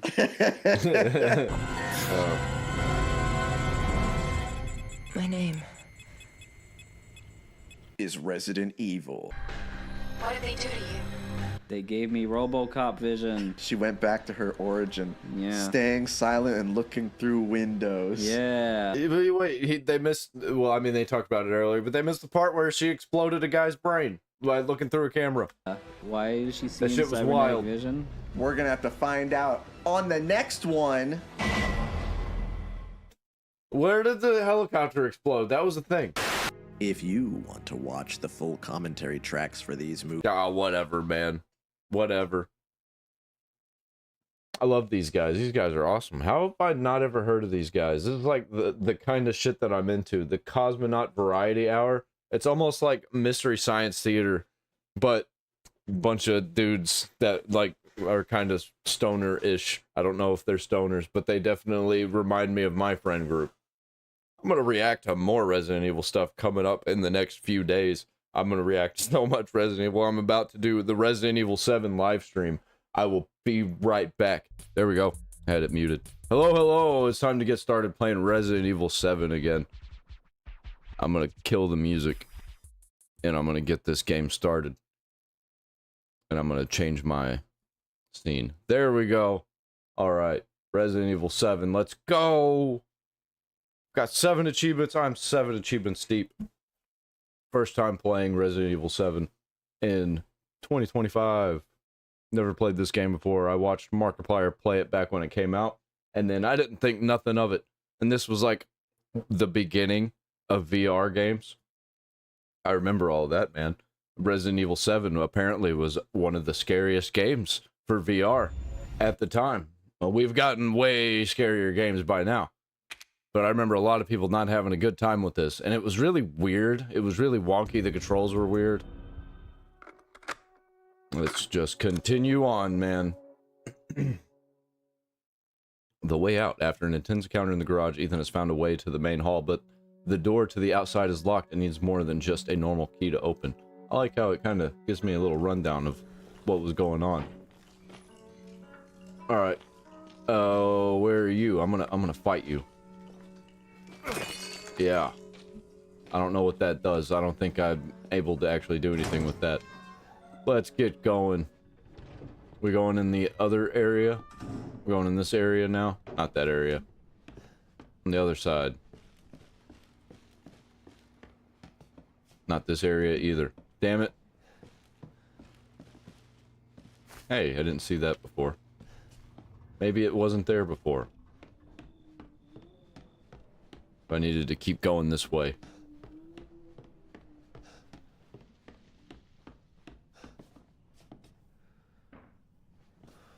Gotta make sure that I'm not leaving anything. Is there anything under this chair? Nope. Alright, through this door we go. Okay, what are we doing here?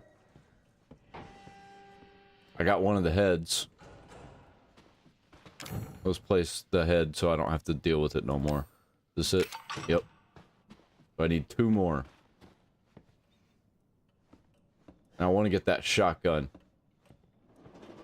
That's where I got the dinger. What's this? Save police reporters. They have started a search for... Okay, I read this already. Can't do anything with this room yet. There's something in here. Chem fluid. Can I go ahead and, like, make stuff? Can I combine this? Is that combining? Use item. Okay, no, combine with that. Nope. Combine with... Oh, wait, no. I combine it with... That's gunpowder. I'm getting used to it. So I combine it with this. Yeah. Okay. Then I'll combine it with this one. Alright. So what does that do? Gunpowder can be packed into bullets combined with chem fluid. Oh, shit. I should have saved one of my chem fluids to make more bullets. Oh, well. I got this knife. That's all I need, right? I'll just cut them. Is this kind of like a safe area, at least for now? I already got the thing that was in there, I guess. Close that. Alright, it seems like the only way to go now is up the stairs. I'll go this way. Man, I hope this feels like... Oh, this feels like Resident Evil 1, kinda.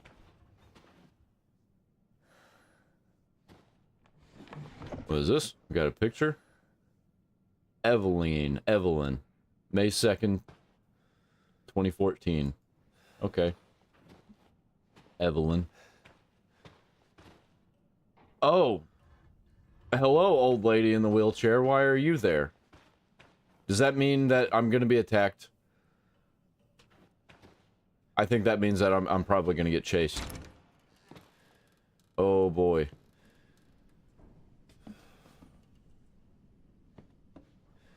There's a lot of places to go, man. Maybe it's Daddy's hobby. But don't call him Daddy.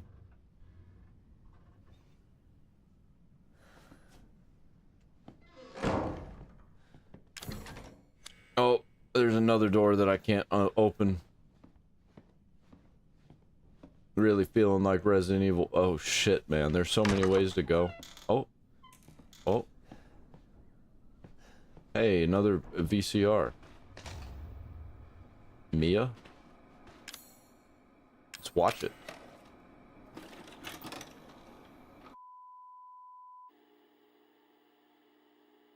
Mia, Ethan, please watch this. I'm watching it. I'm watching it now.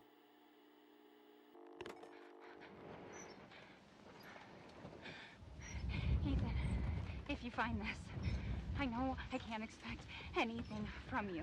Not after what happened. After what I did. But I just want you to know that What'd you do? me. I don't know what happened. There's so much you tricked me? to know. There you are! You gave us quite a scare, young lady.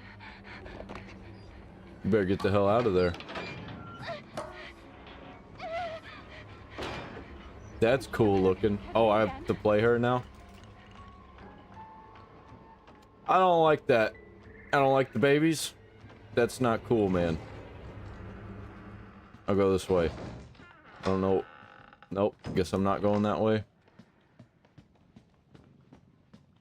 Over here, Mommy. What?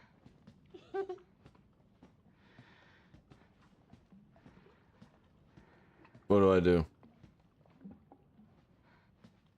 Oh, she gone.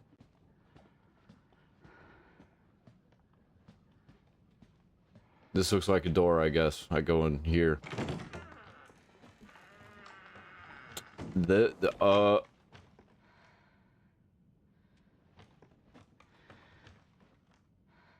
Alright, well, this is kind of gross.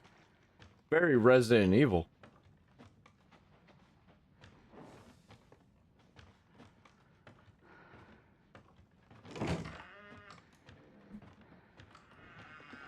This door. I am sick and tired. Oh, sick and tired of you. Oh. Fuck off. I don't like you. I failed. Oh. Oh, was I supposed to turn around and run?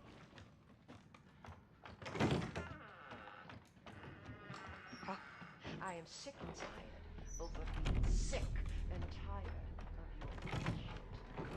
I need to hide. I need to hide. You're good? Why are you putting me through this? What have I done to deserve this except open my home and feed you?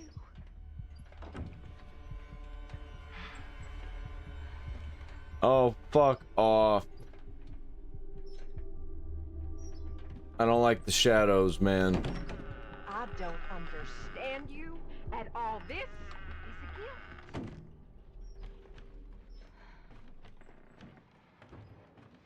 Alright, well. That was nice chatting. Nice talking to you. I'm getting the fuck out of here. Oh, hey. Now's not time for that. More than you can imagine. And it knows. You just don't understand. Or is it that you just don't care? Is this where I hide?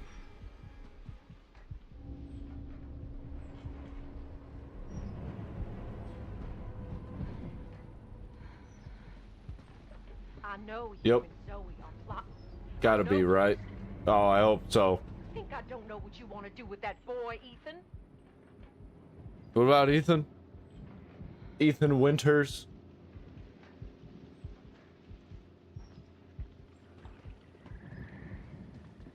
You still there?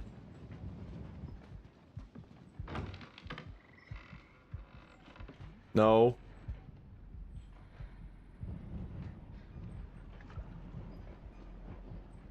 Go away, please. No, don't come over here.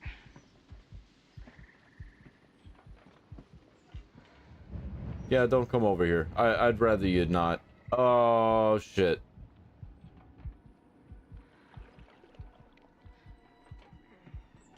Stop it. Yo, stop it, you. This is very unsettling. I don't like it at all. She gone? Nope, she's right there.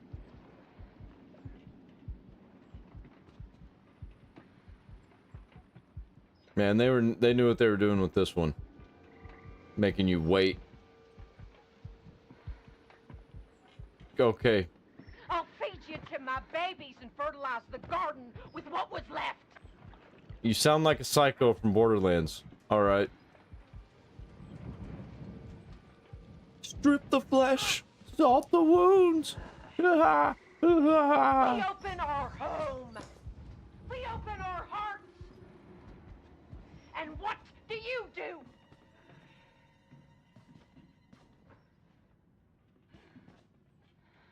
What do I do? What do I do?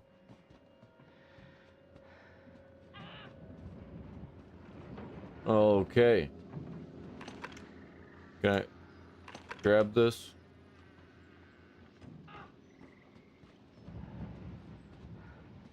She gone?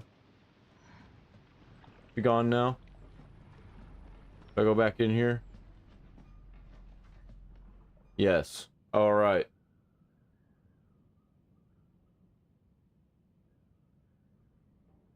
And I just keep rotating it until it gets to it.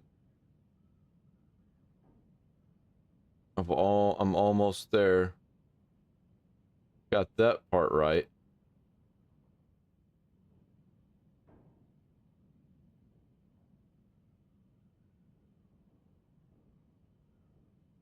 Oh boy, that's it. But I got to... Oh, this is a crazy puzzle.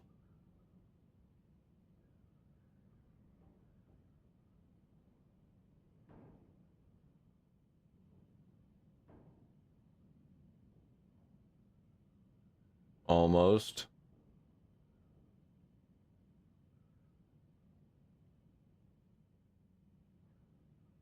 Does it need to be the other way?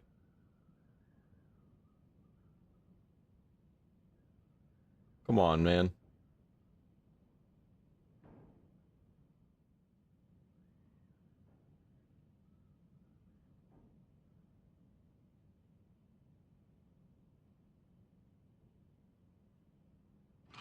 Oh, I had to press F. Alright, I was there. That's kind of a cool mechanic. That's very, very different. Kind of Resident Evil 4-like. Can I leave now? Way out of here? I want to go back to being Ethan. He's got a knife and a gun.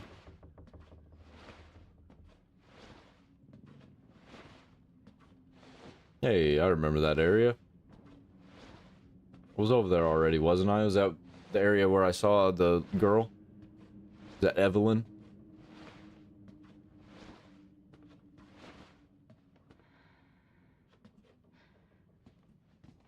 Oh, yep, it is.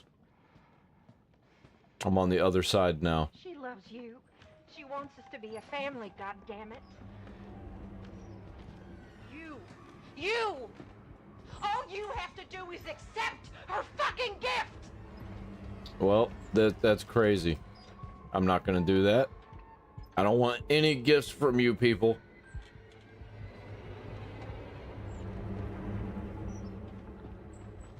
Oh no.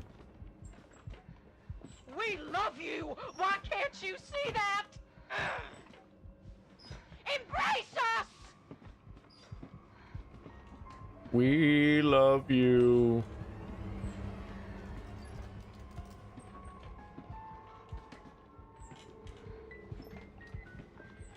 You think No, Levy's gonna put up no. with your shit forever, Let's not bitch? do that.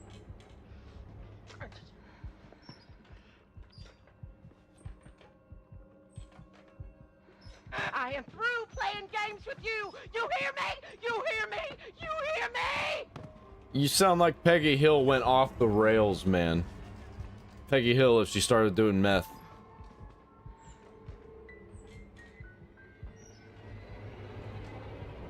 Go away. You weird bug lady. Well, now I gotta go. What am I doing here? Going in circles? There are known unknowns here, and you are not paying fucking attention!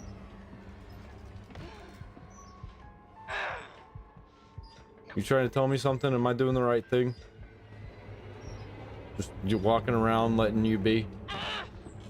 Fuck off, dude. What am I doing? We're just gonna walk in circles?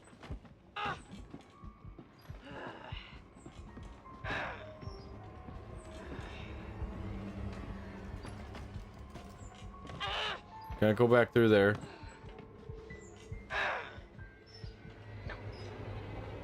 Or do I go around whenever she walks through that way? I think that's what I do.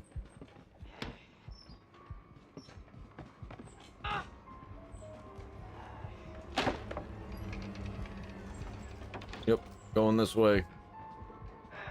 That's how I'm handling that situation. I guess that's what I was supposed to do. No! You don't fucking try to escape your share of the flame! There's no way out of there, Missy! Well, she knew I went down here. Maybe one of her bugs told me. Oh, fuck off. Am I stuck down here now?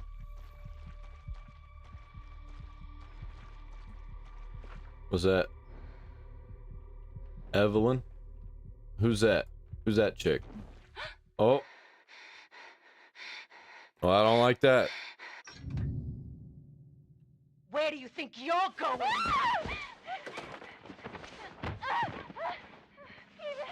Stephen, please help me. Stephen. That was a quarantine ending kind of situation there, man. Complete the Mia videotape without being spotted. Oh. I didn't realize that I didn't get spotted. I thought I did. I guess I died. Hey, got another dog's head.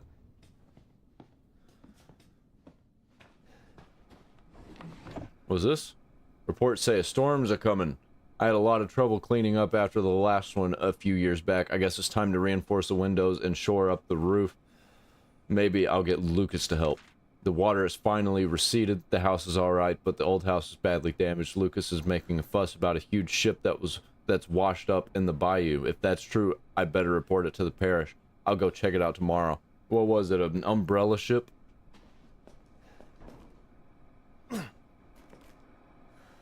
Ooh, another trash can. Nothing.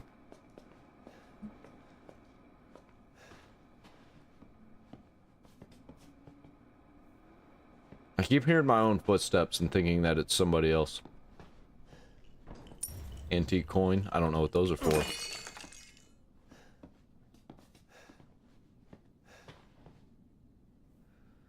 There's a shotgun in the other room. I don't have a way to open this door, though. I'm gonna have to figure that one out. Going through this way. Got me a herb.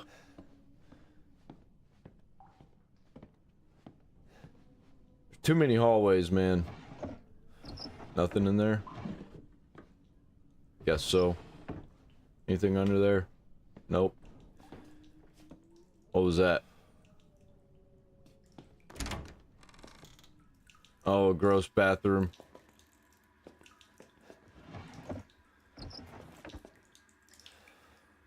I don't trust this bathtub.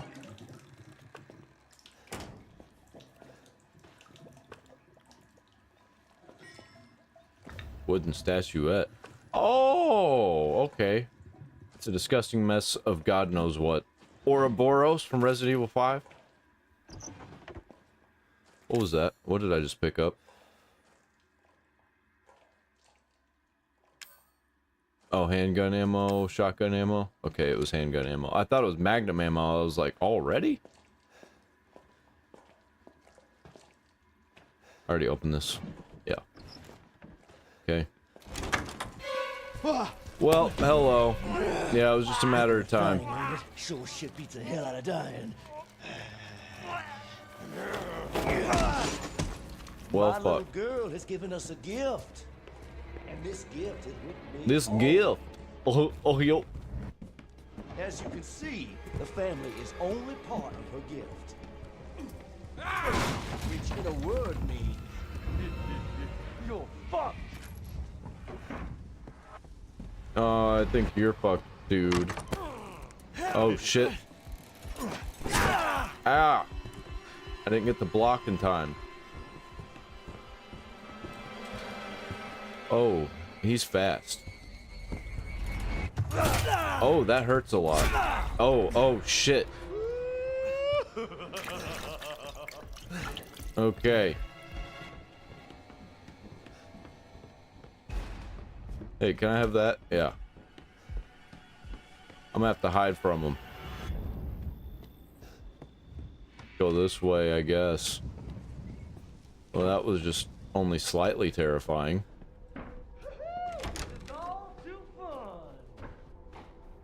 Is it?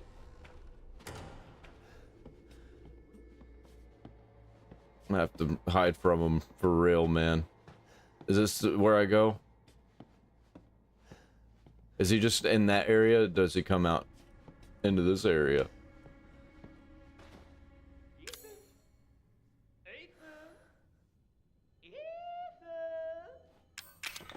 Is this what I do? Yep.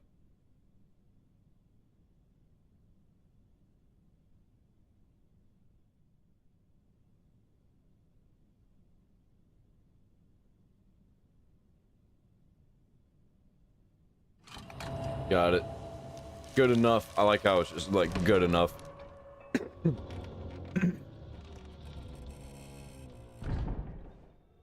builds this shit? Well, I'll see you later.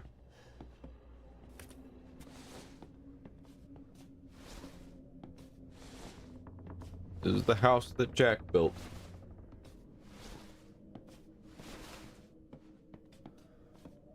Alright, I'm gonna crouch. Because I feel safer. Well, I don't like the taxidermy deer. That's crazy. It looks alive. That's a whole deer. It's not a deer head, it is a whole deer. It reminded me of Cabin in the...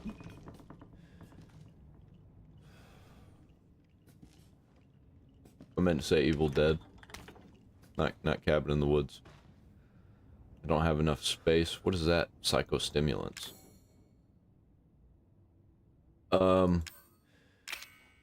Gunpowder with chem fluid. Make bullets. I got lots of bullets now.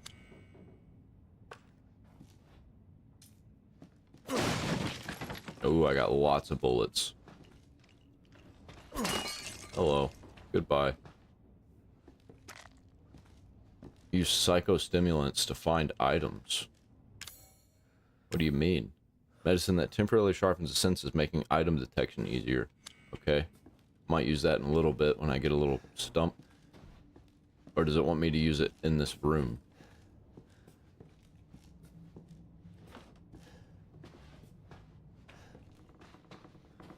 Anything in here? Any levers? No.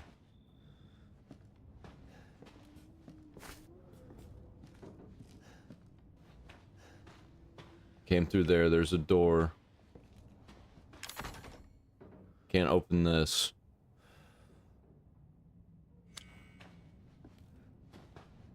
That requires a key, don't it? Or does it require a coin? Nope. It looked like a coin slot. I was like, that would be a weird way to open a door. Huh. Nothing in the toilet. That's strange. From a Resident Evil game? Figured there'd be like an egg or something in there.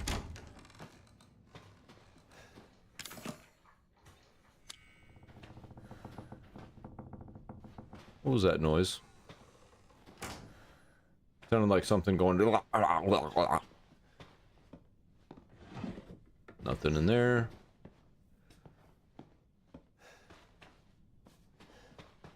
Another antique coin. What are those used for? I wish I could go put these up. Oh.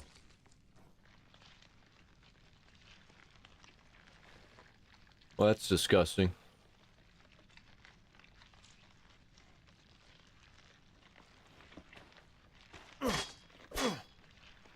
Is that just bugs? What is this? Looks like a kid drew it.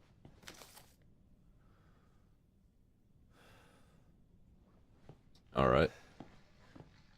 They look like they may all be victims. Oh.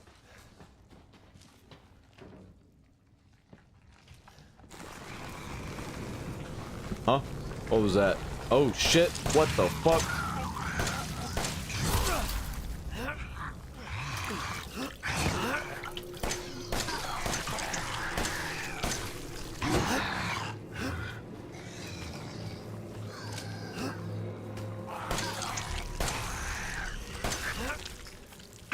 What do I do about this thing?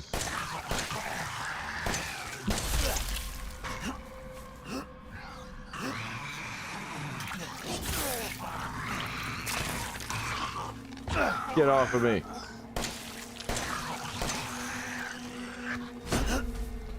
Damn it. How do I kill it?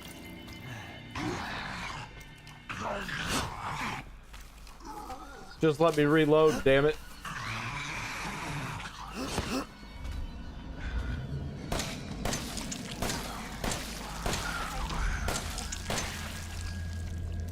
Did I kill it?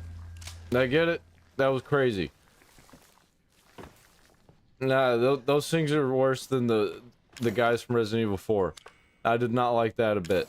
I did not like that at all. How do I open that? Alright, what we got going in here? No more of those, please. Is there nothing else in here? Very dark. I don't see nothing. Can I break these TVs? Nope. Well, I guess that was all that was in here. Unless I'm missing something. Oh boy. Place is like a labyrinth. There's so much.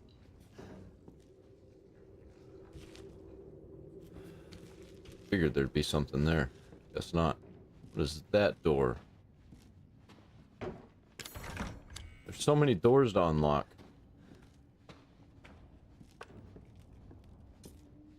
I just used my knife. Oh, more downstairs. What is this door? Hey, safe room. Cool, I can drop my antique coins in there. Got a bunch of them. What is this?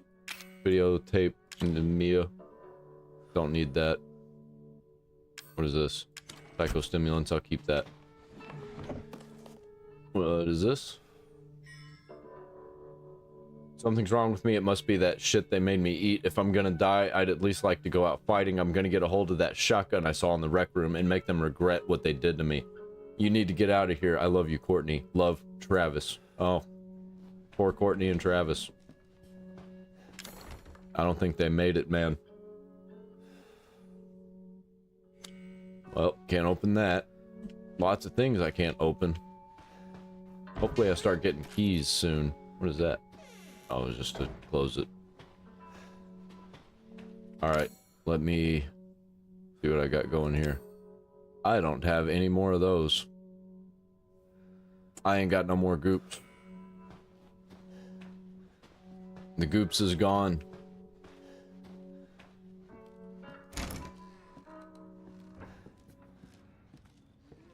So if I die, I die. Oh, I don't like this.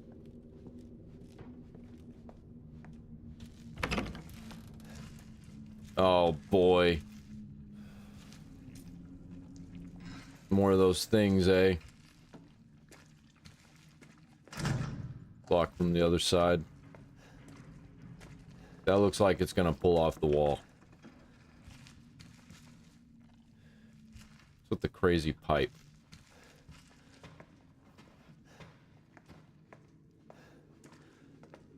Oh, that's definitely gonna pull off the wall. That's shaped kind of like a thing. Oh no. I'm gonna have to fight multiple. I'm so screwed. Yep.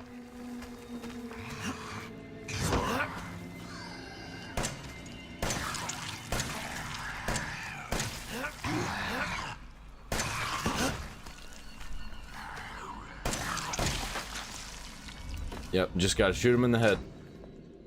It seems to work out just great. There more? Give me some goops.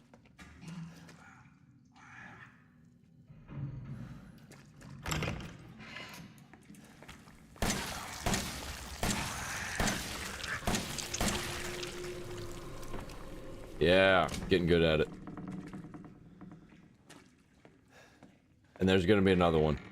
There's always another one in these. Travis. Oh, it's locked. What you got here? Nothing.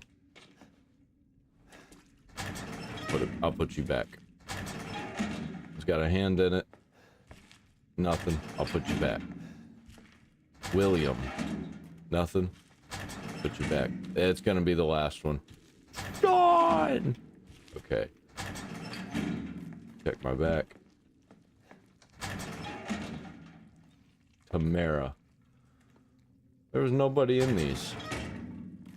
What was the point of that?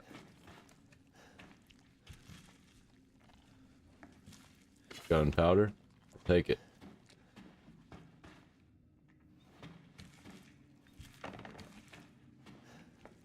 Nothing else in here? There's a sink. What do you want me to do? Oh.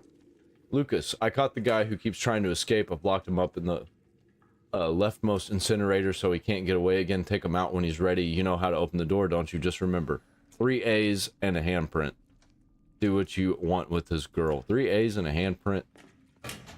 Sounds very important. Alright. Well. That opened for no reason. Is there anything in the bottom here? Not seeing nothing. Alright, well. So there's nothing in here. Moving on. This way? Oh, there's 2 ways to go. This way is open. Let's go. What's in here? A room that I don't think I'm gonna go in yet. Because I want to check out this door. What is this door? Oh. Definitely gonna have to find another one of those things in here.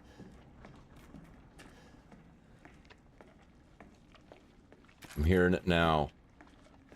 I already hear it. If I die, I die.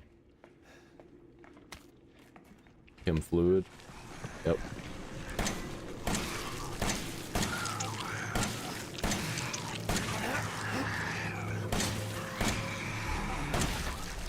Got it. Oh, shit!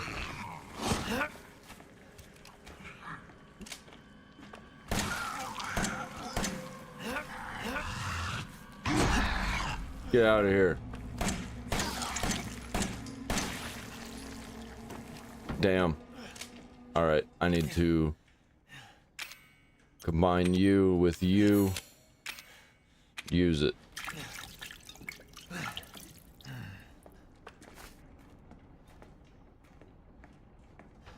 Here's a door.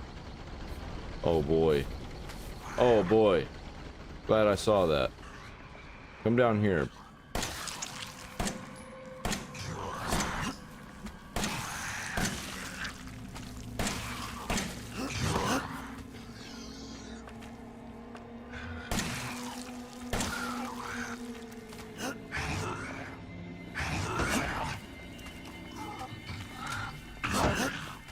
Oh, get out of here, man.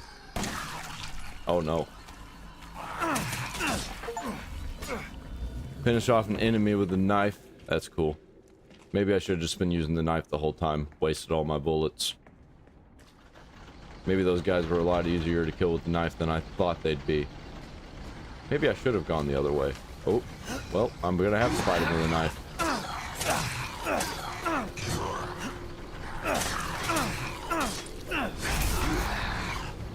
Get out of here.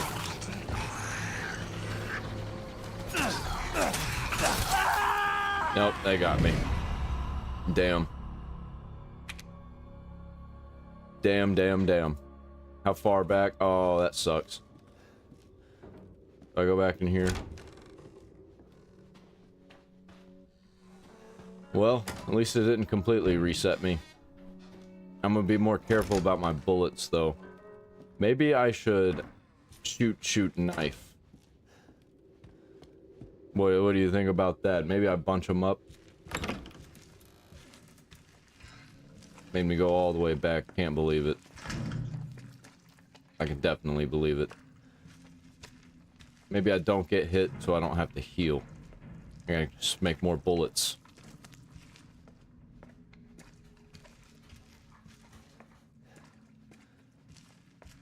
Alright, come on.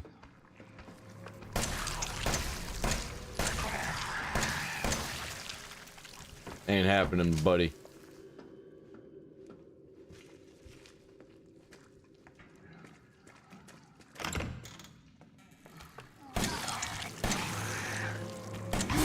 Oh, come on.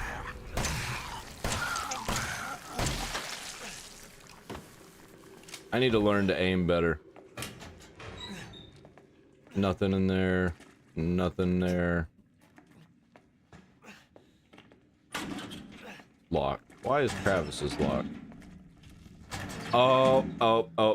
I just realized.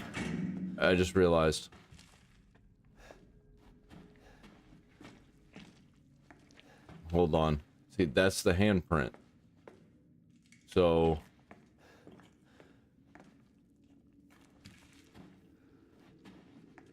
3 A's.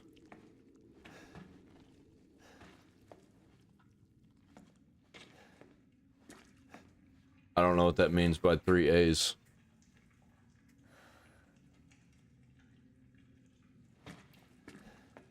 So 3 A's and a handprint.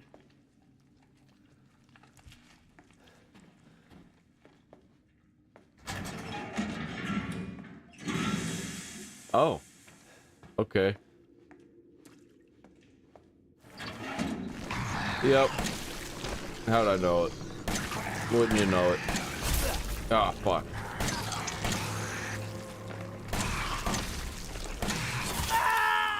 Killed me. Okay, well, at least I know that now. I'm just gonna have to keep doing this over and over again. This is brutal. Which way was it? Oh, that's the safe house. There is safe room. Alright, go back this way again. Let's try this again. Use the knife more, maybe? Maybe use the knife on the first guy? Can't go that way.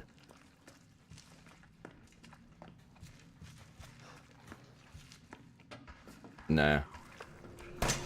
Aw. I'm seriously gonna miss the first bullet. Gotcha. Alright, go back in here again.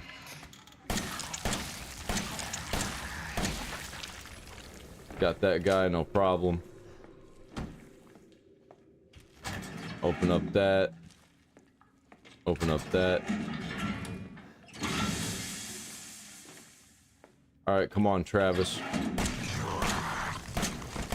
Aw. Wow, I suck.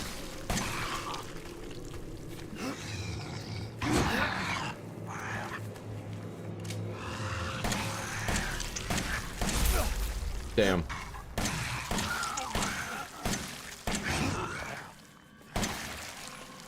Gotcha, bitch. Alright, what was in there? Dissection room key. Where does that go? Hold on. So I got a map for that. First floor. Doesn't really tell me. Dissection room. Dissection room. Where's dissection room? Oh, I didn't mean to do that. C. Okay, R. I don't see no dissection room. Maybe it's just not here in this area. That guy got me. So let's, whoop, didn't mean to do that. Well, I guess that helps a little bit. Just combine. Oh, I don't have anything combined with. Got 6 shots left somehow. Blocked from the other side, of course. What's over here? What's through here? Hold on. Can I check? I'll just go ahead and open it. Anything gonna try and kill me here? I don't want to go the other way. There were 2 of the other guy. I do want to go the other way, but I'm gonna go here first because it looks like there's stuff. Yes. So I can go the other way and kill the other guys. I unlocked it. Oh, this is the dissection room. Why is this door open? Oh, I hear something moving. Is it around here? Oh, okay. Oh. I see. So it's this room. Alright. I'm gonna explore a little bit in here. With what we got going. Scorpion key? Oh, dude. Lockpick. Treasure photo. Got a whole bunch of stuff in here. Herb. Oh boy. What is this? Don't have enough. Okay, well I'm gonna have to do something about that. I'm gonna make some more goops. Ooh. But I just used that. Got bullets. I got bullets. Oh boy. There's so many ways to go. Morgue. Workshop. Don't think I can go in the workshop. What's down here? Things that are gonna try and kill me. Shotgun shells. Ooh, more psychostimulants. Okay. Well, when I got a few of those, then I'll definitely be using those. What is this? How do I open this? This looks like a snake. Does not fit this lock. So that's definitely a snake. So I need a snake key. This was a scorpion key, and I think I know what door it goes to.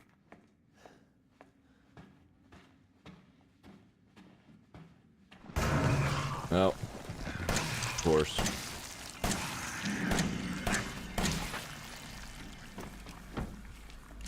Way to waste more of my bullets, man. 'Cause I'm not fighting you with a knife. Ain't happening. Going back. Going back the other way now. Is it this way? Yep. Okay. Grab you. Sweet. I think I'm gonna be able to get him this time.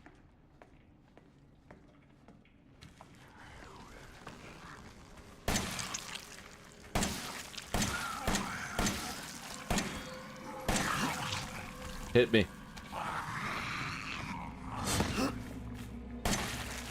Gotcha, bitch. Hopefully I got enough.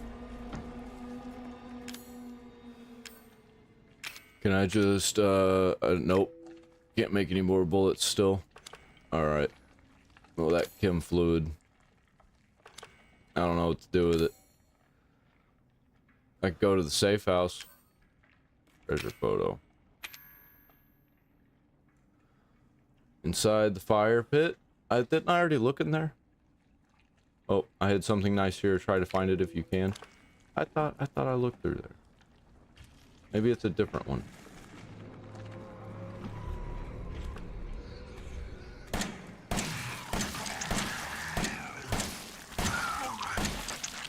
Damn, dude.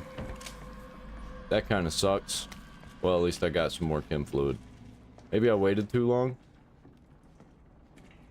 I gotta get going, I guess. Can I don't got anything still.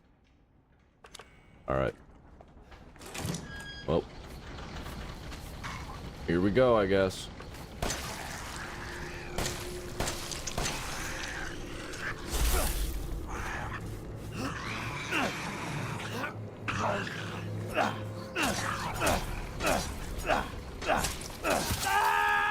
Got me. Damn, dude. How far is he gonna make me do all this again? Oh, man. Damn it. This part sucks. It really does. I hate these things so much, and I hate having to do this over and over again. I have a plan this time, my man. He's gonna run through here, I don't care. He's gonna come out of nowhere. Yep, like that.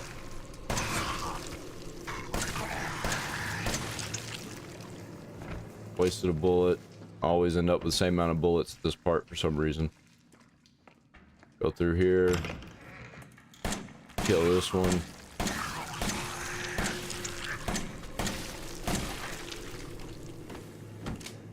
Yep.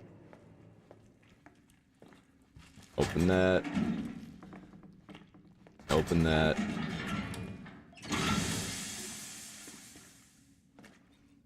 Actually, I'm gonna pull out my knife real quick.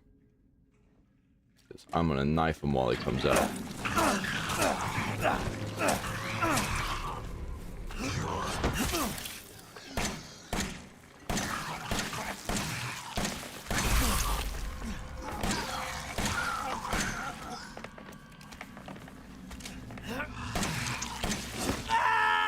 What the fuck, man? Those monsters are hella cute. Hope you've been good, bud. Dude, I'm trying to be good, man. Hey, I haven't seen you in a while. I recognize that name. I've been doing... I think I've done this, like... This is my 4th time going through here. This part sucks. I'm getting through the first guy pretty well. But whenever I open up the thing, man.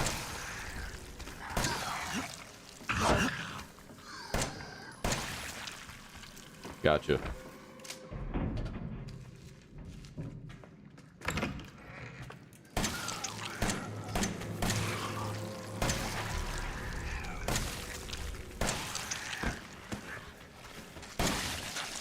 Oh, I should have knifed him. This game is hard. I remember watching a few people play it. Creepy as fuck, too. Oh, yeah. Oh, yeah, it's very creepy. I actually have not played this game before. And I love Resident Evil games. I usually play all of them. Alright, let's do this again. Fight this guy again.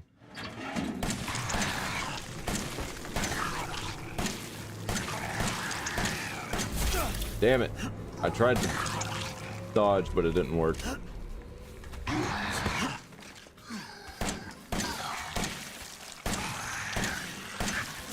Dude, I don't know why this one isn't going down. I didn't have trouble with them earlier. Oh, I'm so tired of doing this over and over again. It's like, this is just frustrating.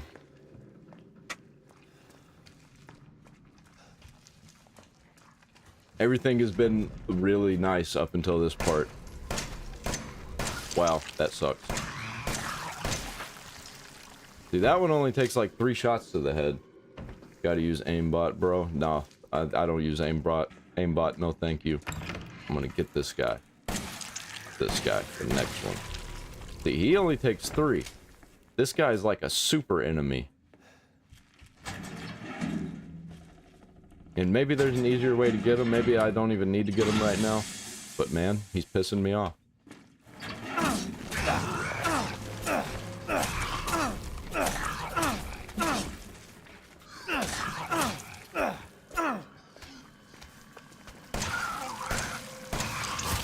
Okay.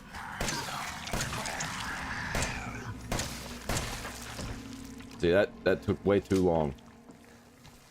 Alright. Hope I don't have to do that again. Let me get this key. And you know what? I'm getting the hell out of here. Going back. I ain't fighting that guy again. I promise you that. I might as well just save here, because I didn't save earlier. Alright, saving. Yes. Gordon Ramsay, is that what you're trying to say? Likes the style.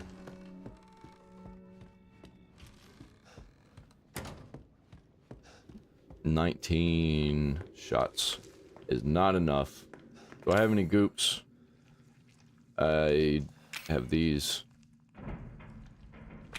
Use one. Probably should have put that key away. I don't know what that key goes to. Alright. Who's next? Who's fighting next? Open this.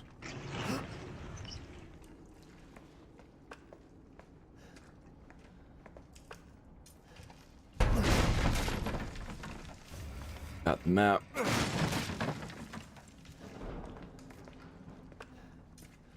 There one more in here. Can I heal yet? Oh, I totally have the heals, but do I want to do that? Or make more ammo? Unlocked it. Oh boy. Okay, that just goes out there that way. Bunch of items in here. Scorpion key. Go ahead and take it. Treasure photo. Yep. I think I know where that is. Lockpick. Or the Explorer of Horror. Right? I am just exploring. Chem fluid. Can I do anything with this? It just makes health. Yeah, I'll go ahead and make one of those. Use that. Take the chem fluid.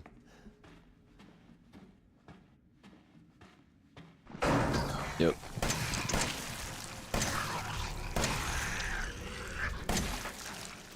No, thank you. Whatever you're selling, I ain't buying. Going this way now. Is it through here? Okay, go through here. Yep. Chem fluid.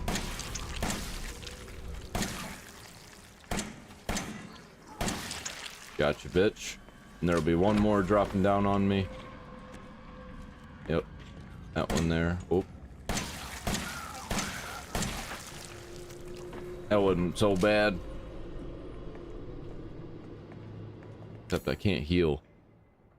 Oh, I am full, man. My inventory is full.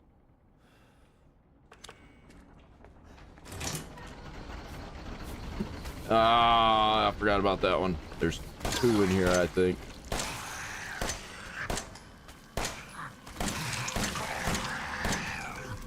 Man, I just completely loved that.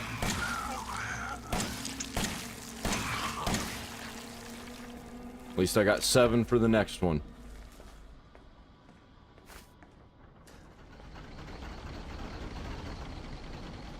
I know there's gonna be one more dropping on me. Where is you? I know you're in here.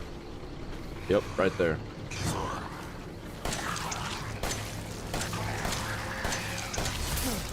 Oh, no. There's 2. Scooping it up. And I wasted the last one. Die. Oh, yeah. Motherfucker. At least I saved. Damn, you've been streaming for a few hours. Sad I missed beginning your first time playing this. Well, I haven't been playing this for a few hours. I've been playing this for over an hour. I streamed it last night. The first part. Okay, at least I saved, and I'm gonna go and... Do I have anything I can... Yeah, I need to get rid of the dog head. Get rid of this dog head. Don't need that right now. I know exactly what that's for. I'm not going to use these. Alright, maybe this will go a little bit better now that I've got more inventory space. Oh, gotcha. Have you played PT, the demo, before? It reminds me of this a bit. I have played PT. I heard that it just got another release. Is this guy still dead? He is. Okay. Is this guy dead? Yes. I got the key. Yeah. Cool. Ain't gotta do nothing in here. What's this door go to? Blocked from the other side. Alright. I'll get all this stuff again.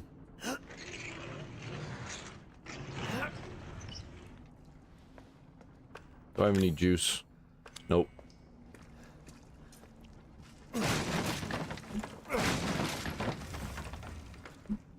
Area map. This opens that door.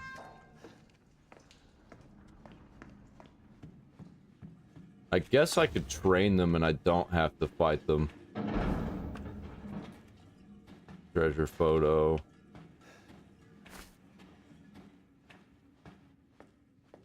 Okay. Chem fluid. Is this open? Oh yeah, it goes down there. Was there anything down here? I don't think there was. I think it was just this door. Oh, psychostimulants. I'll go ahead and grab them. Hey, what's that? Oh, more shotgun shells. Man, I'm not going to miss them, but I don't need shotgun shells right now. That's going to come out the ceiling.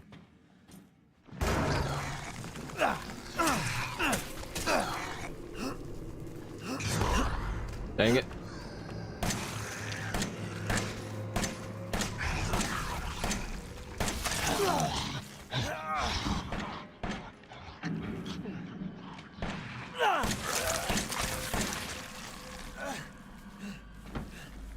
That was cool. That hasn't happened to me before yet. Alright, now I gotta make some juice.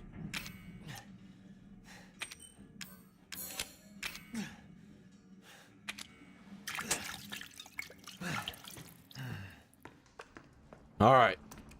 Here we go, man. I believe in myself. I can do this. I can do this. I can do this. Okay. Grab you. Grab you.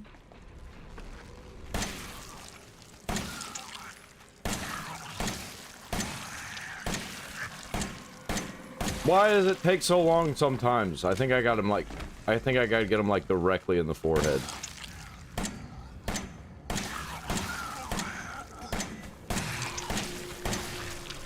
Gotcha. Okay, I got 6 shots left.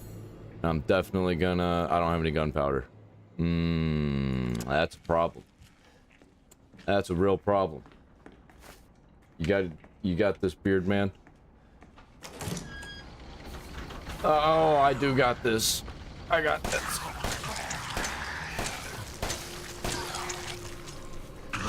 Why?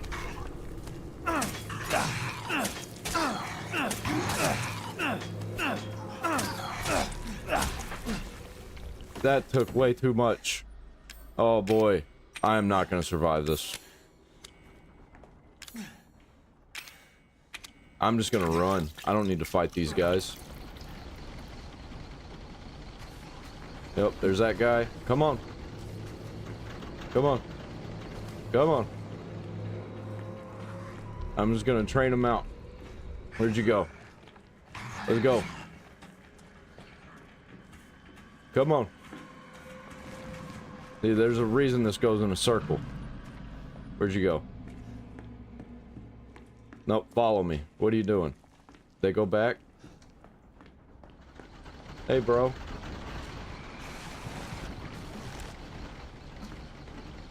You need to follow me out here. Maybe I can get them one by one. Where you go? Nope, nope, nope.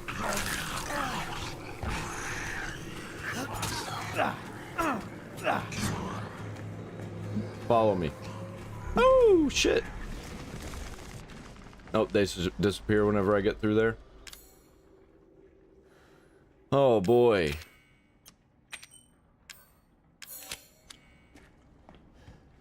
That's tough. That's a rough one. Can I just go this way?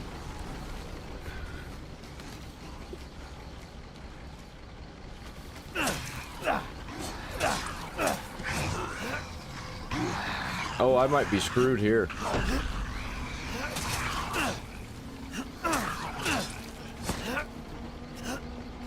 Oh, that was bad. Got no bullets.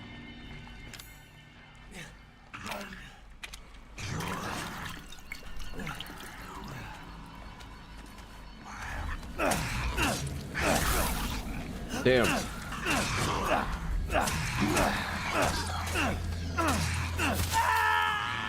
Fuck that, dude. Fuck that. Fuck these guys, man. I don't know what to do here, actually.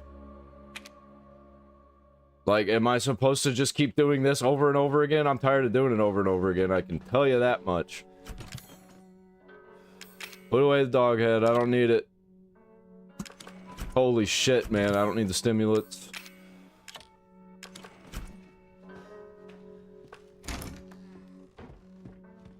Like, this shit is fucking brutal.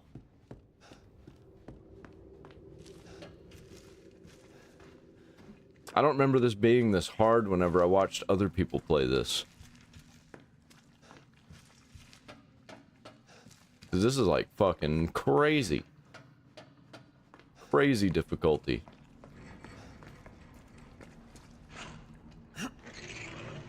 I have an idea what I'm gonna do. I'm just gonna save as much ammo as I can. I'm just gonna use my knife. Kill the ones that are... I can kill one at a time. Open that. Or maybe don't kill these. Maybe there's not a point to kill the one in here. I can just run past it and run down, and I can save all of my bullets.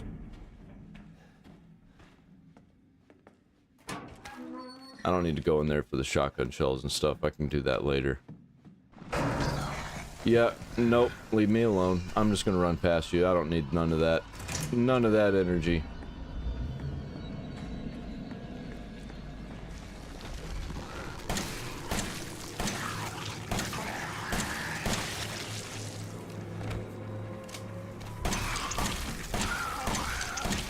Oh. They both showed up. Okay.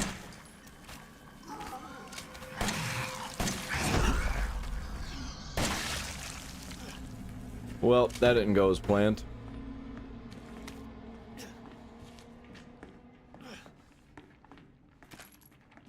So there's 3 in here.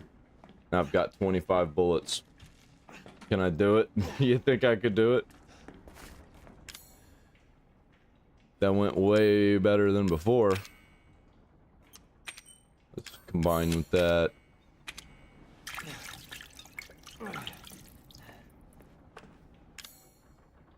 I don't have a way to make more bullets.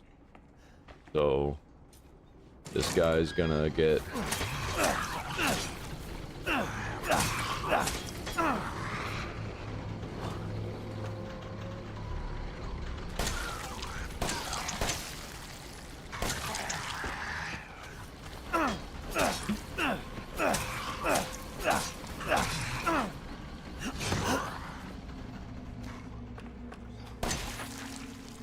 Okay.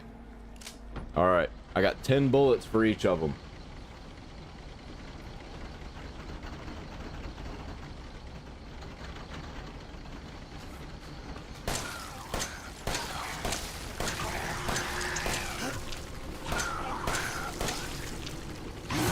Damn, dude. Well, there goes 10 bullets.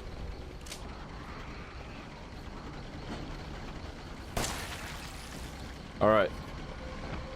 Alright, I got 9 bullets for the other one.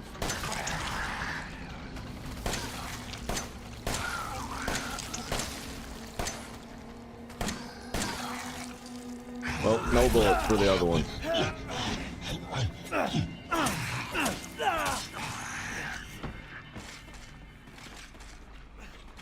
Did it die? Nope.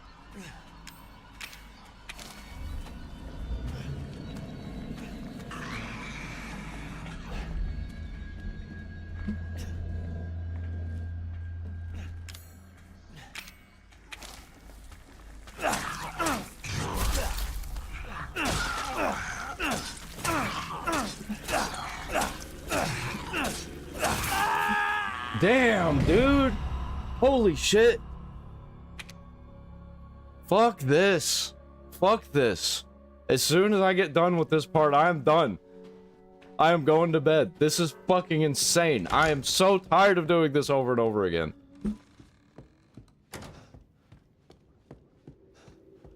Like, why is this so hard? Oh. I'm so frustrated. Like, this is unnecessarily hard out of nowhere.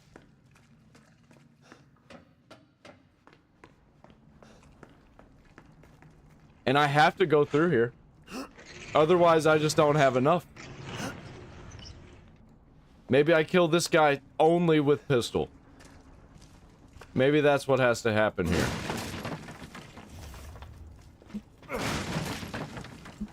Because if I don't kill this guy, or maybe... Is there anything I really need in there? Because he won't spawn. I'm gonna open this door. I don't think there's anything I really need.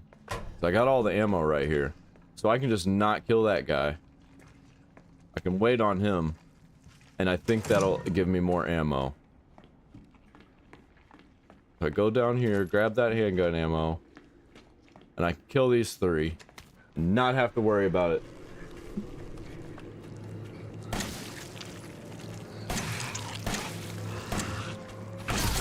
Dude. Okay. Make some more goops. And I'll goop myself up.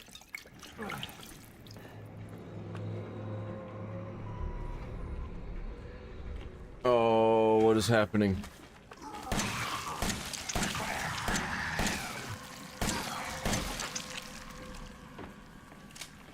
I hope the stream's still going because there's a pop-up on my YouTube over here that's telling me to verify that I am me. And I don't got time to do that right now. What are you talking about?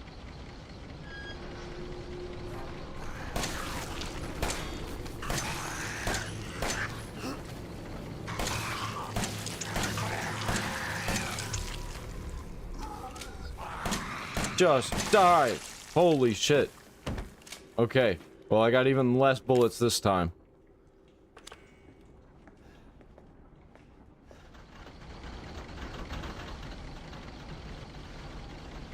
Okay.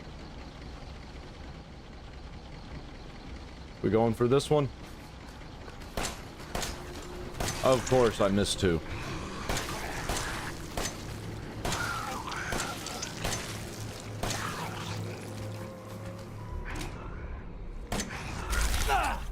Get the hell off of me.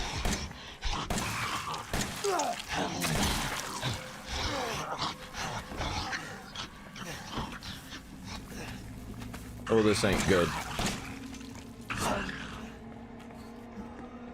Okay, so if he disappears... He disappears, right?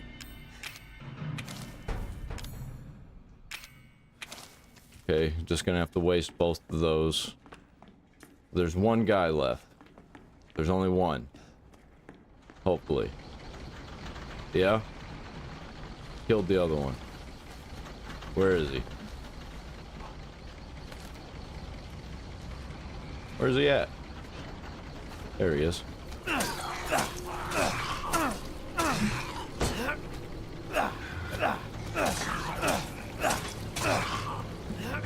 Dude, I think I've got it.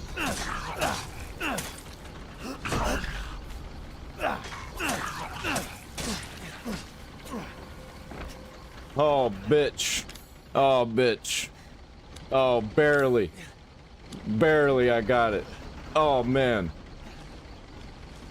You know, that kind of sucked. Now, what was the point of that? Now, what was the point of all of that? Me doing that? Strong chem fluid. I don't have anything to use that with. Fucking right, man.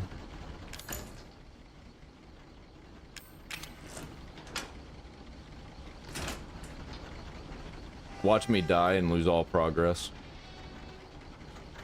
Oh, shit.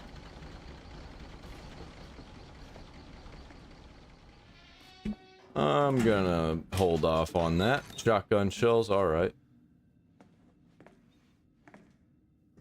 I'll go ahead and grab. Oh, fuck you. Father.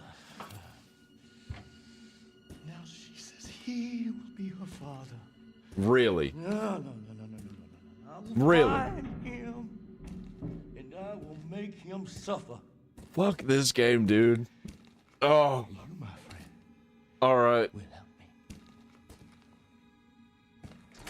Yeah, get gone with that dog's head. That's the final one that I need. Yep.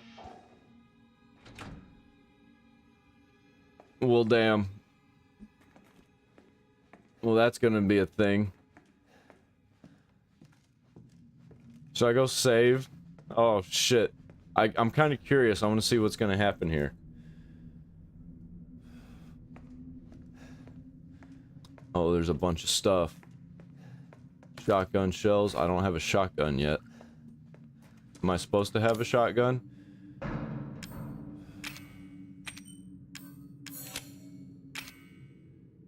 Strong first aid. I'm gonna take it. Just so I can have some kind of heal. Probably should have. I don't have any gunpowder.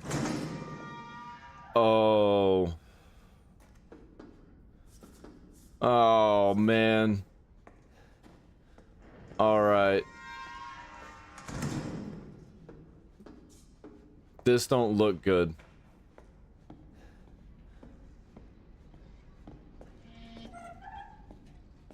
this is where I was. There's meat under there. Is that all that was in here? Yeah. I'm not gonna continue this. I'm gonna go save and then I'm gonna do this because if I die, you know, that's gonna be terrible. Yeah, I'm going to save. I think I just auto-saved. But I'm gonna go hard save just in case. I have to make sure. Can't believe there was nothing in here. Like, no items. There was that chem fluid, I guess. Oh, please, nothing spawn. That's the workshop. Not going in there yet. Going all the way back. Back up the stairs.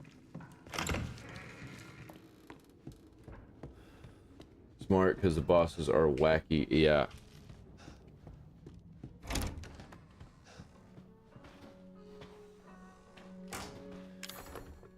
I don't have nothing to open that.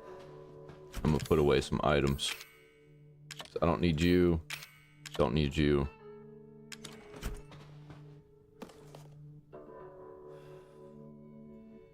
Don't know what that's about. Okay.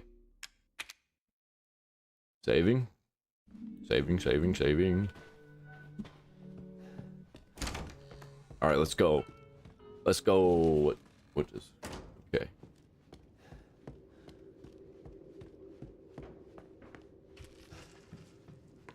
Alright. Don't spawn on me, please. I'll just run.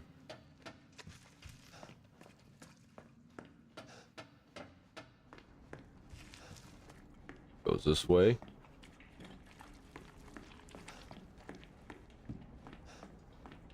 The layout of this is like very memorable. I really like know where I'm going. I really wish there was more items in here. I need more items, man. Items are very scarce. Nothing. Okay. Let's do this.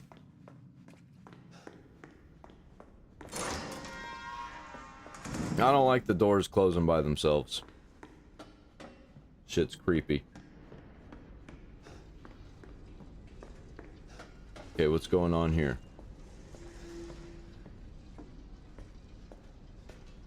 Alright. What am I doing? Going down, I guess? No other choice. Here we go. In this Silent Hill ass place. I don't got a key for that. Requires like a snake key or something. Gunpowder. Aw, man, I wish I would have kept that strong stuff. Maybe next time. Alright. Was that it?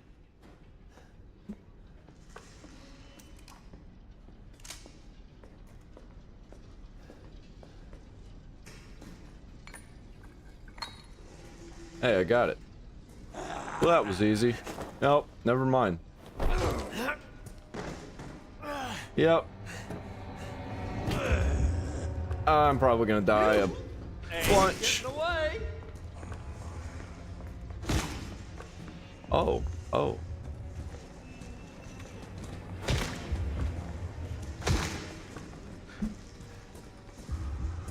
How about fuck you?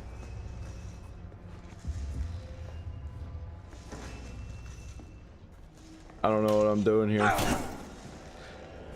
Woo! Run. Oh, chainsaw.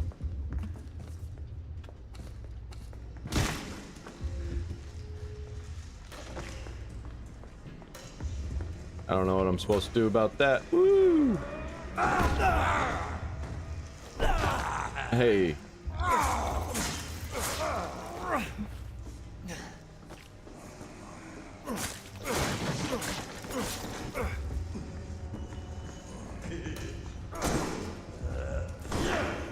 I don't like that.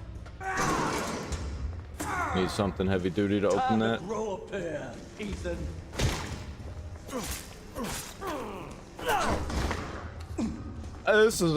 This is very nerve-wracking. I don't even have anything to say.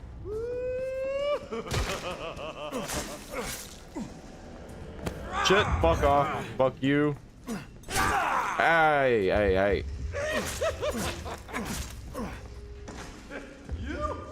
You think you gonna hurt me? Fuck, dude.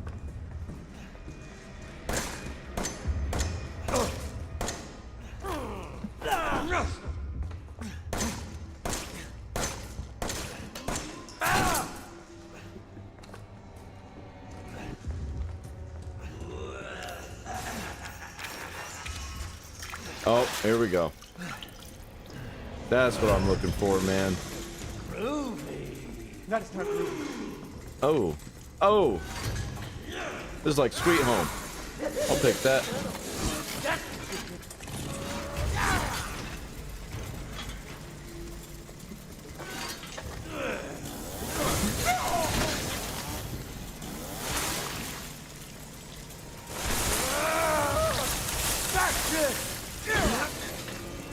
Oh yeah, hand to hand right here, bitch.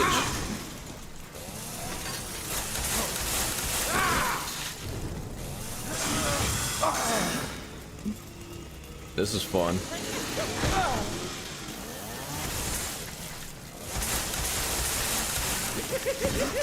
You might as well just give up.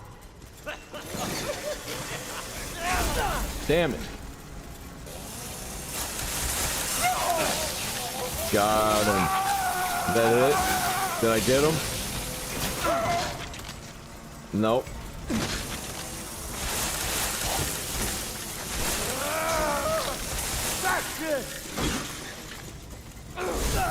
Damn it.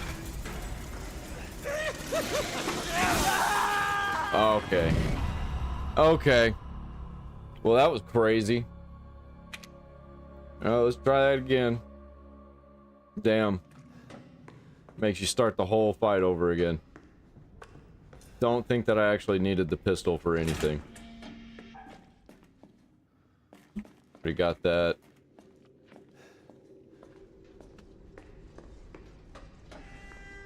Alright. Kick that body. Why not?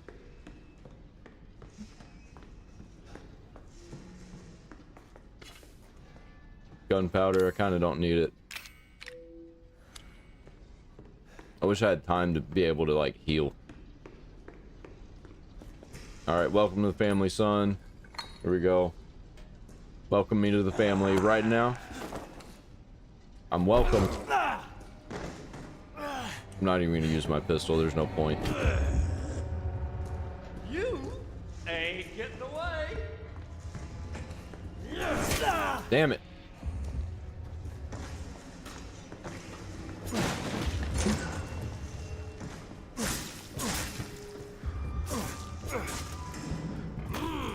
Triggers.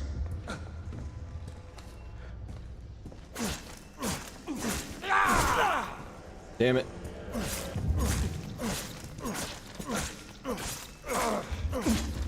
You kill me, I just come right on back.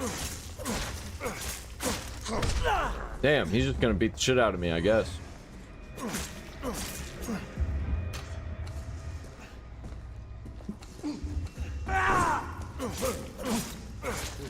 That all you got?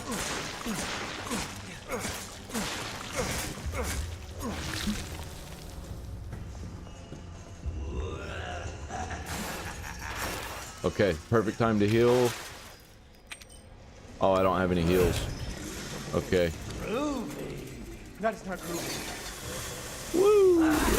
Damn it. Alright, give me that. Who can play at this game? Really? Holy shit, dude. Oh, okay. Trying it again. This shit's rough, dude. Man, I want a break. I just need a break. Because this is breaking me. This time I'm gonna reload this. I'm gonna use it. Okay. Reload. Here we go.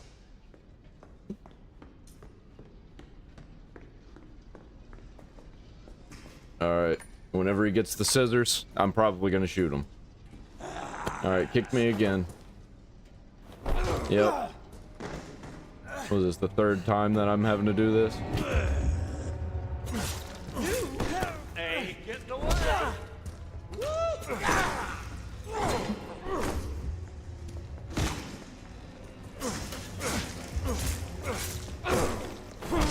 Damn, dude. Just let me get away. You kill me, and I just come right on back. Until you don't.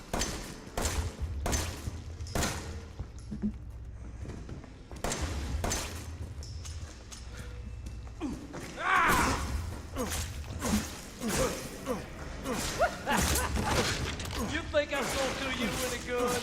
Is this where he gets the chainsaw? I think it is. Let me get the other one. Open it up. Ooh, baby. That's what you're beautiful. That's the thing.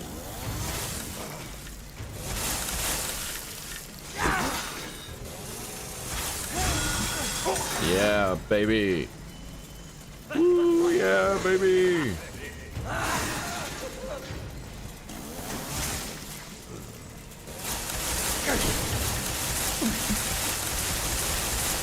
Get it. Get it. Get it. Get it, boy. That's it.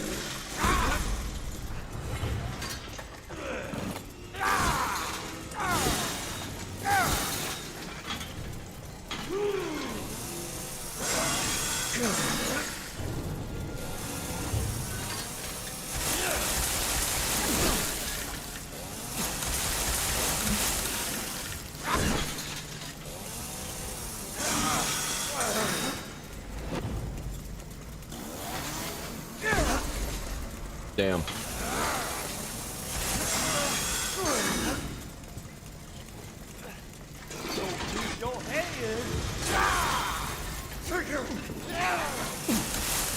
Get him, get him, get him, get him.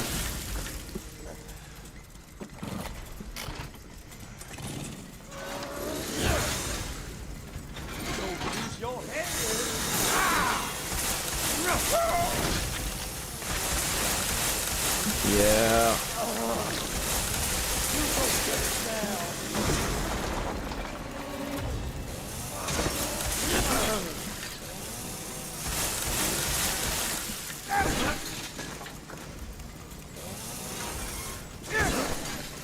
Bitch. Oh, he's losing power. Oh, come on.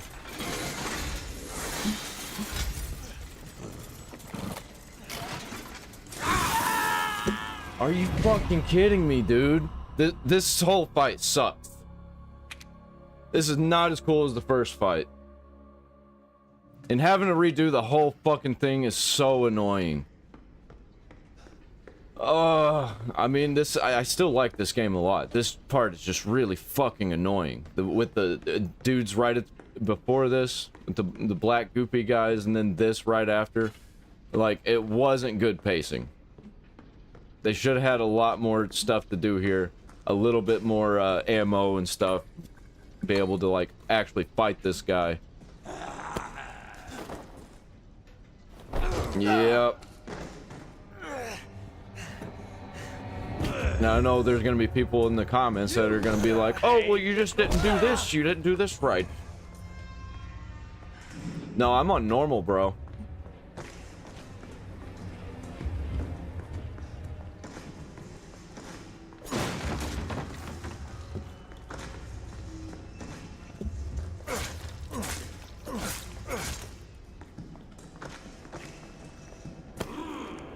Okay. See, that's just bullshit.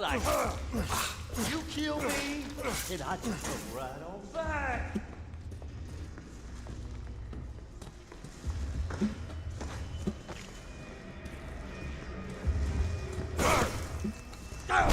It pulls you to him. Like, there's nothing you can do about that, and it sucks. Now I'm just almost dead. That's fucked up. Uh-huh. That's crazy. Dude, fuck this, man. Just a man without I just want this to be over. I just want to go to the next part. I want this dude to be done. I'm fucking done with this. Can I just go ahead and break that? Cool.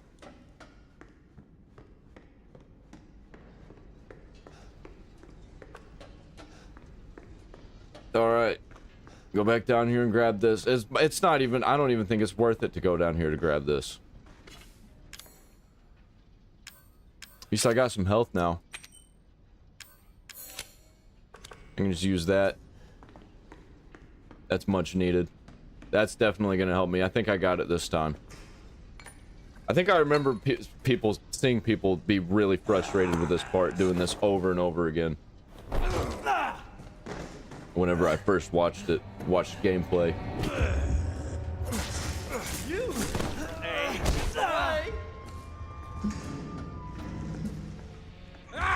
There's like nothing you can do to get away from him. Except for like kick bodies at him, I guess. And then the bodies get in the way.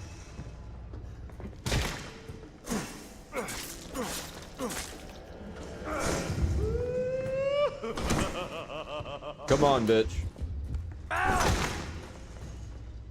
And then sometimes it just doesn't work. Like, I don't get it.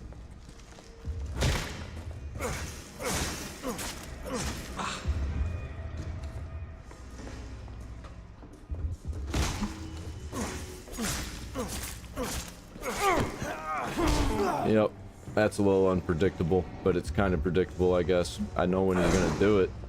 It's just by the time you know he's gonna do it, it's too late. I just know the time frame that he chooses to do it.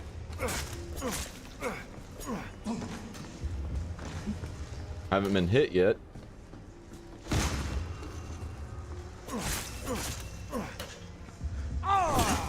Yep, there we go. First slap. First slap of the night. Got 2 in.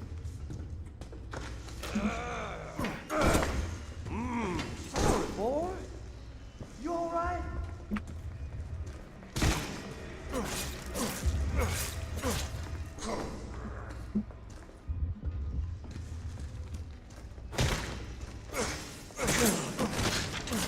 Yeah, bitch. I'm gonna get it this time. I pretty much figured out how to get him. And I'm just gonna knife him the whole time. Fuck you. And then when it gives me the chainsaw, I'm gonna grab it and get the hell out of here immediately.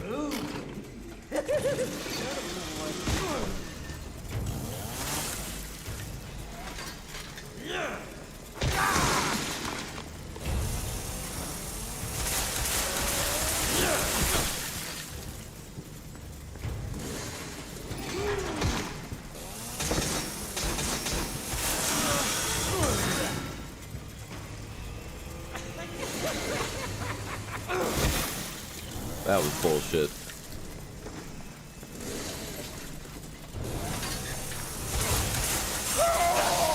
There we go. That was quick.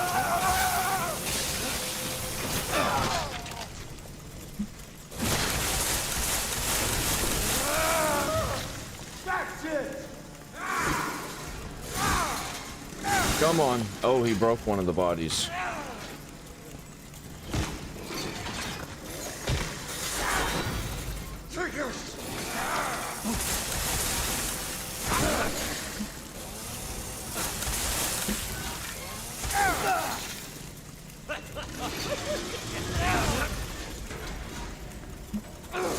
No, let's not with that. Come on. I'm gonna hit you with this body.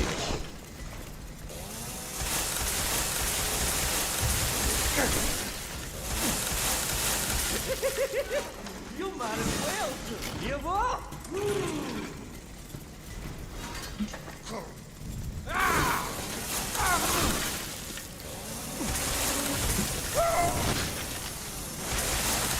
Come on. I'm gonna get you this time, bitch. I'm gonna goop up.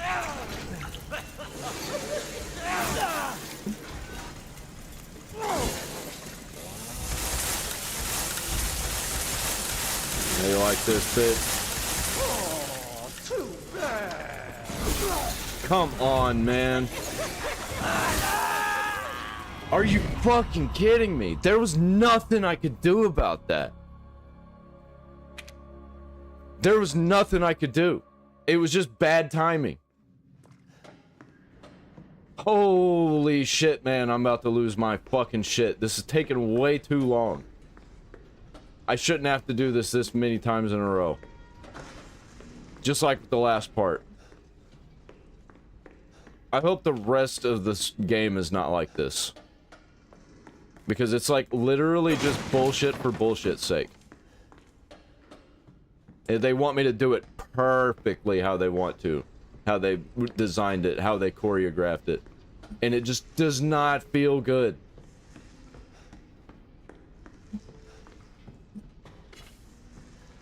I just hope this is the worst part of the game. I really do. So I'm not having a good time.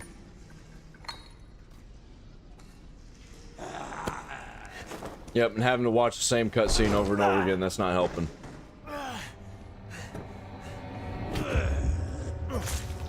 You ain't getting away.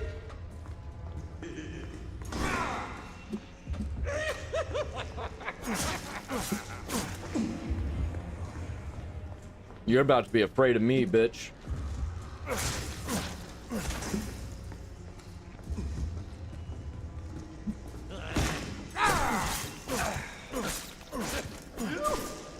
think you gonna hurt me? Oh, I didn't make any, health potion.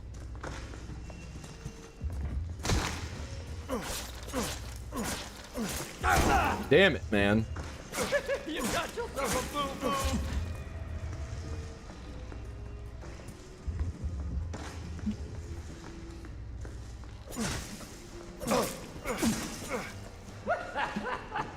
You think that's gonna do you any good? Really? Alright. Get the fuck out of here.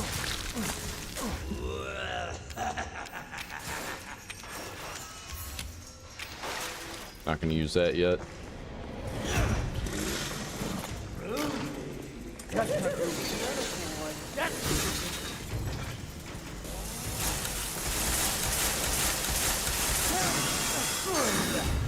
Yeah, bitch. We're doing this.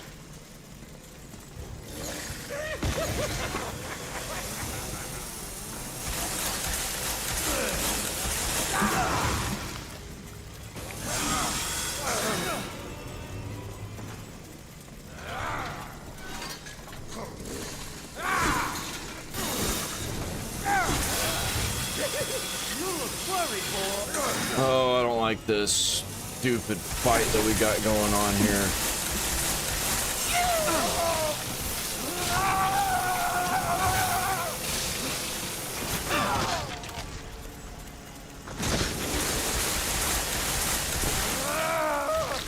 Back shit.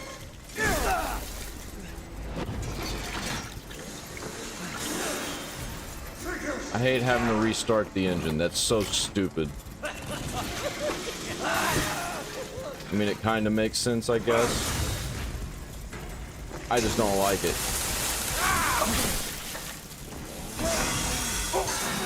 And then like grinding each other like that, I just no.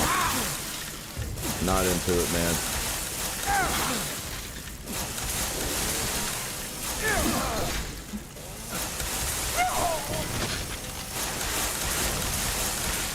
Just die already.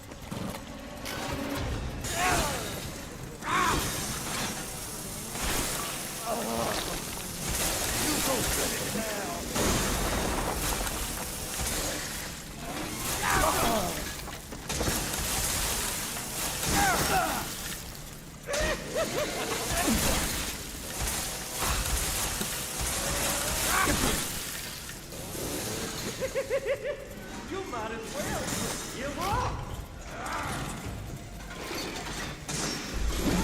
Okay, that's some bullshit. If I swear to God, if that kills me, man. Are you fucking kidding me? I'm so done with this. I am so done with this.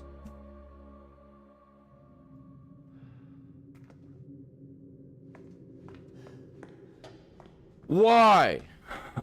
Dude, it's like I feel like I'm getting closer and closer and closer, and then it just some random bullshit happens. That's some fucking bullshit, dude. Like, what was that even? I didn't even know what was going on because I can barely see anything. Like, I need to get past this, or I'm gonna lose my fucking shit.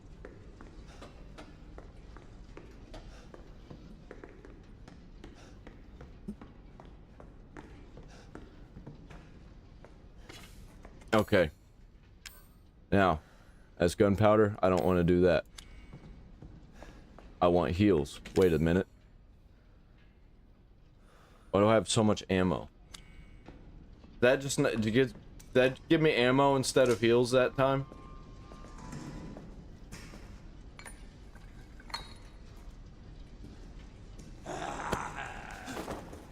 Great.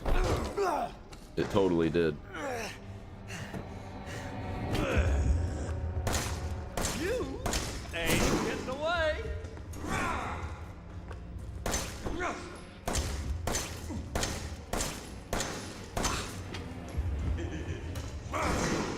I like it. All right, back to the knife again. You think you gonna hurt me?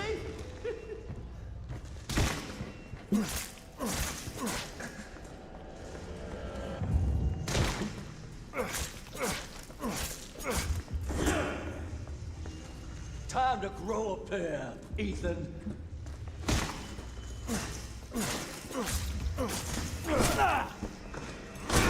What the fuck?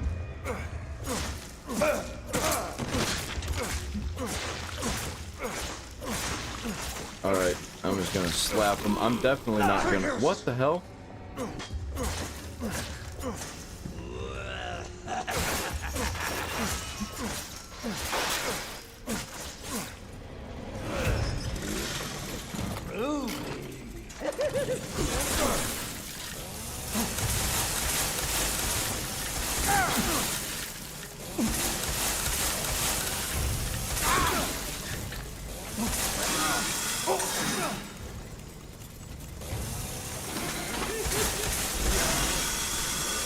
How did that hurt me so much?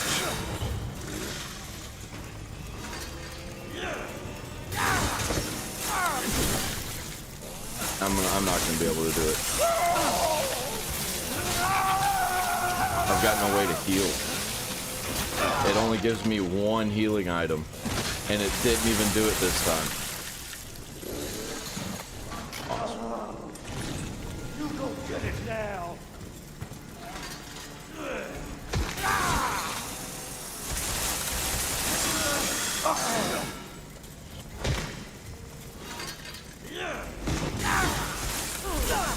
Why? Why? Why? The bodies make no fucking sense.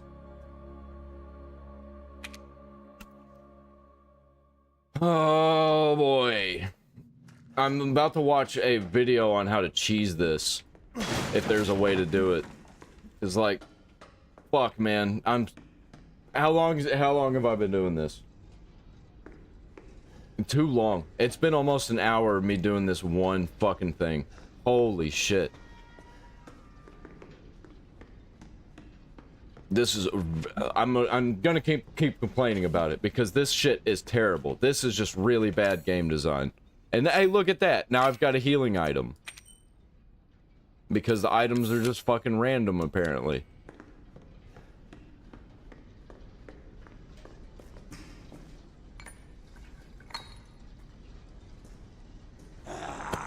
Alright, gonna watch this again.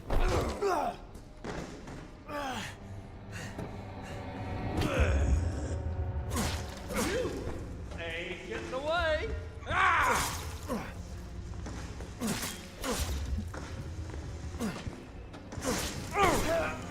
Yep. That random hit again. Randomly gonna hit me in the face. Come on. Dude, quit being so fucking slow. Are you shitting me?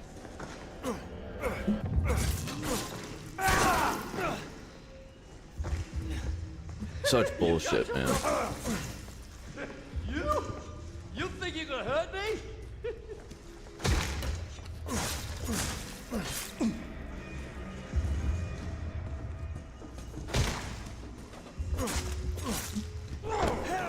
Dude, why is that random?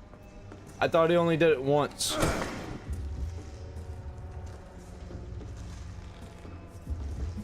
Come on, which way are you going?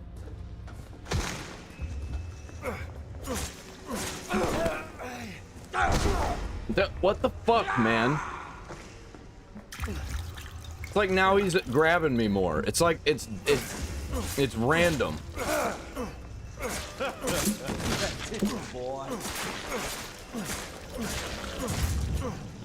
All right, let's do this again.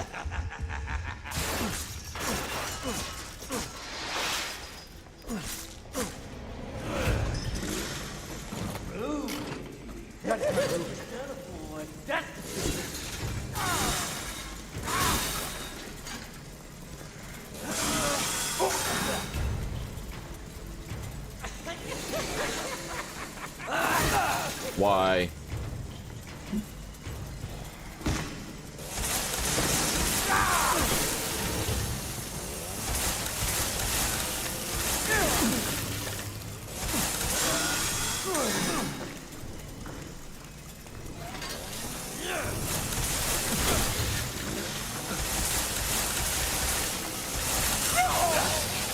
Yeah, fuck off, dude.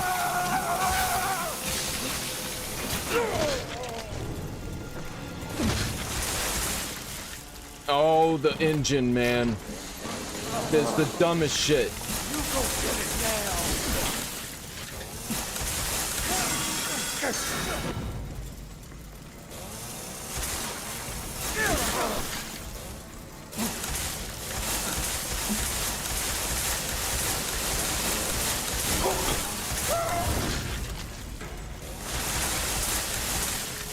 Really?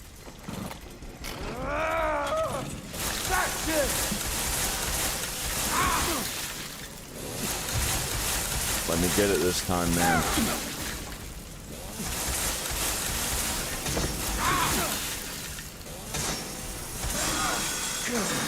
Oh, fuck off with that. What? Why did that one hurt me so much? Fuck, fuck.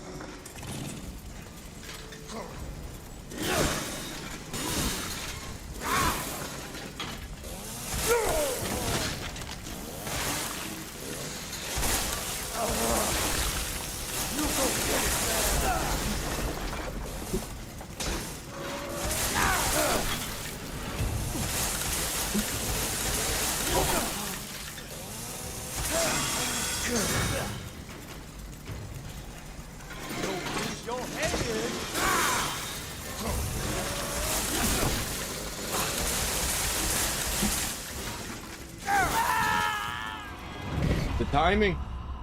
It's the timing. There's no reload. Like, you just have to let it run out. I've already tried. That got me killed a few times just trying to reload it. And it doesn't work like that.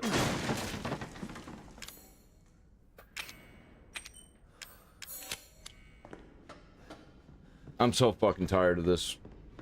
This is super lame.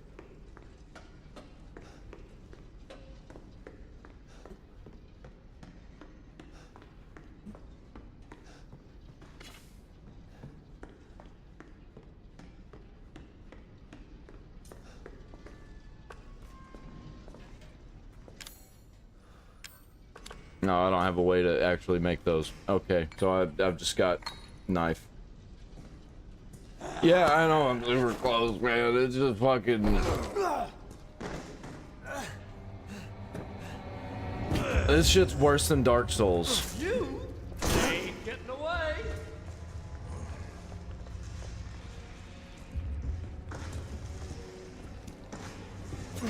I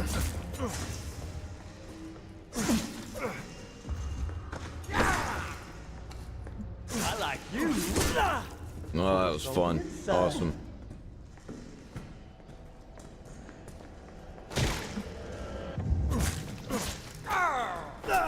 What the fuck, man? I don't understand the timing of how he does that. Okay, that made no sense. All right. You kill me, and I can come right on back.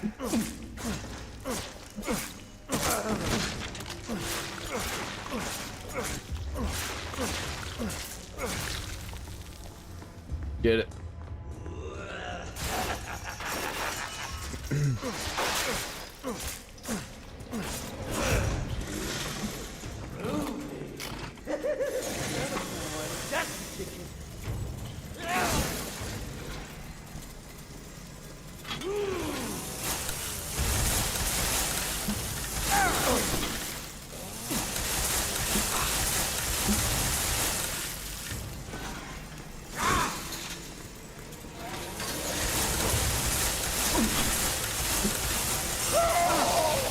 Okay.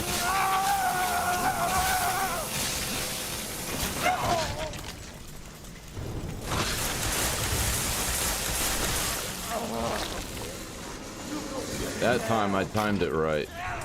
It's all about timing the chainsaw.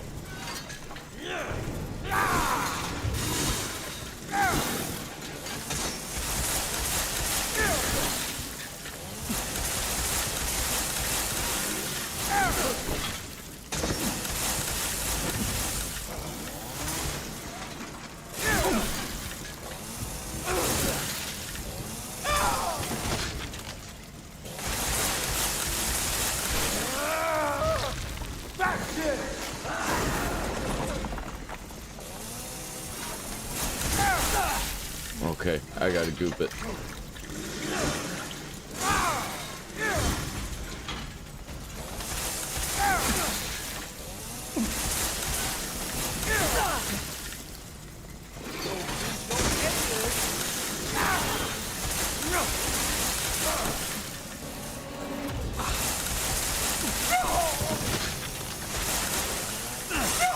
No, right.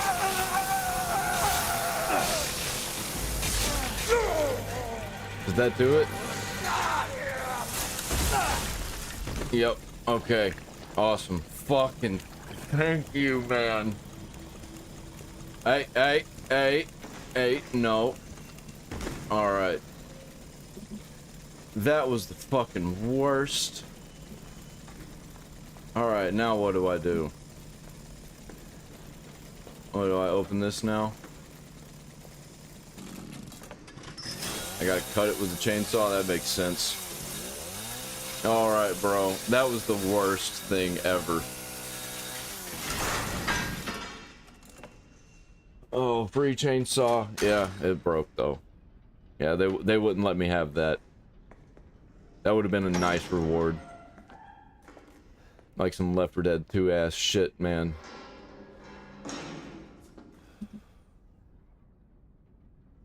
Wait. Did I?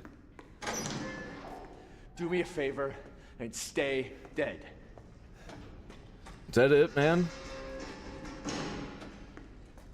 Oh, there was a first aid med right there the whole time. Not gonna use it. Well, that would have been nice to know. I still can't do anything.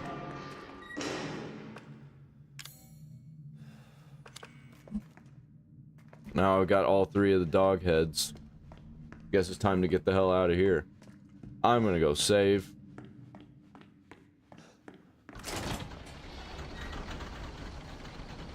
Don't attack me, don't attack me.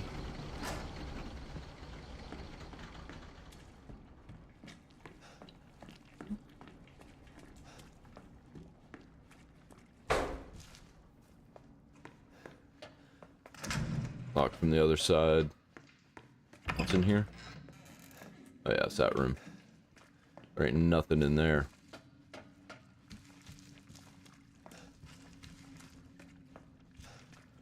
Go back to the safe room and I go... I don't think I ever unlocked that door.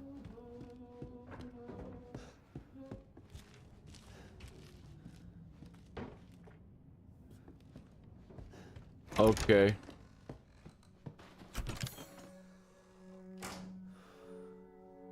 Do I need the dog heads? Yeah, I might as well. That seems probably about good.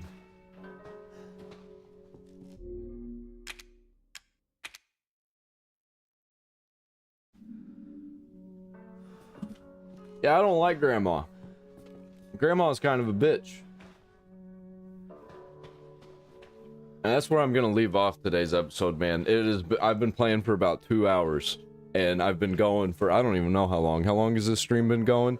5 hours. I've been streaming for 5 hours. It's been very successful, man. It was a good stream in my opinion. Like, to me, it felt good.